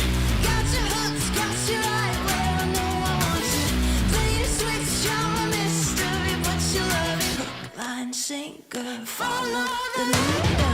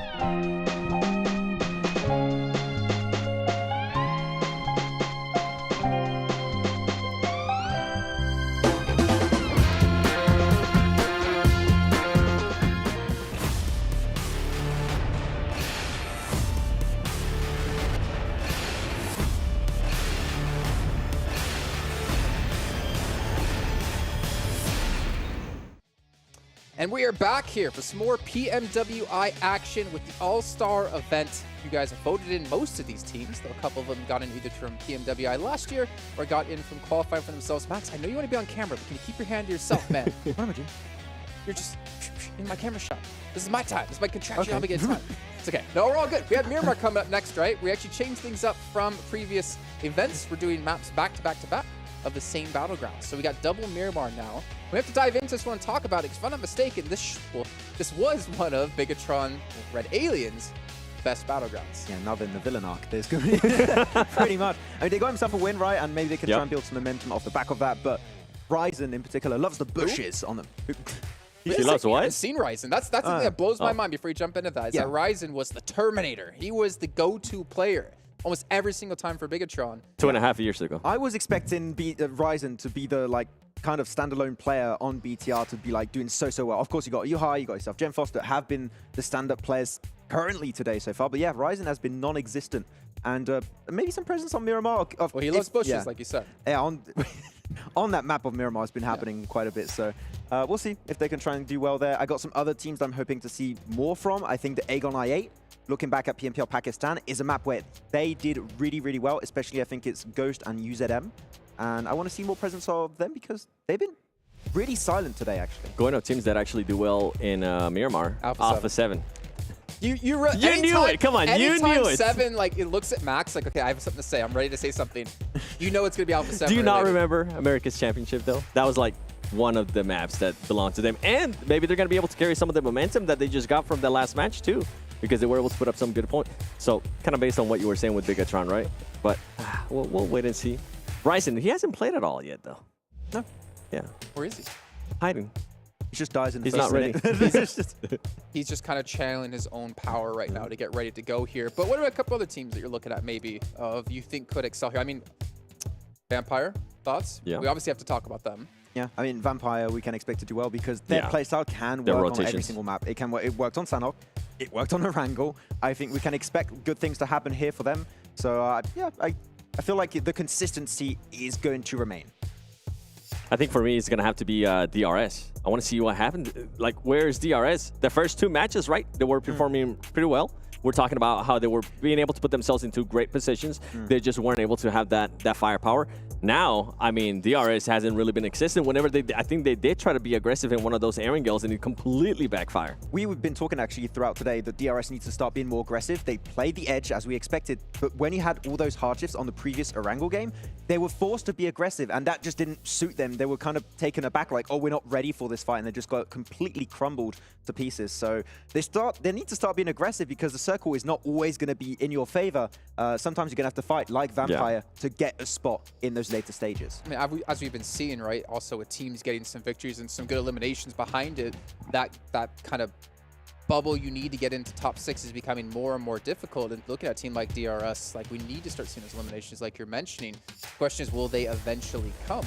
And if they do, will it be too late? Will it be at the right time? And is that something they can carry on into a much more difficult event, much more stacked event when we get to the main event? I mean, we'll have to see when we look at the overall rankings a little bit later on in the day, I'm sure, because I feel like the point bubble is going to be around 180. It seems like that's kind of the consensus with everyone. 180 point. If you breach that barrier, chances are you might make it because it's 10-point average that he's trying to make. Actually, really funny. So Tani said, we'll be happy with the 10-point average. Yeah. They doubled it pretty much, but yeah, so 180 would be at least your aim as of right now. Don't let me get John in here to do some proper statistics. And Sir Tani told me that, okay? He's doing math right now, okay? So if you say I'm wrong, then Sir Tani's wrong. And I can hear him now. Well, actually, let's actually take a look here at some Vampire players. Before the last match, because I'm not sure what it might have changed after the match finished, between 2 players of Vampire, Stone up against Tony K, compare their damage, compare their eliminations as well. They were pretty much head-to-head. There's 3 players from them in top eliminations. And you can see here, 13-11. That's still a lot to get here for only having 4 matches done. Stone was at the top for the longest time, and then all of a sudden now we see Tony K being able to put up those numbers too. I mean, 11 elims. I think most of them were able to come from that last match. I think he ended up with, if I'm not mistaken, 6 or 7 eliminations. Yeah, it was around that ballpark, yeah. I mean, the individual power is there if needed, and then they can just convert into fully team play, big splits, and just the synergy is on point. The communication especially is on point, which I would say you don't have many teams when you just look at their playstyle and you're like, okay, the communication is so good. Normally it's just something something happening in the background, but it is just so obvious and visible. Yep. Okay, well, I got 2 more teams for you here, right? Obviously, we still have yet to see Newsy play, which is something we'll get on to when we do have them come in to the mix. But I kind of want to compare, you know, NA, well, AA, I guess I should say, because they're not North American, up against EU. So let's take a look at Alpha7 up against GG here in a team stats head-to-head. And I feel like a lot of that 7,000 damage probably came from that last match. And I'm not surprised to see those numbers out of Gladiators. I mean, they have been able to perform really well. And you can see the elims too, 31 elims to 18 elims. We haven't really seen the Alpha7 that we're used to seeing. And it's because they've been getting eliminated so early on, and the only elims that they did end up getting was super early on as well. And this is what you're seeing Gladiators just kind of dominate this, right? Not only in the damage, not only in the elims, in the healing too. They're being able to just outlast a lot longer. Alpha7 have been bodying. Yeah. They took so much damage. Like, please stop, sir. We don't want to use all our med kits. But I think we have seen that resurgence starting for Alpha7 in that previous game. I'm just hoping we can see the continuation of that. And if so, and we can see more of Carrillo, I feel like we'll get to the point where we can see some podium finishes. And hopefully, for you, a chicken dinner. I feel like you're waiting for it. I didn't say today. I said tomorrow. Tomorrow, they'll end up getting that chicken dinner. Today, it's not yet. Not quite right. 7 to 9 and Alpha7 chicken dinner on the day? Don't believe it. Who are you? You heard it here first. I'm a little bit worried. I feel like, you know, Alpha7's giving you some money under the table to talk them up here. How? I'm talking them down in a way. I mean, you got to keep us guessing, right? You can't make it too obvious. 2 other teams, though, as we talked about before. Most of these teams were not invited in. They qualified because they were voted in. But we have 2 teams in particular who had to qualify themselves, coming in from Korea and Japan. I want to actually take a look at their head-to-head between these 2 teams, get an idea of the stats coming their way as well, because I feel like Dplus has been able to do quite a bit more than Barrel. I mean, that's obviously obvious by the overall standings, but more in terms of like damage and eliminations, because we have seen Dplus, known as Dam1 previously, put up ridiculous amount of elims and like put up really good amounts of damage behind the players they have on their roster, but they've just been kind of a little bit non-existent so far. Dplus has been struggling a lot when teams are just fighting them in 4v4. In a 4v4 fight, I just don't see Dplus winning a lot of those fights, unfortunately. They're strong when it comes to macro, when it comes to rotations, understanding value in specific positions and zoning. The moment a team gets on top of them, it tends to not really go their way. We saw that actually versus Gladiators for Dplus on the previous game on Potato Hill, so it seems like they need to try and regroup and just rethink how they take those fights, because right now it seems a little bit messy all over the place. Yeah, we'll have to wait and see if they're going to be able to readjust here today, or if they're going to have to be one of those teams that has to wait until tomorrow or get that extra time, right, reviewing those bots and see if they can adjust. If not, then it's, oh man, it's going to be really bad for them. I want to see more of Naoto from Donuts Varel. Like, he's one of the best players over in Japan. He's my favorite player from Japan, actually, from the Japanese region. And he's just not been playing to the level we expected. Last year, he did pretty decent. He got a few, not awards, but he was definitely high on like damage list and elimination lists, I do believe, as a solo. Not really doing much so far. So I want to see Naoto as a solo step up. And if he does well, maybe we'll see the whole team start improving. And we have seen that before, right? Where one player, it takes just one player to step up for the whole team to actually kind of rally behind them. I mean, we even said, Panthers. Maybe it'll happen here. Well, you know what? Speaking of that, actually, because it leads me to look towards teams like S2G, who has been kind of stumbling a little bit. You know, obviously off the back of how they did at PMPL, and I don't want to say the excuses, but the reason you heard about them performing. Come on now. Come on now. You're so harsh. But they have not been performing too well. But I wanted to see them up against FaZe Clan, because I think FaZe Clan as well, for some reason off my head, at least they started a little bit slow, have been improving. But S2G, like, this is a team that I'm used to seeing like big numbers across the board, big elims, big eliminations. He broke his wrist again. It's not working out, unfortunately. But yeah, going back into the spring season in Turkey, it was said that apparently there was a little bit of that confidence boost from winning the PMGC, which of course, you know, you're hoping your ego would grow a bit from becoming the world champions in, well, any tournament really, not even just esports. And Turkey didn't work out, and we're like, okay, no, put that ego to the side. Like, you guys need to prove yourself again, seeing that spring did not go your way at all. And yeah, so far this first day, we're just not having what we saw from them in PMGC. This is more like spring Turkey kind of performance. We did see some good rotations out of them actually early on in Sandhog. We saw them being able to willing to take some risk, actually go for a little bit crazy rotations like we were kind of used to before. I want to see that more out of them. I want to see something that just kind of sparks the team. But where's the Kalsi? Where's the Hamsi G domination that we saw in the past? Like, those 2 players are, Kalsi in particular is my favorite Turkish player. he hasn't been present today. He's done almost nothing. So I want to see just KALSI, HamCG just being put in that fragging position. I feel like KALSI just had such a big name behind him as well. Like there was always talks about how amazing of a player he is. And obviously he did have his moments, but is it potentially getting to the point here? I mean, I don't know. It's like half of the year through. You don't know where I'm going with this. Is it getting to the point potentially where it's like the twin syndrome? Like they had their moment, but then they start to fall off. L plus ratio. I don't know. Maybe. I mean, obviously not that I want to like talk badly about him, but like you won PMGC. Where's that consistency? We saw it from other teams in Turkey too, like Footballists, do you remember? They great. They're massive fall off. It seemed like a trend for some of the previous Turkish teams, and this time it seems like it's the curse has been applied to S2G. Oh yeah, true. Ever since then, it's never been the same for football. They took an ancient relic from there, and ever since it's been happening. But you know, I say that maybe in a harsh way, Seven, but at the same time, it could be a testament to how good other teams are or are becoming. That it's hard to stay on top because we're not really seeing consistency of like #1 teams in the world. Yeah, I mean, going back to PMGC, we never thought S2G was going to end up winning. It was either one of the Chinese teams, it was either going to be Nova going for that three-peat, and then they ended up surprising us. Now, at this point, right, halfway through the year, it is going to become a question of, was it just one-off? Did they just get lucky that? I hope that's not the case. I hope they actually start performing like the champions that they are, but we need to start seeing that, and we need to start seeing that. I kind of want to see it now, I mean, we need to start thinking about PMGC a little bit down the line because we know there's qualification through points. Obviously, how the PMPLs did go for you obviously kind of determines what will happen.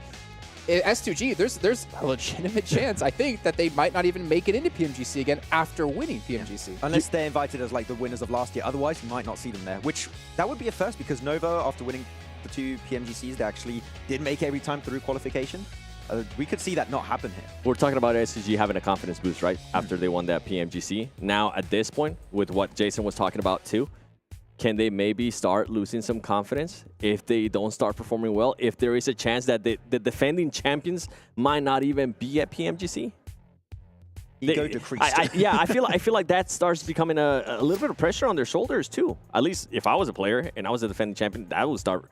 I mean, I'm getting like tingly thinking about PMGC because also you have some special invites happening, and I almost don't want to say it because I don't want to get like someone to come to me and be like, oh no, you can't say that. But like, BGMI's back. Ooh. India. I mean, I think people who might have joined like PUBG MOBILE Esports recently don't realize like India was a massive powerhouse in PUBG Mobile, and I kind of wonder, is that region potentially going to get an invite? So a team from that region? Hope they do. I would love to see. Yeah, I mean they got it last year for PMWI, and now chances are potentially PMGC. There's going to be an option I don't remember to get seeing in. Team Soul here. No, Yeah, I don't remember that. About. They weren't here. We didn't play at the same event, I think. Well, they weren't. Yeah, I don't know. I think that would be great to see. Obviously, it's been kind of unfortunate we haven't had them around in the global esports of PUBG Mobile. But you know what? I have some faith and I have some hopes for them because they have so many good players. We talked about like regions and the caliber of players you have. I think India is definitely one of those where they can throw a big spanner in the works to some of these teams. The only downside is they've kind of been out of the works for a while. That's the only so they have to play a lot of catch up. I think we saw that actually. I cannot remember the team. Gatak was a part of it. They came into PMGC and they won one game. Yeah, Godlike Entity, I think it was. Yeah. They won one match at the very end. Well, at that time, it was TSM Godlike, if I'm not mistaken, something like that. Yeah. But yeah, but then even last year, right, in PMWI, you could see them not being able to play the game as much as other people have been able to. You can see a bit of a drop-off there in performance. But then every now and then, if I remember, I think Scout was able to clutch up at one point and have have a really great play. So it comes down to just, as soon as those players just keep on having those repetitions, right, continuing to play, continue to have more tournaments on their region too, is going to allow them to maybe be at the potential where they need to be to actually go into PMGC. So hopefully they do end up getting an invite. If they do make it to PMGC, they would have half a year to try and catch up compared to what they had PMWI last year, where they had just a month or two. So it would definitely, not even. We can expect a little bit more potentially if that does end up happening. Well, you know what? That's going to be spicy for all of us around the world to see happen. Unfortunately, we are having some delays yet again here, so we're going to head to a short break. But when we do come back, we're going to have our 2 final matches of the day. It's going to be Miramar, and you're not going to want to miss it.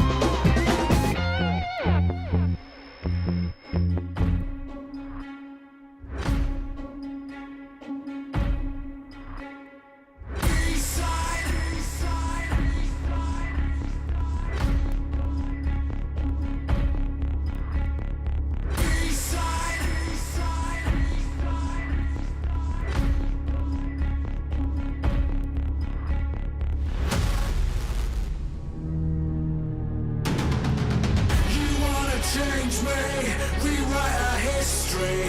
Aton's on my side, drawing the front line. You wanna save face, came to the wrong place. You raise a white flag, I give the peace sign.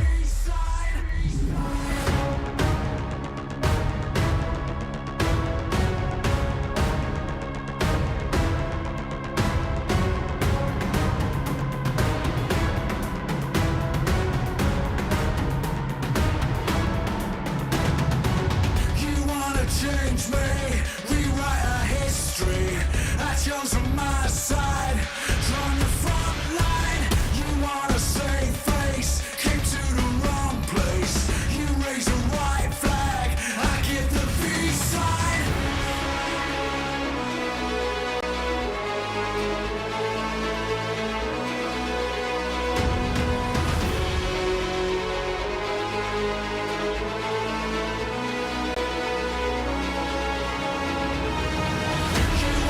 Change me, rewrite our history. Aton's on my side, drawing the front line. You wanna save face, came to the wrong place. You raise a white flag, I give the peace sign. I give the peace sign. I give the peace sign. I give the peace sign. I give the peace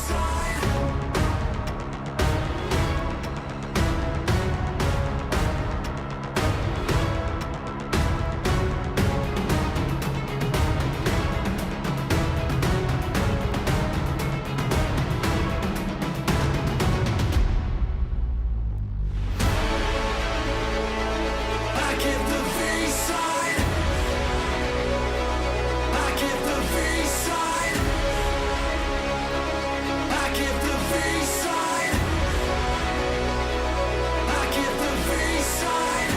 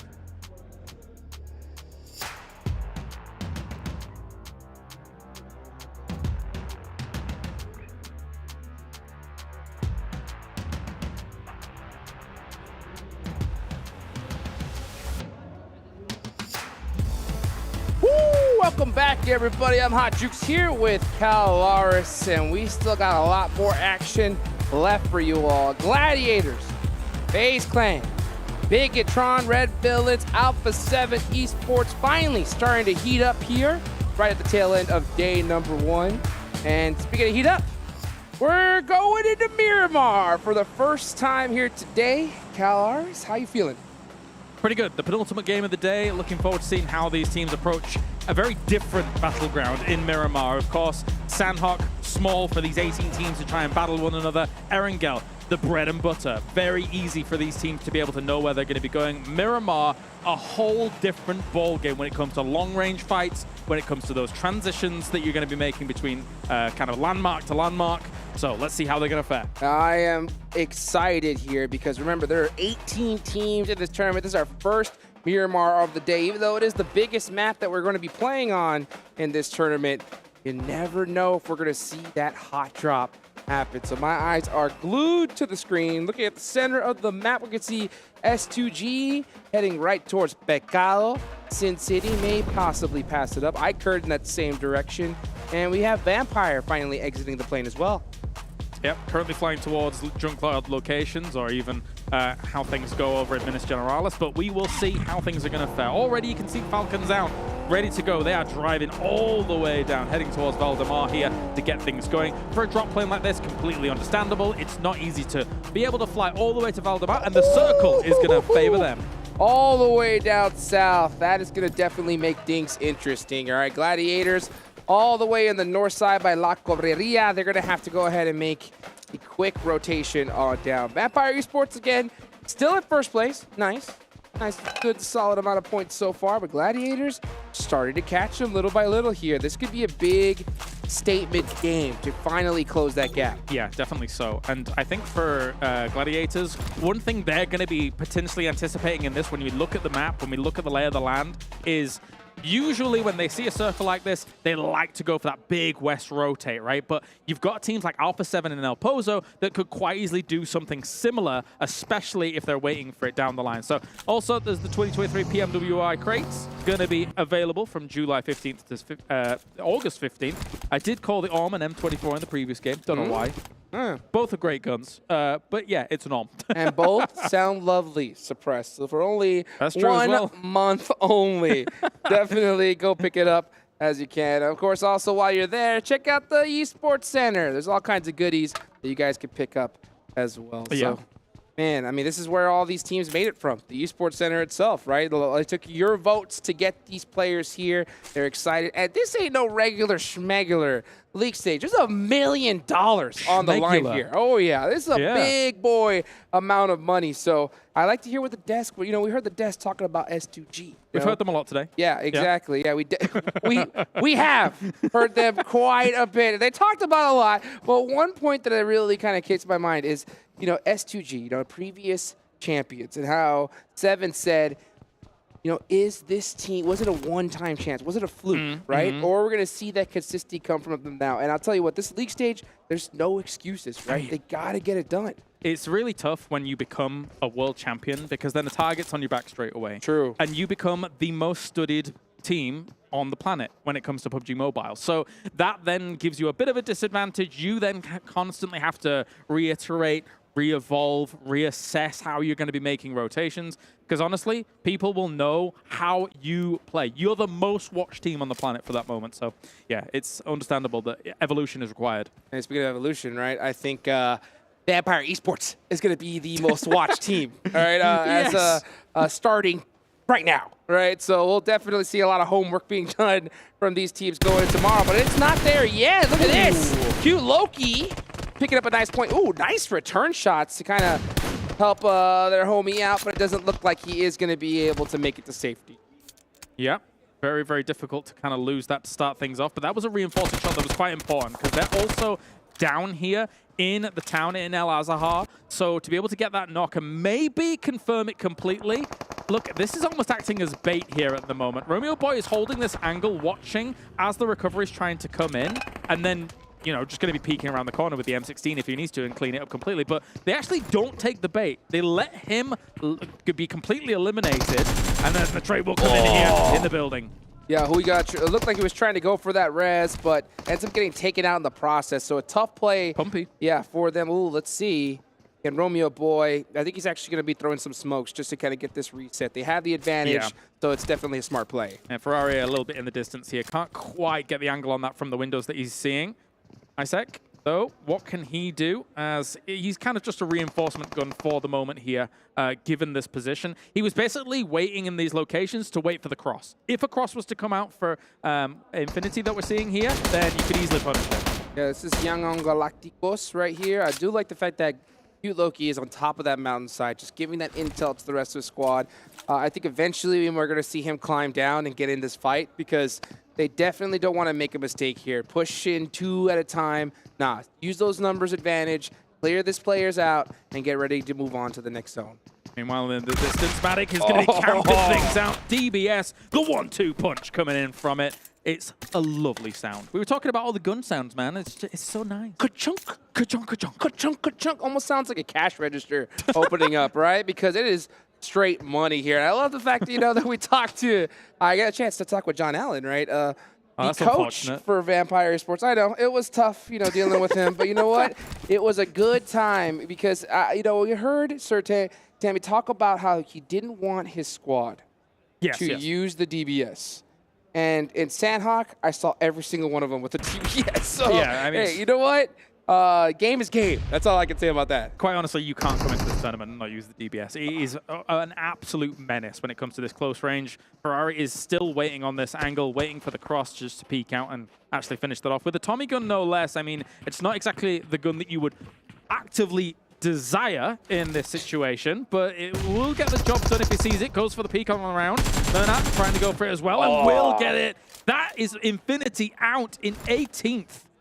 Ooh, that is going to be a tough start for them here. So not going to get a lot of experience in this Miramar match, but they do have one more right after this, so hopefully they make a bounce back. Now DRS Gaming, right? DRS, this squad absolutely fragged out in PMGC. Yeah. And I think this is one of those quiet teams that if they really just start hanging up and things go right, they could definitely take the top of those leaderboards pretty quickly. I mean, they surprised me, I will say. Like, sometimes I've been a bit, iffy about DRS and how they're going to play things out. But as you say, with PMGC and that kind of the position that they were able to take, you can't really question too much of what they're able to do. Now, they're in Picardo at the moment, and in terms of where these circles could go and barrier teams setting themselves up, the hillside south of Picardo, like where teams set up across, does become an extreme barrier if the circle goes south. But we'll see. We'll see where the circle goes, and then I can judge it. Yeah, 100%. I mean, the one thing that's so tough about these southern Miramar zones is the terrain is ridiculous. It is so brutal, real difficult to kind of move with those vehicles on there. You definitely want to have those 4x4s if you can get them. I like the fact that we see Alpha7, right, setting up really heavy onto that west side of the map, looking for that high ground. And this is where they really thrive. I think Alpha7, out of all the maps, Miramar is a place where they could really rack up some points. Especially when they've got the hills that you were mentioning before, which become quite difficult to traverse in the later stages. So you kind of want to be pitched up in them early if the circle comes here. And you can actually transition between them in these earlier stages. Circle will center just north of Chumacera. So there's the opportunity here for them to rotate on that west side to get things rolling. And likewise for the teams coming in from the north a little bit later, this is a bit of a saving grace for them. They don't have to transition far south through those big hillsides, and they can kind of perch up where they want to. Yeah, well, definitely seeing a lot of congestion there on that south side, like you mentioned. These teams got to be really, really careful on this rotation. You don't want to lose any players early on, especially in Miramar. You want to have that full squad. Take a look at Vampire as they're looking to get into some action here, as they're going to be running up onto FaZe Clan. One of the teams trying to catch him on the leaderboards, and oh man, you can see the quick U-turn. That's actually going to leave his teammate out to dry, but Tony clutches up a nice shot. Big flicks through here. The DBS still trying to reign supreme in a lot of these locations. Pre-fire is very important against the DBS, because if you don't hit the first shot, you're almost certainly going to get down. That's why you're seeing the M4 spraying through the door. That was disgusting from Tony K right there. Just getting the elimination, doing the eject to try to get back to his team. And now Vampire is just trying to buy some time, get a reset going. But there is fire from all over the place, not to mention FaZe getting a huge nade onto Stone, and that's Vampire Esports out of there. Rocking up a little bit ambitiously against the position that FaZe had and able to deal with that very effectively. I mean, this church location is actually of extreme strength when it comes to a position to be able to have overlook across a lot of this kind of circle in terms of the north as well as towards the west. So, yeah, I like it a lot. Yeah, that was a really tough fight for them. I mean, anytime you try to take these early game positions, you got to be careful, because you got to know that that third party could come at any time, and R8 doing a good job of getting in that action and making it that much more difficult for Vampire. Now looking at the rest of this zone, So far, you know, it's going to be a little, we'll see a little bit of quiet, I think, for a little while, but DRS in the feed, lighting it up right now. See what they can do, as here we see Dplus KIA just slowly kind of positioning against Falcon. I think neither team really wants to take this too aggressively. They want to move up towards Chumacera here and try and find themselves some hillside just south of it, which actually is not a bad location to have kind of an advantage point over Chumacera. But as Chumacera gets more busy, there's actually not a lot of room for people to wiggle around in there, so it's gonna get tense. Yeah, especially if that zone shifts to the south. That is gonna be an all-out battle. We'll see where it decides to go to. Alpha7 looking to do a nice little spread among those hills, trying to go ahead and get as much intel they can get for this next zone that's about to come up. S2G pretty locked dead center of the circle, so they are pretty safe. Let's see where this next zone decides to go. Where do you think it's gonna go, Cal?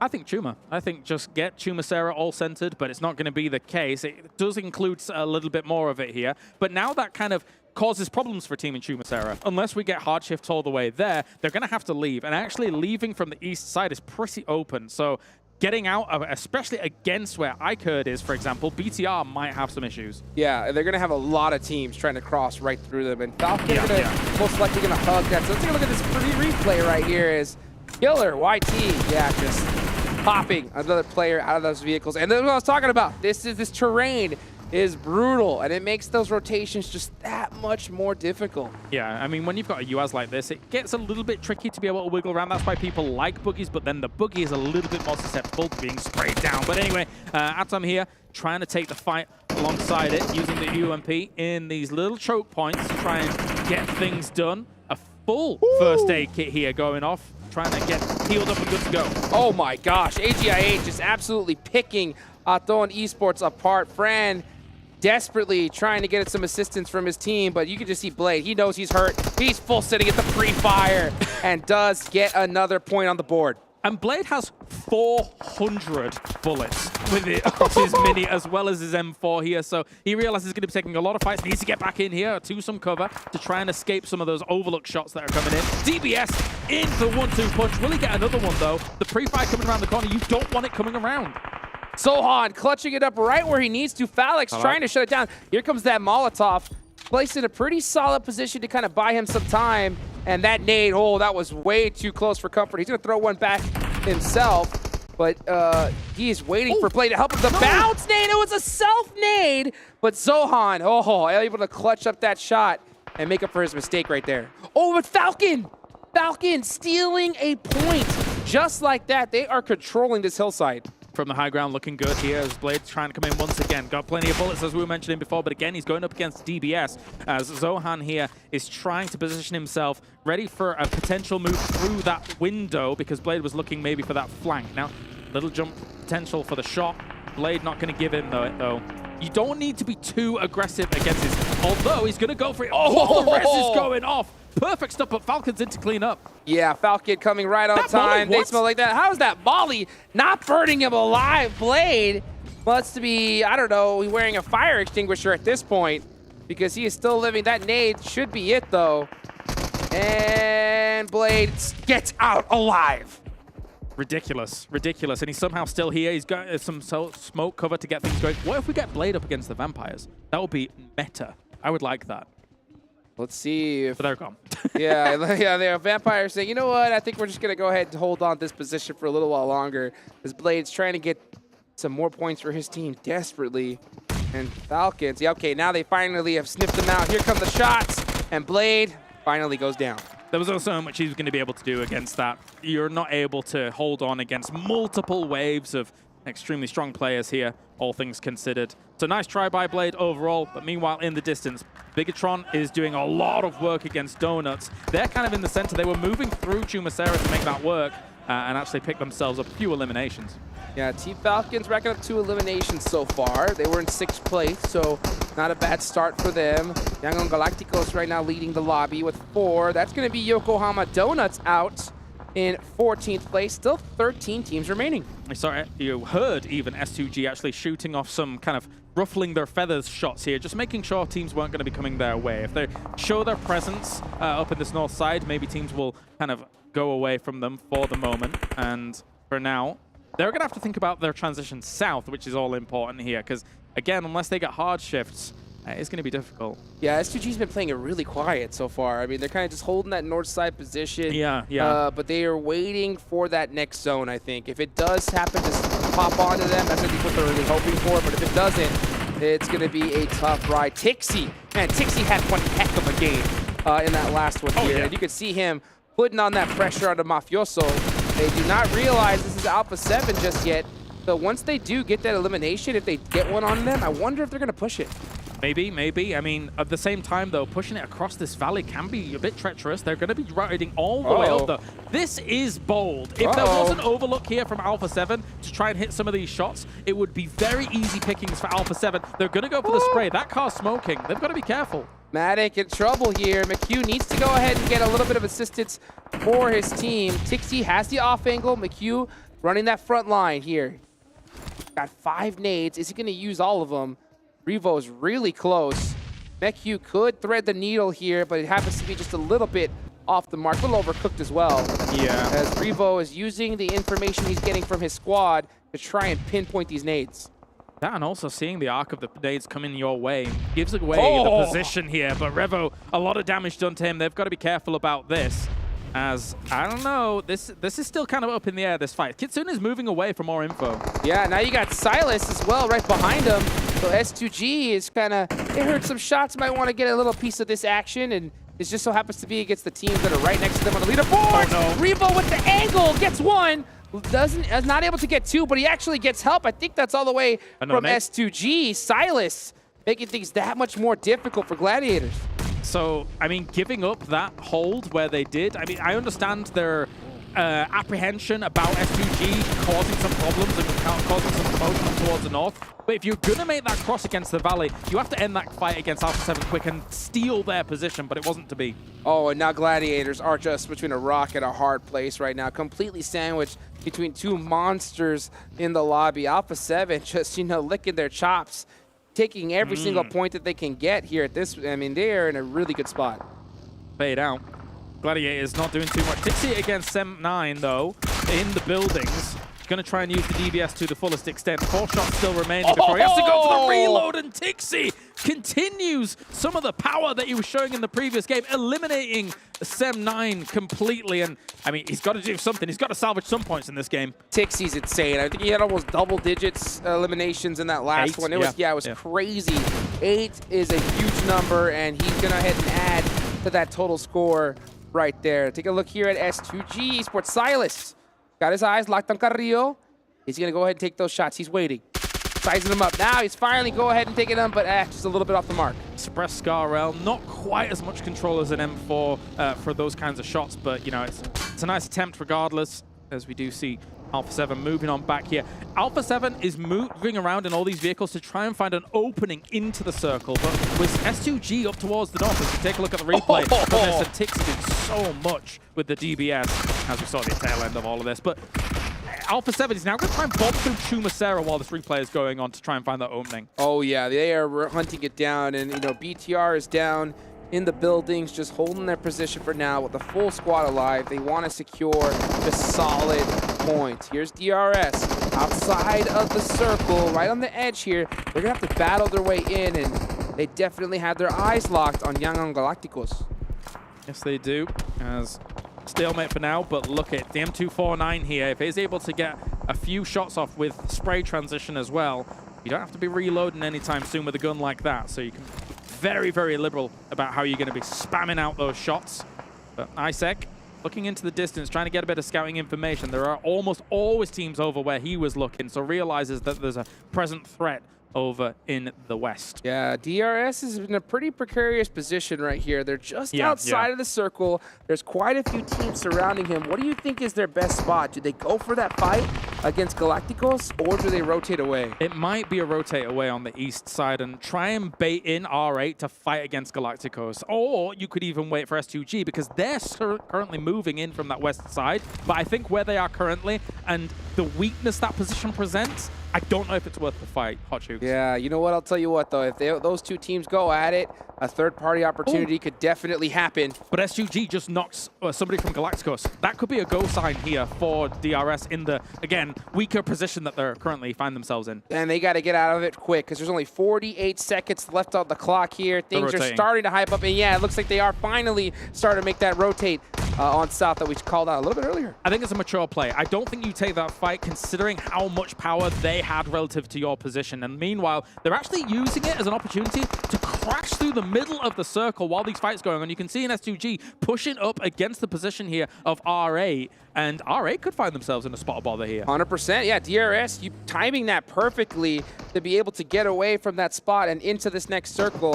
Alpha7 really close to Bigetron right here. That's going to be a battle I definitely want to see. Bigetron's had a lot of time to set up on the east side of Chumacera, so technically I would give them the advantage. But that being said, S2G is now blasting through the middle here towards Dplus KIA.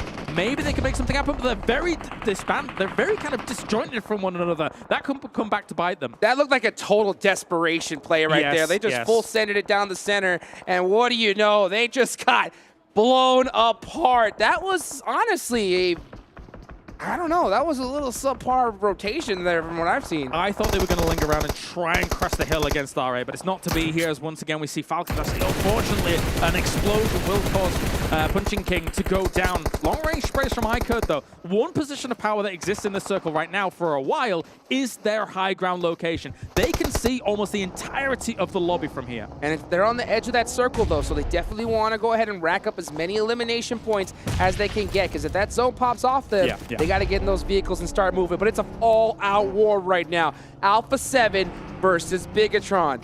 Very, very close on the leaderboards. Alpha7 trying to make up for their sloppy play in the early part of the day, but Alpha7 does normally start heating up at the end of these tournaments. Here we go. Revo pressing that field, going in with that DBS pre-fire, but not able to get the shot off. Yeah, decent pre-fire from the ump as well, though. Nice Molly. Molly will actually burn him up and also catch Mafioso, who's moving out to get things done. Alpha7's normally very good at these kinds of breaches, but there are supporting fire coming in against BTR, which is causing them problems from iKURD, which was the position of power we were mentioning. And iKURD just turned this fight around as those two knocks opened the door up for Alpha7, and Alpha7 ate Bigetron alive. I love the awareness from Alpha7 as well. They knew that they had help from these shots coming in from those windows. So as soon as they were able to eliminate them and then get onto those body boxes, instantly lie down. You can loot, you can keep out of the eye line from iKURD. And you could also write a check to iKURD as well. Oh, thank you, guys. Yeah, thank you. you. Yeah, definitely want to send that thank you note for there. Take it to the bank, baby. There's $1 million on the line. Every single point counts. As you can see, Carrillo looking to get some cheeky shots there, busting out that single fire M4 in the late game. Prestige and R8 now moving on through. They did have themselves that warehouse location, but they're going to have to fight up against Galacticos here. SK Ton with that able to do so much damage against them. The double stoppage here for Galacticos, unfortunately. Yeah, brutal, absolutely brutal. Let's take a look here at the map as FaZe Esports in 6th place prior to this one. They are dead center in a pretty good spot with 3 members up. They could definitely rack up some points on the board. But one team we haven't talked about in a second is DRS. DRS rocking the full lobby. Here they go. Looking, they have their eyes on R8, and R8 has been in big trouble this tournament. DRS has been very patient. We've been talking about the plight that they may face. Going for a spray, but honestly, whiffing that one. That was not the best, but the return will finish things off. So he recouped. 100%. He made up for that one. Yeah, my eyes are a little wide open, but he does get that finish. And R8, yeah, now you can see they realize this is DRS Gaming. They're starting to detract a little bit. Carry Boy is holding those crates, looking for a time to shine.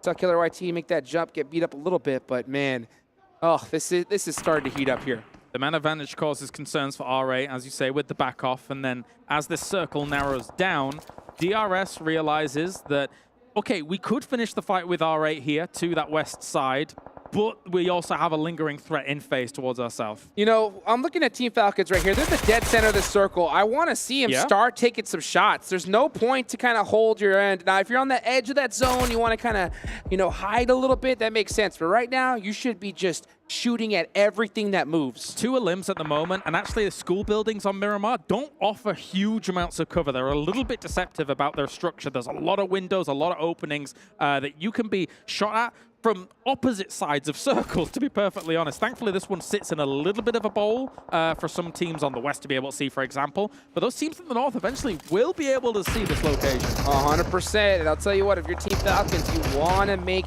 that wall of your M4 shots to tell teams, you know what, you don't even want to come near us right now, because you'll see as Alpha7, Mafioso getting in his US, he's making the push across as Team Falcons.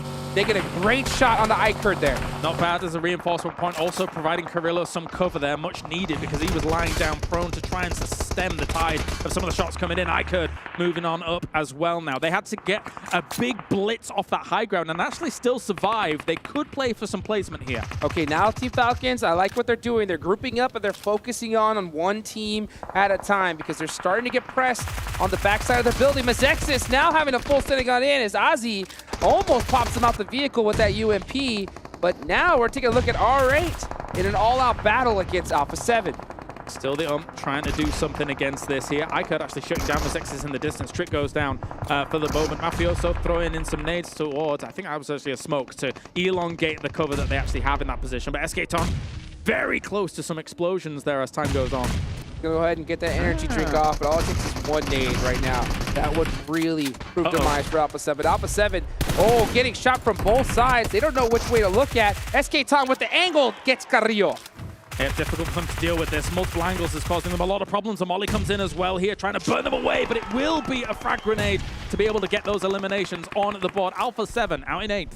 Got him, just like that. I mean, they got pinched in between 2 squads, and there was nothing they could do. Let's take a look at R8. R8 with 8 eliminations at the bottom of the leaderboards, but finally started to make a little bit of noise. I liked the disengage between R8 as well as DRS, because they realized neither team was really going to come out of there completely unscathed. But now, as time goes on here, DRS has a lot of work to be doing up in that northeast side to try and get themselves in a position to assault the Falcons location eventually. I was talking about this bowl. You can see the picture of it here and how it works out, but anybody coming into there is vulnerable for a good 5 or 6 seconds. 100%. I'll tell you what, this is a huge game for a lot of squads. You got Team Falcons, DRS Gaming in the middle of the pack here, but every team above them on the leaderboards is already knocked out. So this is their chance to catch up. They want to get a chicken dinner here and now. And with that bowl that I'm explaining about, that's why we're going to see quite a lot of edge play here from these teams, trying to skirt around, eliminate those teams on the edges, and then worry about Falcons later on. DRS is making a wrap on this northwest side, knowing that if you bomb it into where Falcons is, I think you probably lose all your members. And I'll tell you what, this is the kind of position where timing is everything. Agreed. If you take a battle just a little too early, you're going to get third-partied. A little too late, and then you're going to get gate-kept. So we'll see how they decide to make this happen. Inactive, trying to find an off angle. He wasn't expecting the unknown inside the back of that truck. And he was able to take him out here as Falcons. Oh, the hacks. Oh, yeah. I said, you know what? This is not a place I want to be. But Zex is completely pinched. Team Falcons doing a great job of picking them apart. Yeah, they knew exactly how to hold on against this wall. They've been here for a long time. They knew how to stage the defense because they've been planning it in their minds for the last 50 minutes or so. So now they realize, technically, iKURD is still down there, but they are very, very vulnerable. The toes! They see them through! Oh! TQ busting out the nail clippers, now blowing up the Marauder there. Unknown is in big trouble. Here comes Papa Blue, and that is going to be Unknown. Actually, he caught a reload right on time. Huge. Unknown hits the shots. Unknown ain't done yet. He's trying to push on up, seeing if he can do this. Is the one window of opportunity he has. Also, likewise, Falcons on the other side. We're dealing with all the other threats that we're lying around here in this bowl. So it's a perfect time for them to try and kind of shut things down. But iKURD, actually, considering how far Unknown has been able to push up against this, Falcon's got to be scarier. He needs to get the flush because he's currently feeding him information. This is very important. He needs to get the flush. He's the last player up there and currently last place. They need every point they can get. And you can see if he hits this nade, that would be absolutely insane. Just a little bit off the mark. Whoa. Steady. He said, you know what? I'm tired of this blue zone. I'm tired of you. Stop. Slow down. You keep pushing me. Yeah, okay. Oh, wow. If they're able to get the res on this, does he see The vehicle is just barely hiding his vision here. And also, Dplus KIA is going to get maybe a res on this. No. Gets spotted. That was so close. Now Dplus KIA have to get a fight going, but it's Team Falcons, and you can see the hype in their players. This squad is now in a solid position after this game.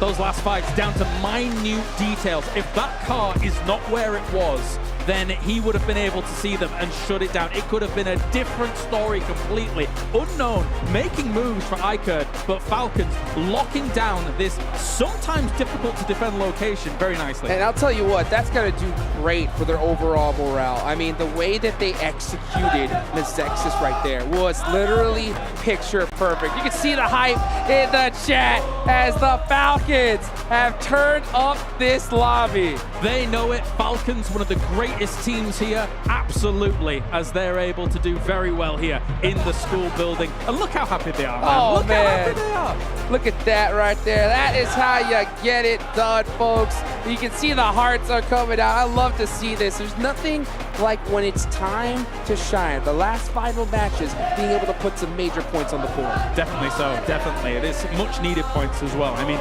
considering the way that they were holding that out, they could have easily put all their attention on iKURD, but they knew they had to keep a multiple front battle going on against Dplus KIA as well. Very important. And I'll give big props to Unknown, though. I mean, Unknown, like you mentioned, if somebody parked that Marauder just a couple feet in any other direction, Unknown could have taken out Team Falcons and they would have been out of there. But you know what? Hey, that's how you get it done. That's how you get it done? That's how you get it done, guys. Oh, yeah, that's right. We get it done. Y'all get it done. Don't worry. We'll be right back after this short break.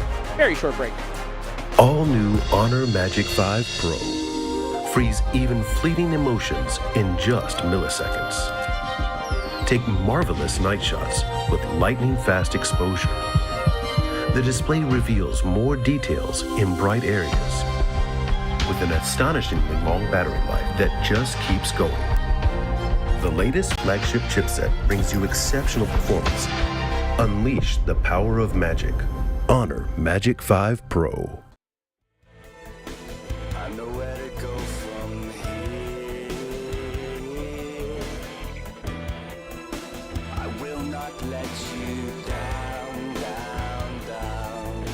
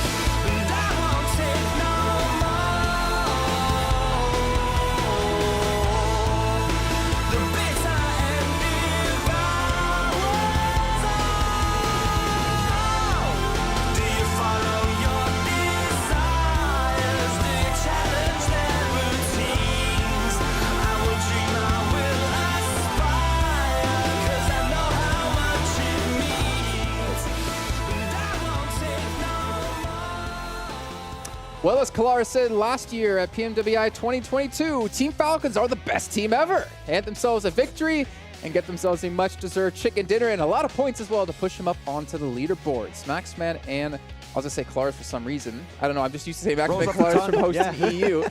7 in Maxman as we're going to break this one down here. A lot of teams that needed points, getting points. And I think that's one of the key takeaways from me in this last match. Falcons, iKURD has been a little bit silent. Dplus actually having their best game, actually, I do believe, entering from the western side, defending the teams exiting outside of Trumasera. But yeah, Falcons finally gave himself a win, and I had a great conversation with Asa, actually. Oh. Again? Yeah, we also, but Asa, and I asked him, how are you feeling good in this event? And great words, he did say, yes. And that was end of conversation. I remember. I remember. Because he doesn't speak English, but I was like, okay, thank you very much. That's very insightful. When was this interview? In a hotel, just a conversation before eating. The players' lounge. How are you feeling? Yes. Oh, cool. Okay, well, one thing for Team Falcons the last game. Circle 6. How do they even get access to that compound? Nobody decided to go over and actually take that compound. Falcon was like, you know what? Okay, we're just going to go in there. Started looking at it like, well, that's free. Let's just send it. Well, okay, so to be fair, right, STG did send a player in that direction, and I think he almost got to the compound, but then he got knocked, and he was the last player left alive. So I think maybe Falcons kind of noticed that. Maybe Falcons is actually the one to get the elimination. I couldn't really tell. And then once they saw that, they're like, all right, well, we can just send it there because we know there's no one else there. But then you have Mezexis towards like the southeast side, just kind of chilling, getting their tan on Miramar, like you and I at the hotel. Who? Really? Come on, bro. They didn't do anything. It's true. You're not wrong. Like, they were just sitting there. And there was another team that you were pointing out, too, that I think it was iKURD. iKURD. On that hilltop, they actually had more information than Mezexis and didn't do anything with it. They were in a position where they could apply pressures on teams down below, like Dplus, like Falcons, like Mezexis. Didn't make the most out of it. Luckily enough, Unknown did keep the hope alive for the team until the very end. But Falcons, despite getting in that position, I feel like other teams should have been there a lot earlier. They defended a position that is renowned for not being easy to defend, and especially that split, leaving TQ to defend the southern side and the two other players with Asa defending against Dplus. If you don't split, you have a third party happening. If you're pushing versus Dplus, then you're going to have Unknown coming in. If you're pushing versus Unknown, Dplus are going to start coming in. So I feel like that split was unfortunately necessary evil to make sure they can secure the game. And then we saw some of the other stuff, right, that we wanted to see out of the other teams. DRS being aggressive too. We saw them be willing to take on to FaZe. And actually, one of the best things that I saw, they got a knock on a player, and then everybody just decides to push towards them. I was like, yes, where has this DRS been? Because they were playing the tactic that we've been seeing out of them, the outer circle. And now they're starting to be more aggressive. This is what we want to see out of them. I hope it's not just for this match. I hope it's for the next match as well. I think it's a transition point. They're getting to the point where they understand we need to start being more aggressive when we get in those late game positions. Yeah, I mean, I know I criticized them a little bit before, saying like you got to have a good marriage between eliminations and placement points, and they've got the placements down. But to be fair, I think we see a lot of teams in the situations that they get into kind of play it slow because they realize they can pick up a lot of limbs towards the very end of the match. They don't need to do it early. They don't need to waste utility. They don't need to potentially lose a player in a situation they don't really want to, and then going towards those final zones with 4 players up. Yeah, I think we're being blinded right now because if I remember right, what you were thinking about is the reason why they played it too slow is because when they actually had those chances to take on those points, to get those extra points via elims, they weren't willing to take them. They were just willing to wait it out. For them to be actually willing to take those elim points here in this last match, that's what we've been wanting to see out of them. Yeah, which I think is fine. Like at the end of the day, sure, 10 points per chicken dinner has been reduced compared to the 15 we had like a year and a half ago. Yeah. But you still want to make it to the late game because if you have 4 players alive, teams that potentially took fights, they don't have the numbers, so you can just take that fight and potentially win it with just sheer numbers. Well, unless you're Gladiators. Unless you're Gladiators, then Matic is somewhere else. Yeah, well, you want to go into the final zones with just 3 people alive, and then you have a solid chance. I wanted to bring up iKURD, but you know what? We're actually going to be heading to a short break here to get things ready to go for our final match of the day. It's going to be our second Miramar. Then we'll talk about iKURD when we come back from that break. So we'll see you guys soon.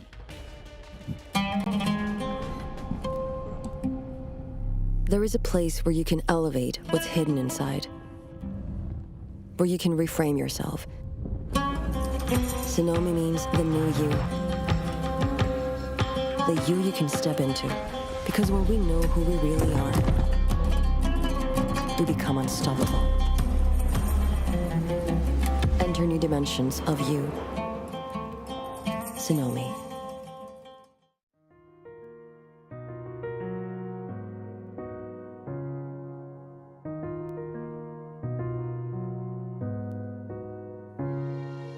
الحياة لحن ولأننا جزء من مقطوعة عظيمة تحركنا، تلمسنا، تصنع من لحظاتنا ذكريات بديعة.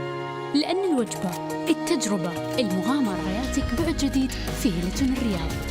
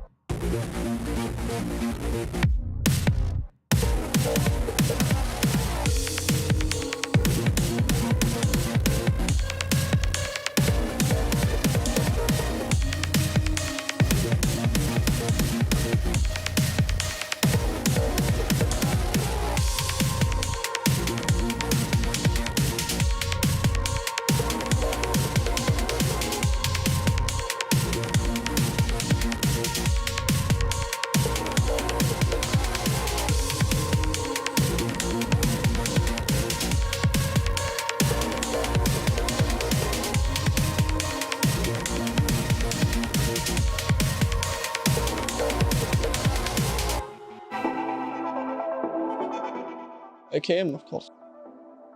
Offline. Sunhawk. Miramar. Bootcamp. Ridge, of course. Flagship. Now DBS, before UMB. AWM. That's it. All right, well, we are back here, ladies and gentlemen, to kick off the final match of the day. And it's going to be, of course, on Miramar here, as we're doing back-to-back Miramars. If you've missed out on today, we also had 3 Erangels in a row as well. Starting things off on Sanhok, which is 7 Worlds Gaming's favorite map. Yep. They didn't see it on camera. Do it again. Do it again. Wait for it. Wait for it. Come on. Push. Yep. Yeah, I mean, I guess we'll go with it. We're about to hop into the last match, but I did promise you guys before we got into the last match, when we come back from the break, we're going to talk about iKURD. Gentlemen, take it away. Unknown. Yeah. It's pretty good. You had like 7 minutes to prepare remarks. Yes. No. Okay. Pretty so good. They were playing in Trumasera for some portion of that game, and then they actually went south of Trumasera, which, as we know, is a high ground, elevated point, which gives you a lot of information on all the teams around you. So I said at some point they had info on Dplus, on Zexis, I believe it was, BTR, Gladiators, SGG, like all the teams that were kind of close to Trumasera. I feel like they didn't make much out of it, though. They didn't. Just to be critical on the team, they had a strong position, they had information, and they didn't make anything, and they were aggressive play, no rotations out of it. And I feel like they could have been the team to make the play Falcons did, because Falcons, in the first place, were behind iKURD, and they had no information and full center in the middle. iKURD could have been the team to be ahead of Falcons in the compound, and maybe the team that would have been securing the win at the end there. I do wonder how much damage they even output, right? Because they seem like they weren't even trying to get shots on anybody that maybe they could have gotten a shot on. In a position like that, you've got to be aggressive. Yeah. You've got to try and clear some space, because you're just allowing teams to survive as a 3-4-man team the way they did. If you leave teams alive and not taking any shots at anyone, they're going to be able to reposition in the circle, and the moment you transition down that cliff without cars, they had no cars, by the way, I believe, except maybe one for Unknown to make the shift at the late game. You're just going to get shot at by 3-4 full squad teams, and you're not going to survive. So I want to see more aggressivity from this team when they're in a position like that. More, wait, hold on, what? Aggressivity. Aggressive. Aggressivity. Croissant. Aggressivity. Huh. I don't actually know if that's a word, but you know what? If it isn't, I like it. I do like it. It's a French aggressivity. Aggressivity. I have another French word, but I can't say it. I just... Guitoun, agressivité. Je sais pas quoi dire. Okay. Okay, well, obviously, it's been tough for some teams. It's been better for other teams. Vampire, I want to bring them up again. I know we've been talking about them That was a tough match, though. They have kind of dropped off quite hard over the course of today. Now, obviously, you can't expect them to get 6 chicken dinners in a day, as they got the first 2. But I was expecting them to kind of carry that momentum forward throughout the rest of the day. I think Sir Tani said, okay, you guys can have one short game. Okay, you can have a break. Don't worry, I mean, we had a lot of breaks today. But yeah, still at the end of the day, you guys can relax a little bit. But no, Miramar, I think we stated it for Vampire, one of their top battlegrounds, at least in the past. I think it's just like a one game that just didn't go their way. I think it can be forgivable, so we can expect maybe unacceptable. Unacceptable? Unacceptable. How dare you? I believe we do have, actually, you guys are talking about like iKURD, and you're talking about Falcons and like damage and stuff like that. I believe we do have a head-to-head between these two teams to get an idea of how it did go in this last match. And to be fair, for iKURD, that's a lot of damage. That's actually more damage than I thought it was going to be. I thought they were going to be like maybe lower. Oh, but only got 5 elims with that. 2,000 damage, only 5 elims. But that's kind of expected, right? With the way that they were playing. They were in the high ground, so it was going to be hard for them to confirm any of those eliminations. But for them to be able to just output that kind of damage, it at least gives us a better sight and a bit of a different picture of what we were seeing from them, because every single time we saw them, they weren't really doing much. That's a lot of healing, actually. So despite being in such a strong position at the time, I'm surprised they took that much damage on the transition. So a little bit surprising, because if there's a fight that's been taken while they are on that ridge side, they should be winning it pretty easily. And for Team Falcons, it kind of showcases how important that compound was for them, right? They just got in there free, and they were able to take on those fights. Like you were saying, they were able to defend that, even though it's really hard to defend it. For them to have such a low healing, it goes to show the skill that they were able to put up in that last match. And Falcons were really passive until they got to the point of aiming for the compound. So they just didn't do too much. They held on to their resources. Those resources, which at the end ended up being so important for them to wrap up the game and to overwhelm Unknown from iKURD, and of course the side of Dplus to secure the win. Okay, well, obviously, it's been an extended day here, not only for us here on the show, but obviously the players, and that's something you have to keep in mind as well, that mental endurance. Fatigue. I mean, as I think all of us can agree, it's harder to do nothing than to do something over the course of a day. And for teams like this who have been having to, unfortunately, live with the downtime, it's difficult to stay focused. It's difficult to keep your focus ready to go and to kind of play at that same kind of level, which is why I kind of give extra credit to to Vampire Esports for being able to do that over the course. But it's getting tough for these teams. And I mean, 6 matches in a row, I think they're used to it. But over the course of, 6-7 hour period, that's where I think things become more difficult. I wonder if that extra time, though, it has allowed certain teams that do have the resources, right? Have the coach, have the analysts, too, if they haven't given them a little bit extra time to start adjusting right away. I'm not sure if they're allowed to during the downtime. I could be wrong. Yeah. I know in other esports I've worked, you're not allowed to discuss during that time when there's like technical problems. You have to stay quiet the entire time. That's just something to look into because that is an advantage, right? We always talk about how important having a coach or a manager or an analyst is. This could be the prime example of it if we have seen teams have a big turnaround. I mean, we've seen what BTR's been able to do already. They've been able to have a great turnaround in comparison to how they started off the day, right? Same goes for Alpha7, and we know that this is teams that do have that backing, do have those coaches that do a lot of research and analysts as well. So, you know what? I'll try to find that out for tomorrow, actually. Because in previous events, I know that players are usually talking with their coaches in between matches. Okay, I'll make you a deal. Well, I can make a deal. I'm gonna no, make the deal. Make the deal. You find that out by tomorrow. Otherwise, you have to follow me back on my socials finally. I've been working with this guy for, what, 4 years? 3-4 years? And almost every event, it's like, yeah, I'm going to follow you. Follow you soon. I said that has yet to do 7 it. people. Yeah. Quiet, Max. How about, I think all the time just unfollow Shake him. on it. Just shake on it. I don't want to touch your hand. I don't know what you're doing with it right now. I don't feel like I'm needed here. Just a back and forth between you guys. Let's just switch positions, Max. You're the host. I'll be the analyst. No, thank you. I think we've all seen how that goes. Well, you can see here, the players are getting ready. Looks like we're just about a minute away. We've done a little bit of predictions. And by little, I mean once. I want to hear a prediction for the victor in this final match. Ooh. I'm going back to i8. I want to see this team. There's no big expectations, right? But i8, if I can see a win from this team, I expect it to be on the Miramar, so I'm going to go for underhanded team. There you go. Really? Yes. Okay, let me go for my Let's go for Alpha7. Oh. No. I like that you actually heard it. You know what? Vampire Esports. I think they bounced back after that last match. Okay. Well, you know what I'm going to go with here? I'm going to give my little prediction. I'm going to go for Dplus. Oh. I feel like they've been kind of getting better throughout the day. They did have a good match. They've been playing well recently. I wanted to say Mezexus, but I just can't. Not yet. Not yet. I got to see something out of them. Again, I still feel like they have the potential to do so, but we're not going to know just yet. Yet? Or ever? Oh, jeez, come on. What? You know, we have to go back and work with them again. Isn't that your region? Come on. You covered PMWI. Can only brown nose so long for the region. Actually, I'm curious now, speaking of that. Is Alpha7 a team that you follow? No. Okay. What? I don't know. I would find that funny if you did. I followed Hot Jukes for like, what was it, a week? I think it was a week. Oh, too much. Too long. Yeah, that's when I used to rotate him around. Okay, well, you know what? We got to rotate around from the desk over to the commentators because the final match of the day is upon us. Kalaris and Hot Jukes, take it away. Woo! The rotation coming in hot. And now, here we are with the final match of the day. It's Miramar. Now, Kalaris, before we get this started, I want to talk about some stats, all right? Okay. So one thing I really like to look at is what really sets apart these top teams versus the teams that are struggling so far in this tournament. One, I got to mention right off the rip, is the amount of smokes used so far, okay? There is a huge disparity from the teams that are at the top of the leaderboards versus at the bottom. Vampire Esports have already thrown 94. 94? 94 smokes. Plus 5 games. That is right. Gladiators actually only thrown 47. So pretty big difference right there.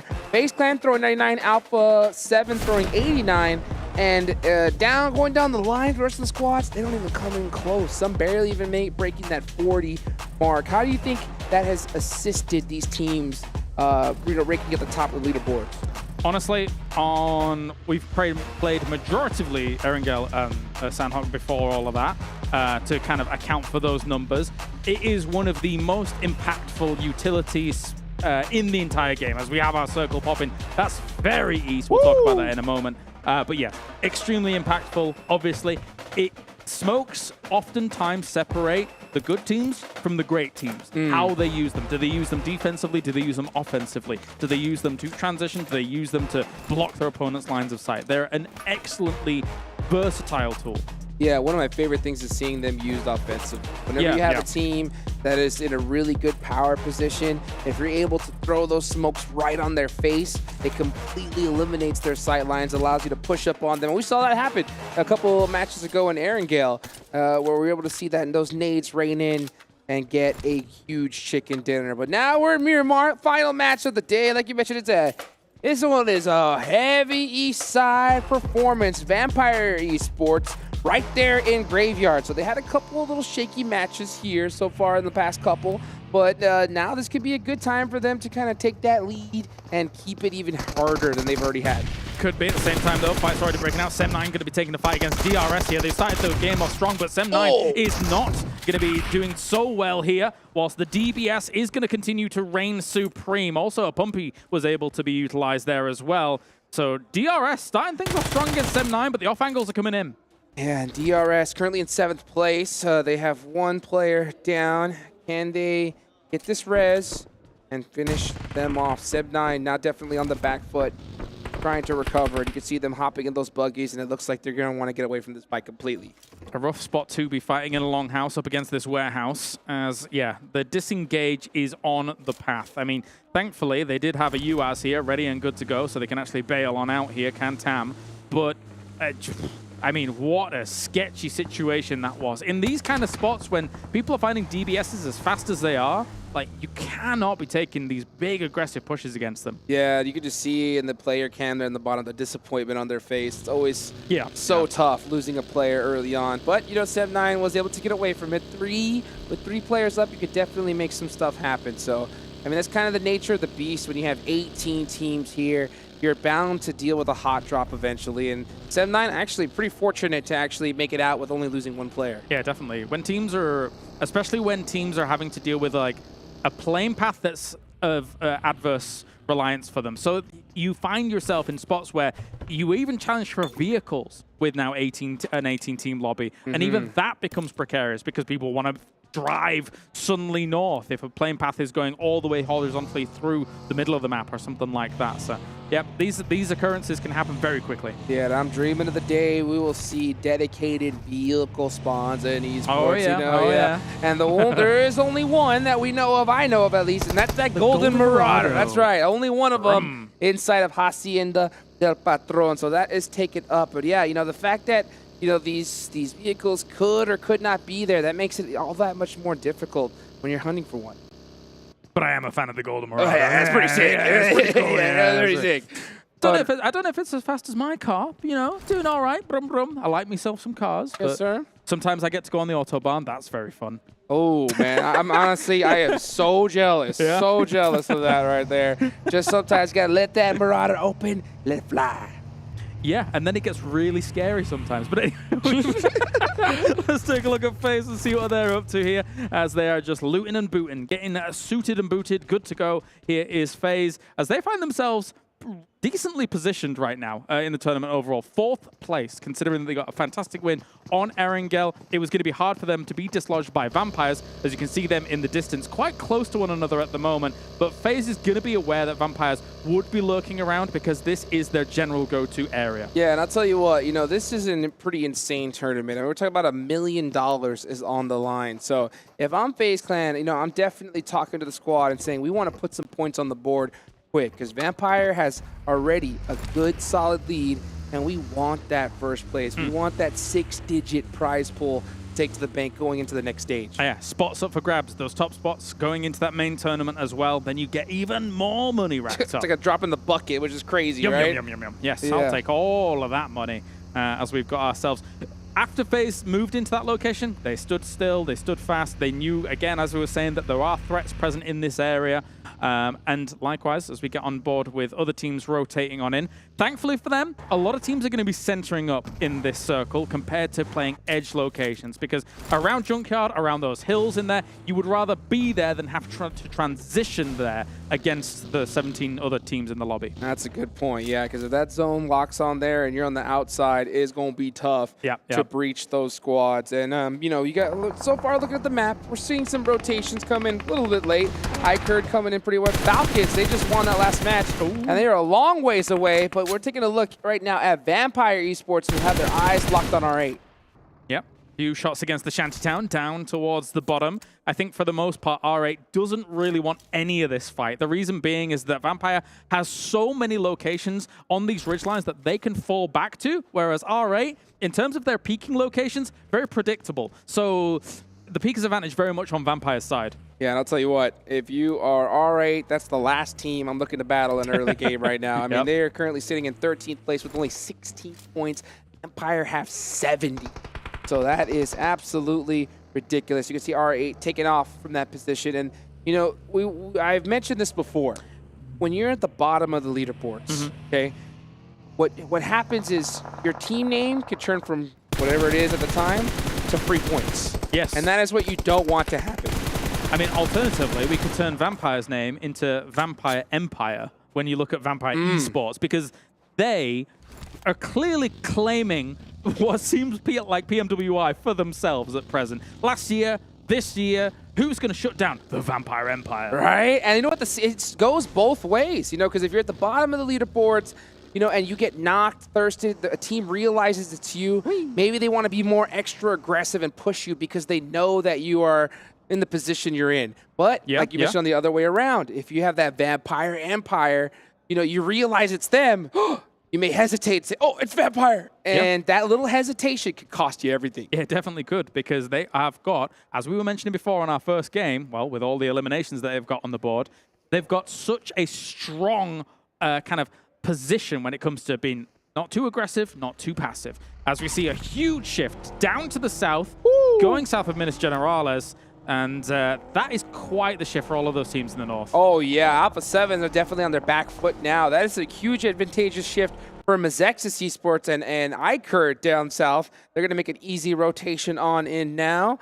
Dead center, you're going to have, it looks like Infinity IQ centering it up, FaZe Clan. And not to mention, right next to FaZe Clan, here comes that Vampire Empire right at the door. They will be knocking it down the doors here if you're not careful about it. As we take a look across the players here, looking to try and do something. Alpha7 looking very focused here in this game. They realize that adversity is going to be against them in this game. Obviously, 8th at the start of this tournament, not where Alpha7 wants to be, even though they're qualified into the main tournament already. They're kind of everywhere. But yes, they'll be looking for even more on the board for this one. Oh, yeah. They're looking to add a couple more items into that shopping cart, you know, and they're looking for that good old green, and there's a lot of cheddar to be had here in this stage. Right. And honestly, one of those items could quite easily be a free pass on this eastern side. If you're looking at how they could rotate down north of Impala, right now there's not really any threats that are going to be posing that kind of entrance point a problem. So Alpha7 could get quite fortunate here. And I'll tell you what, this team is the king of just edging on in when they're in a bad position. They kind of have a really... I talked to their coach before this tournament, and the amount of research that these guys do and work, the hours that they put in, honestly, it's almost second to none. And you can just tell that research paying off. They do not do anything by accident. I mean, it shows in your region, right? Oh, yeah. You see it. You see it come to fruition. You see it come to the battlegrounds. And Alpha7, always an extreme force on the battleground. But for now, there's a little bit of a lull in the action here as all the teams, there were a lot of teams in the south that were already kind of centered up in these hills. Kind of east of La Bendita is a little bit open. So the teams over there, like Infinity, for example, just with a 2-2 split, want to be a bit careful. But yes, everyone still just making the rotates. Yeah, everyone just trying to be able to get it to that late game safe and sound. So far, you know, we're into stage 2. Only 2 people have been eliminated from this lobby, so this zone is going to be hectic. A quiet game to start things, but yeah, that only makes it more crazy later on, right? Yeah, you know what? I've talked about this before. I call it the hot jukes excuse card. Okay. Right? Do you use it a lot? I do use it when needed. Okay. Right? And I'll tell you what, when it comes to these teams, I allow them only a couple of punches on it, right? Some more than others, all right? One punch I will give is, you know what? First game, day one. You know, you got the nerves. That's a decent excuse. You got things going on. You know, I can go ahead and I can punch that for you. But coming into tomorrow, that's going to be punched out, and you can't use it again. So you got to come in heavy, and you got to make those adjustments. And I think because we see so many players alive right now, we can see them start to get a little bit more comfortable.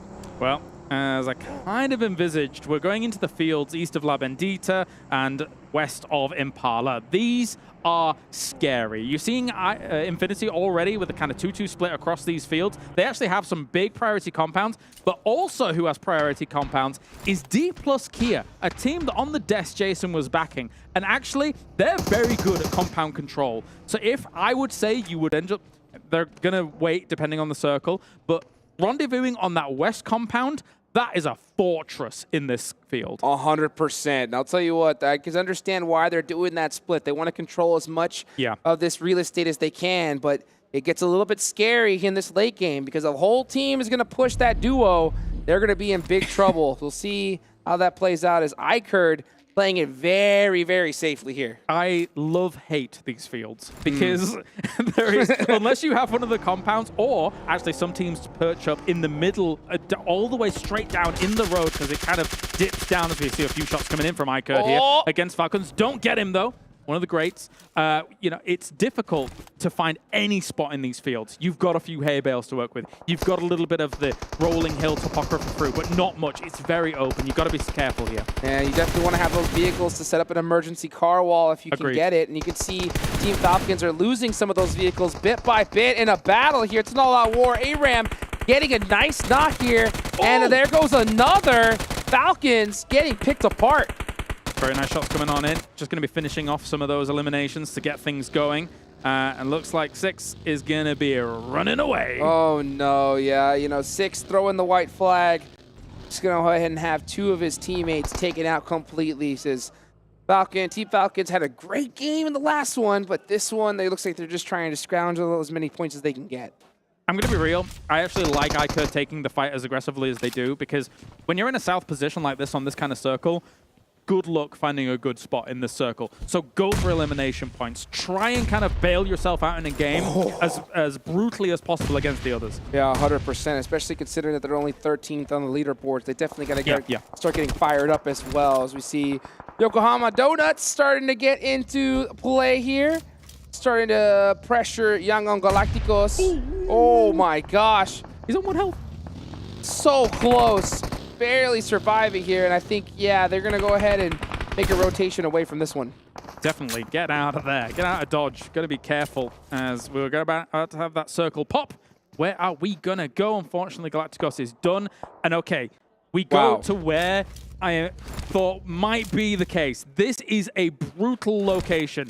We're going to see now Dplus KIA rendezvous where I was kind of anticipating them, but there are going to be other teams trying to move on this. Sometimes you can be here too early.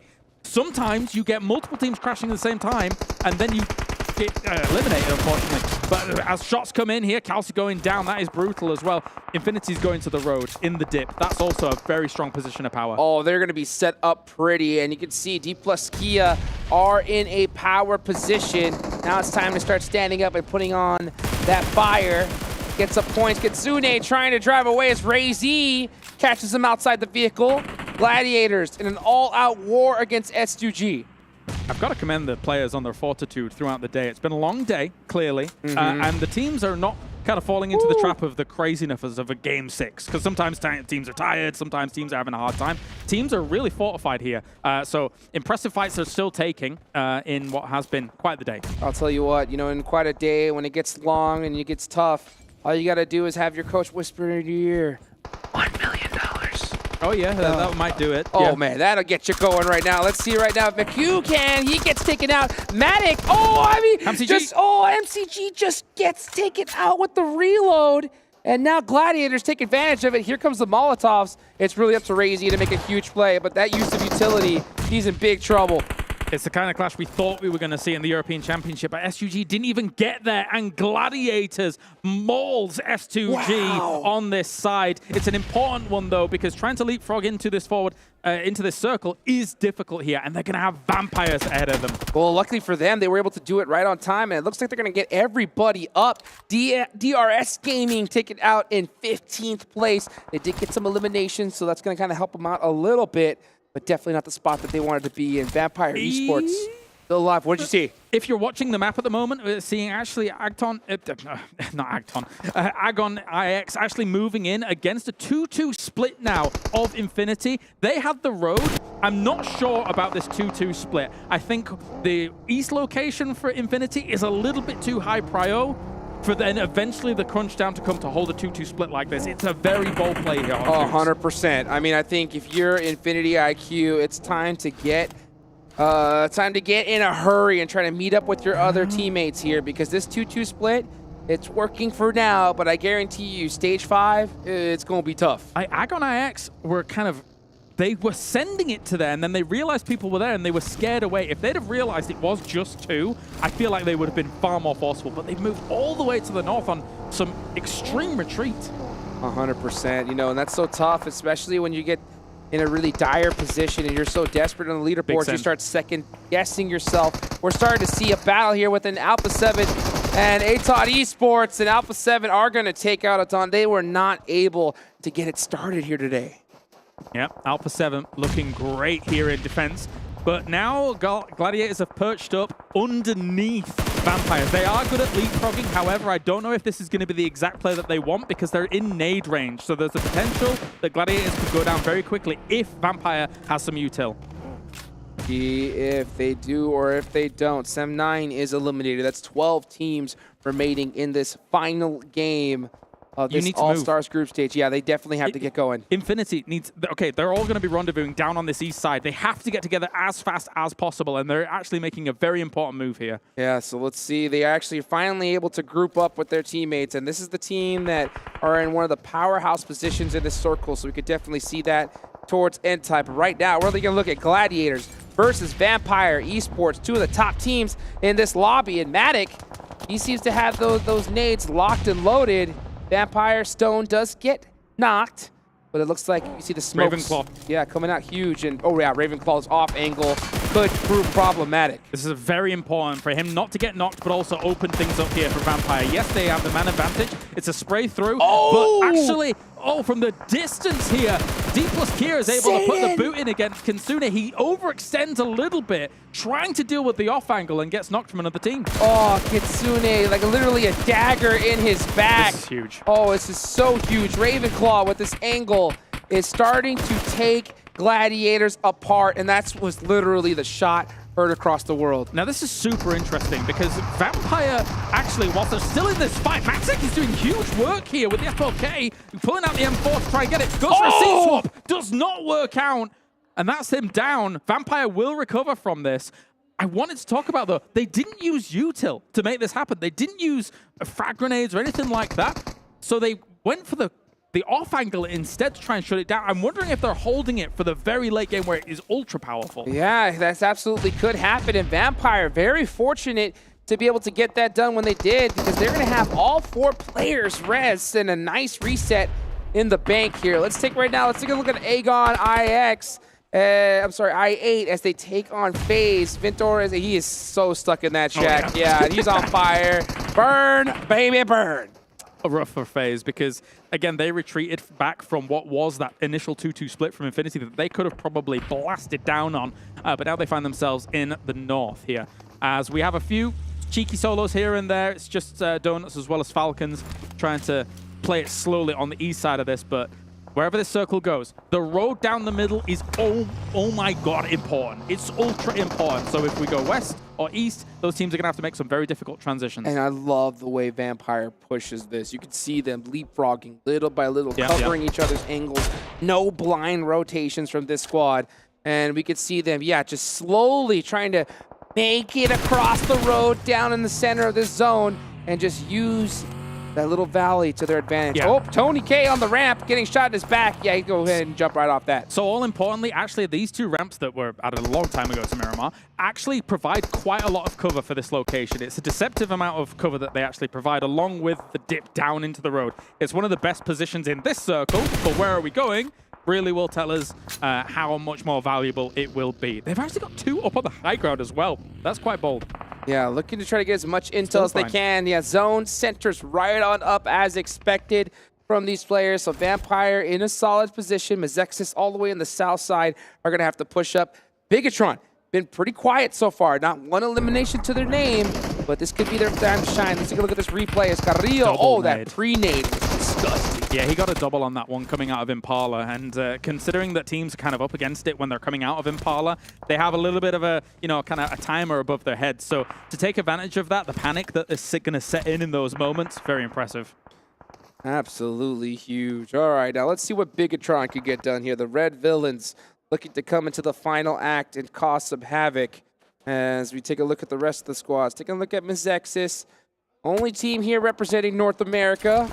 Not having the best start so far, but we've seen some signs of life here and there from them. Mazexis and iKURD have been fortunate that the south of this road has been in play for as long as it has, because trying to make those transitions is scary, as we now see. Some repositions, some shuffling. You can still see them holding on is Dplus KIA over on this west side of this compound, but now it's out. So that makes it hard, as these two teams were bound to clash eventually. Hacks with a huge shot there, but gets knocked in return, and Unknown is really close here, so iKURD definitely had the advantage. As you even see U-High from Bigetron picking up some points on the side, and iKURD able to get the res off. Not bad, not bad. There are still guns trained on him, though. Here comes the reinforcements to try and make it work. It's a bold play, Cotton, but it's going to work on out here as they get taken out in turn. That's a really nice push, but they don't realize lurking below is Unknown. Bye-bye. Inactive, eating that nade. Unknown just waiting for him, and that was a little bit of a revenge nade right there. Two of his players taken out because of him. And Inactive, he's going to get outside of the shack, possibly hoping for his teammate to get a res off, and he might just be able to do it. We haven't seen it yet, but how good is BTR's car for where they are right now? They've been able to send it through to the middle, but it's not exactly the most defended location. So I'm hoping they have a few more vehicles to provide them a little bit of cover in that middle spot. But we'll see as time goes on once it pops up. Oh, yeah. We're going to start seeing Bigetron turn things up so far. Yeah, no eliminations yet, but they are just all about that position. And let's take a look at Falcon Esports, their final player in the smoke, and somehow every single nade has missed them so far. This Molotov is going to be hurt. It's going to hurt, though. It's the two solos. The two solos going head-to-head here, or nade-to-nade, whatever it may be. Actually, it's just a single person's nade. Let's be real. It's nade to shimmy right now. Run away. That's right. Six, just full lay-down mode. Now he's like, now he finally throws another smoke out. He's like, yeah, take some of this action. He's got a DBS, though. Battle back and forth. It's UMP is the victor here this time. Sometimes it go be that way. Yeah. Be like that. Sometimes that happens. Naoto saving things here for Donuts. Meanwhile, okay, so BTR has not only their vehicles, but also a little bit of a shack to work with. As iKURD here just peeking on over, actually, and trying to get some cheeky pot shots off, but not to be the case. Yeah, Bigetron, they're in a good position so far, but it is a little bit scary because all eyes are on them. It's open, yeah. Yeah, next zone does pop, and I believe Bigetron is barely into this one. So they're going to be able to survive for a little bit longer, but having to leave that position is going to be so tough. There's a few eventualities here. Technically, Vampire could still continue to hold and play that kind of roadside. I'm still very impressed that they're able to hold the split on the high ground as well. You can see the shots coming in from AGONxI8. Sorry, I've done the same as you. AGONxI8, as we do, trying to look on over against them from a kind of a long-range position, but not to be the case. BTR, hay bales abound. You can see here the trucks, very important for extra cover. What a shot. Literally X marks the spot right there as U-High takes down Unknown. And we're going to start seeing some push. Dplus KIA pushing up onto Vampire. Oh, tried to catch him slipping, but Vampire split. Just 2 on point.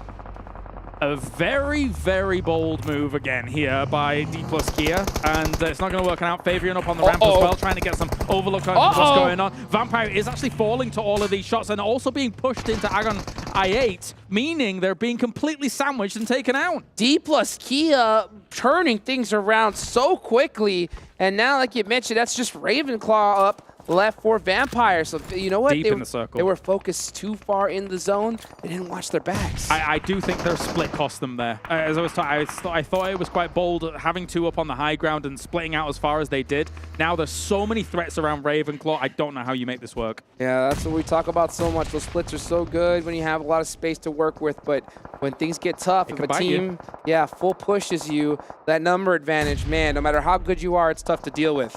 BTR is actually rotating up north here to try and dislodge Dplus KIA. And actually, they're going to take Fabian straight away. They see the car moving in the distance as well. Going for the second spray on towards him. Trying to shut it down. Here comes BTR completely reinforcing, but the spray's not enough for Dplus. Oh my gosh, Genfoss is not able to hit those shots with that Scar.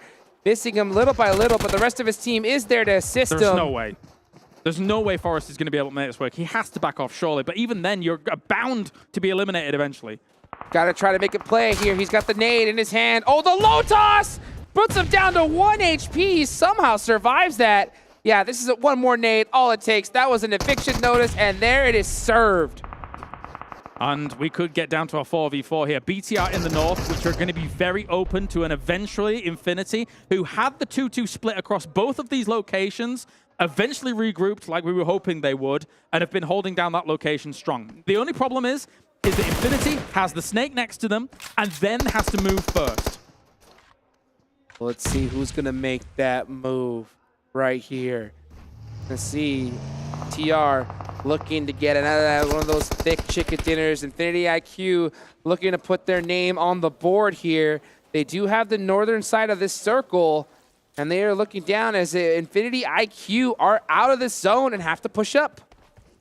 They are, and how many vehicles do they have to work with? It looks like 2 in the distance at the moment. Looking for an angle. They need to find something. They need to try and find an off angle, but Valak is actually going to start things on Infinity IQ. This is huge for Bigetron in the end. Oh, they can go and just third party this like crazy, and you can just see Valak has definitely made the weight of this rotation that much heavier for Infinity IQ. They go through, sees him as well. Actually saw his head pop up there. So you're going to try and molly this out, and he now has a real timer against him. Almost caught by that. So close. Tries to go for it. Will he go for a flush? Will he go for a quick flush? Got him! Valak wants that point. Does he get it? He doesn't. He will. Oh, I believe he just might. I think he bled out. With the blues. Oh. No, it's stolen. It was stolen. Bigetron say, we want all these points. This is looking like it is in the bag. Bigetron Esports about to pull out this huge chicken dinner. Bigetron Red Villains about to abduct a second chicken dinner on the day here, as looking at how they're able to deal with this, moving on up against it. Infinity is trying to play it out, but it's not going to be enough. The blue pushes out. It's Bigetron Red Villains here with the 2-piece for the day. Take it to the bank. Another huge victory for them. 19 total points, as that was the end of the final game here today. The sparks are flying. I mean, what more could you ask for? I think what stood out to me was not entirely the gunplay, it was the decision-making on where they were going to make the moves happen. When they moved to those hay bales and created the car fort that I was mentioning that was not on, you couldn't see it for a little while, but it was very, very important. You have to be mindful about how many angles those hay bales have open to them. So creating the car fort, important. Making the move north against Dplus KIA, also very important to seize a position of strength. You know, that was a textbook showing of just how condition is everything. Bigetron was so quiet in that early game. 0 eliminations for almost the totality of that match. Just hunting down that perfect position like you talked about, and then once they got it locked down, they stood up, started putting in that work, and got the chicken dinner. I think what's really so impressive to me is the fact that, honestly, there are the compounds that I was talking about. The Dplus KIA compound on the west, the Infinity position on the east, and also the road position on the north. Those 3 positions are absolutely 9.9 times out of 10. That's where I'm going in this circle.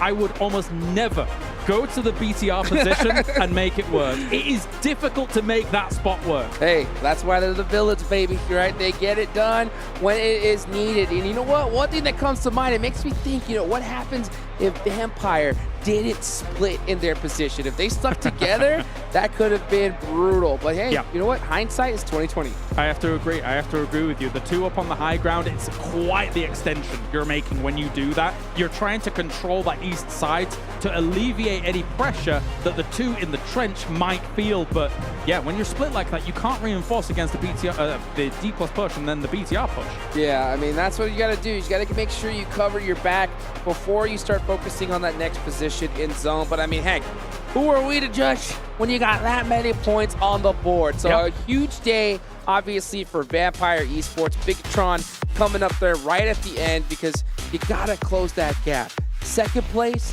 third place, big differences in money going down the line, and you definitely want to get that golden ticket for that first place prize. A great overlook here for Genforce to be able to shut this thing down.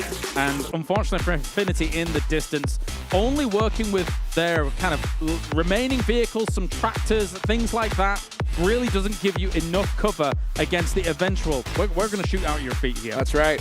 Gotta give, you know, popping the toes right there at the end. That's how you get it done. I mean, these angles, these peaks, these guys, this is a whole nother level right here. So here in the All-Star group stage, we can just see our buddy coming on out. Let's see what he has to say. The PUBG Mobile World Invitational Allstars Stage is over. Thank you so much to everyone who took part in creating this competition, to the players, to the talent, to production, for building all of this. You have all been absolutely brilliant, but especially to those of you at home, the fans, for watching and supporting your favorite teams throughout. And please do continue to do so throughout this competition. We're going to be back here tomorrow at the same time. My name is Banks, and this is Atik. And let's head back over to the studio to round out the day.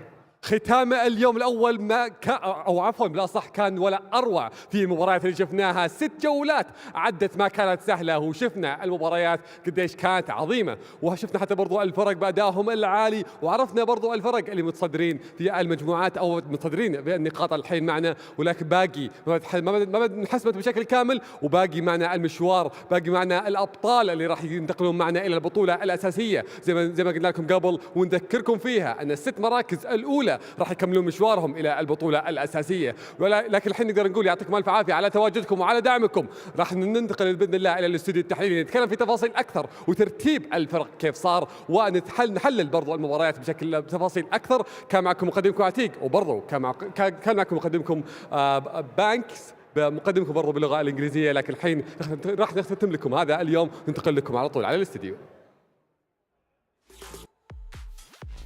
One of those responses was a lot longer than the others. We're going to be clubbing it up here in the post-show for the day.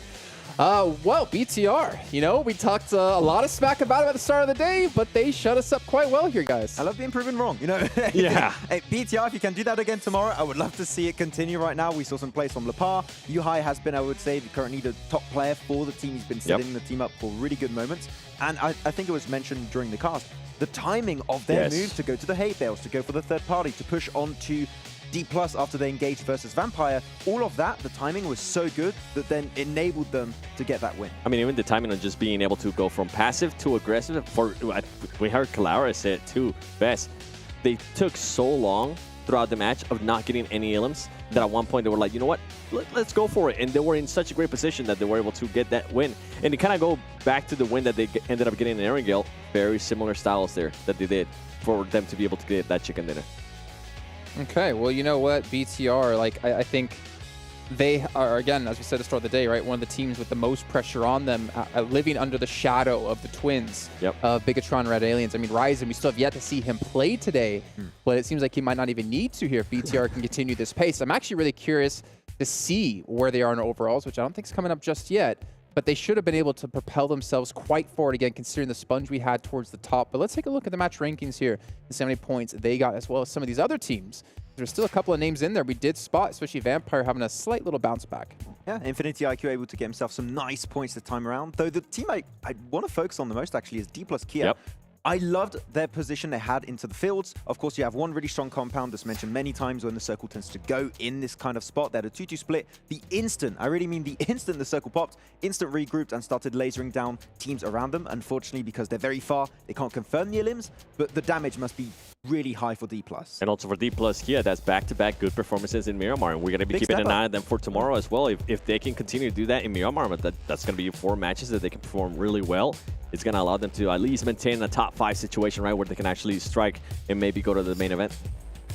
Main event, that is still quite a few days away. Well, 2 more days away, unfortunately. But this is starting to set up some teams extremely well. Yep. I did want to talk about 2 teams in particular. I was mentioning to you, Max, that we had like a Vampire GG standoff.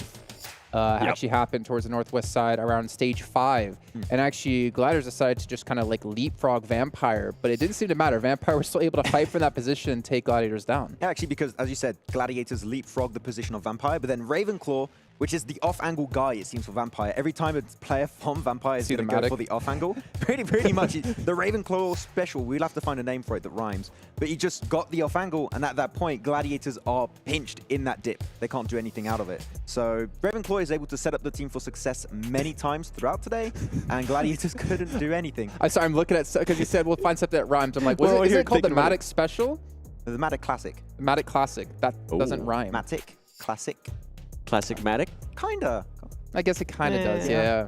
We'll let you think of it. We'll work on it. Yeah, we'll work on it. We'll brainstorm something. It was surprising, though, that GG decided to just kind of gatekeep them right after they leapfrog them. I thought they were going to maybe go towards the circle, and they decided to just hold off and try to get on that fight, and it completely backfired there with Vampire Esports. Which I can understand. If you do clear Vampire Esports, you get access to a little bit of a, not really, like, kind of a Ridge. You get access to a Ridge, which is really strong when you have teams against you like Dplus on the other side. You're going to be having teams like BTR, far in the distance, Infinity IQ. So if you do clear Vampire, you are able to get information for pretty much free and think of your next move. But the fact that they lose the fight, then, well, they're dead. Yeah. Of course, this post-match is brought to you by STC Play, as well as we're breaking down the last game. And, you know, Dplus, that was the team that I had predicted to win.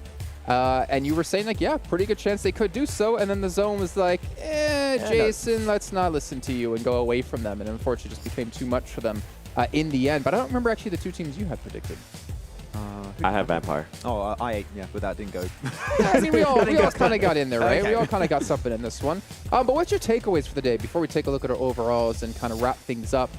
What's your takeaway? Strength of the teams? How you feeling about this whole thing? And of course, got Vampire, right? But I would say, as you stated already for Dplus KIA, that comeback towards the end, we wanted to see this team do really well. I want to see if we can see more from Donuts Varel in particular, but that Dplus KIA has initiated that comeback. I want to see if that can translate in day 2 and hopefully for a spot for them to qualify in the main event. Mine has to be positioning. I mean, going from Vampire wins, the way they were able to position themselves in a great spot, and then same with BTR, it comes down to the way they position themselves for those final circles. And I think a lot of teams are going to go back and look at it and be like, you know what, we actually don't have to get eliminations early on. Let's try to just keep all our 4 players alive. Let's get a good position and then start either third-partying or start fragging out. That, so far, it's pretty much won 4 out of the 6 matches today. Yeah. Actually, one other team I'd like to bring up at the end here is DRS, that we said was very macro-focused, very focused on getting into the late game, but not really focusing on eliminations. We have seen a slow but steady shift throughout the day, which I do appreciate, and I want to see that continue throughout the next 2 days here in the qualification phase. I want to continue to see it too, but then it's kind of starting to backfire, right? They can't find that perfect marriage. They either really perform really well in placement points, and the elims kind of hinder, and then vice versa here towards the end, DRS started being that aggressive that we wanted to see, right? But then the placement points started backfiring there too. Yeah, they're still looking really strong, but I think it's just taking time to make that adaptation. We can't expect all of these changes to be made on one day, so tomorrow that's why I'm excited to find that great kind of equilibrium. I mean, even today, we saw some great adjustments from some teams already, so can't wait to see what's going to happen tomorrow after get a lot of time there to go bot review. Well, speaking of tomorrow, we'll get there just shortly, but before we get there, when I bring us up into our save of the day, brought to you by Dr. Suleiman Al-Habib. And I'm actually curious what it is, because we don't know what it is just yet, but I'm curious on what's going to be going down here and who's going to be saving who. Keep in mind, going into the main event, this is going to be important because it could win you money. Yeah, we only got the res. Actually, that was huge because the fact that they got themselves the res, they're able to take the fight after that versus Dplus and also keep the 1 player away from iKURD, and then the off angle, boom, takes him down. Then full focus onto Dplus. No way you lose that chicken dinner. Okay, yeah. I'll take that. Yeah, I'll take that. I think it's a good But play. at first, I wasn't sure where it was going with, but that was a nice play. You got the res, but you got all the elims after. Yeah. That's what Let me I do know. the job. It wasn't saving. Well, it was saving his teammate that saved the day, because then him and his teammate just like. Yeah, start spraying. Yeah. And then he started blasting. I think we have MVPs. I think we have overalls. I want to go to one of these here because I want to see like where the teams fit. Not yet. Oh. Maybe. Do you want to see it? Yes. Do you want to be host? Take a guess. I don't know if we're on MVP yet or overalls. Okay. Okay. So I heard MVP. So I guess you can give us your predictions. Stoned. Okay. Fair enough. Stone. TiXi was second top fragger before this previous game. I think that's changed a little bit. He did slow down, though. It's not enough. He slowed down there He at did. the end. Yeah. But I think the way in agreement that Stone should be there. I think after the first 2 matches, Stone had like 10 elims, and then after that, you can see the slowdown of Vampire Esports starting to affect it. But the good turnaround of that was that we started seeing some of the other players from Vampire Esports also within those top leaderboards, right? Yeah, I think we had Tony Clay, Tony Clay, Tony Clay, Tony K, Tony Clay and his brother Tony Tell K. me more, Bob Ross. Tony K and Schwetz. Started to do well. Okay, well, you know what? Let's take a look at our MVP brought to you by KIA, because I am curious who it's going to be as well. What? How can you go against I'm so sorry. the TiXi supremacy? Okay. You forgot about his damage. He was far ahead of everyone in damage. Blasting. Yeah, okay. That's a TiXi lot of supremacy, elims. I want to see in the Wow. chat right now. Like, he has been shredding it towards the end of the day in particular. He's been doing so well. I still thought Stoned was going to be up there, but I guess that damage on at the end was there to just push him up on first place. What's impressive to me is like not just damage, that he's actually being able to convert all that damage into 2 elims per match. That's impressive. Also, not as impressive survival time. I do want to see that a little bit higher, because imagine if he's in those end game situations, right? Being able to put up at least 2 elims. I can see that going up even more. The team as a whole does tend to make it to the late game, but it's not always the same player. So Yeah. it does reduce it quite a bit. Yeah. Yep. Yeah, true. What about overalls, though? I want to get into that as soon as possible, because, again, we've seen a lot of movement. We've seen a lot of soaking when it comes towards the top of the leaderboards. You could probably expect Vampire to still be there, but we're... Ooh.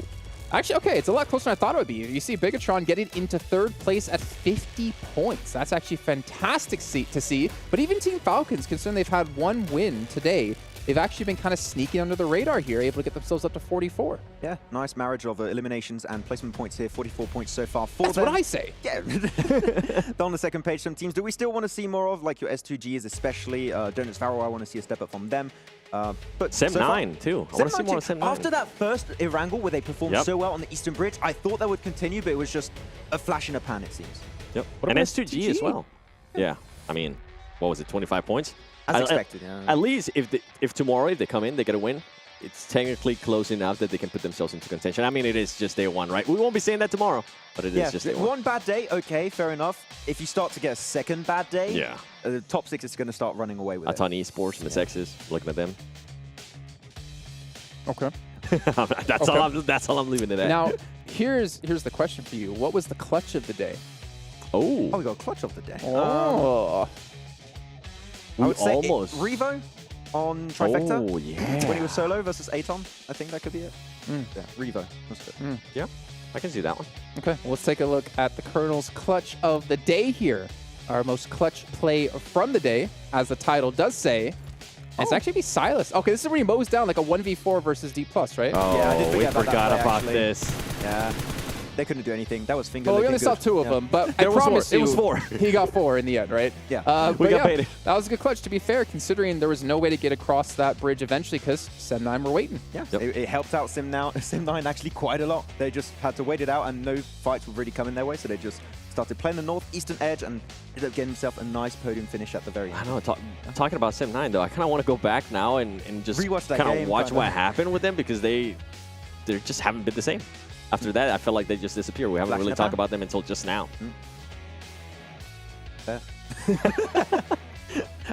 We do want to see We're more from agreeing, Sim9. we're agreeing. I'm hoping they're going to come back after today and see, okay, that one game worked out great, why? And just try and figure that out and hopefully be more consistent throughout tomorrow, because outside of that one game, I mean, yeah, as you said, I can't recall one That's the only standout time. game. Yeah. So they didn't make in like top 5s throughout those following 5 matches. Yep. Yeah.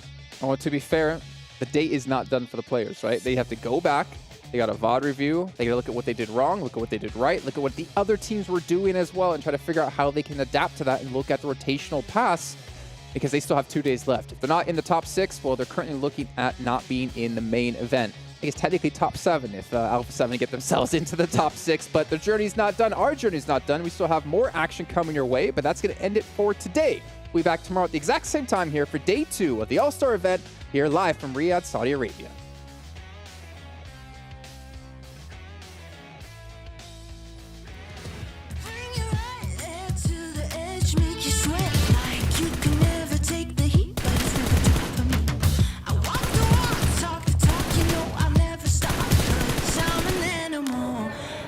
Laugh it off. I can see it in your eyes, I can feel you watching. Got your hooks, got you right where I know I want you. Playing a switch, I'm a mystery, but you love it. Hook, line, sinker, follow the leader.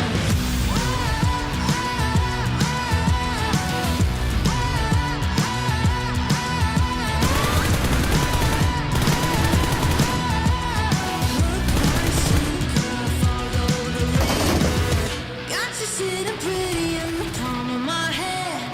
Got you busy, got you missing me, can't stand. Got you desperate, got you wondering where I'm at. If I'll call you again. Got you sitting pretty in the palm of my hand. Got you busy, got you missing me, can't stand.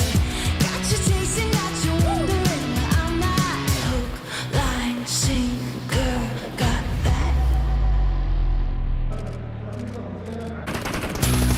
See it in your eyes, I can feel you watching. Got your hooks, got you right where I know I want you.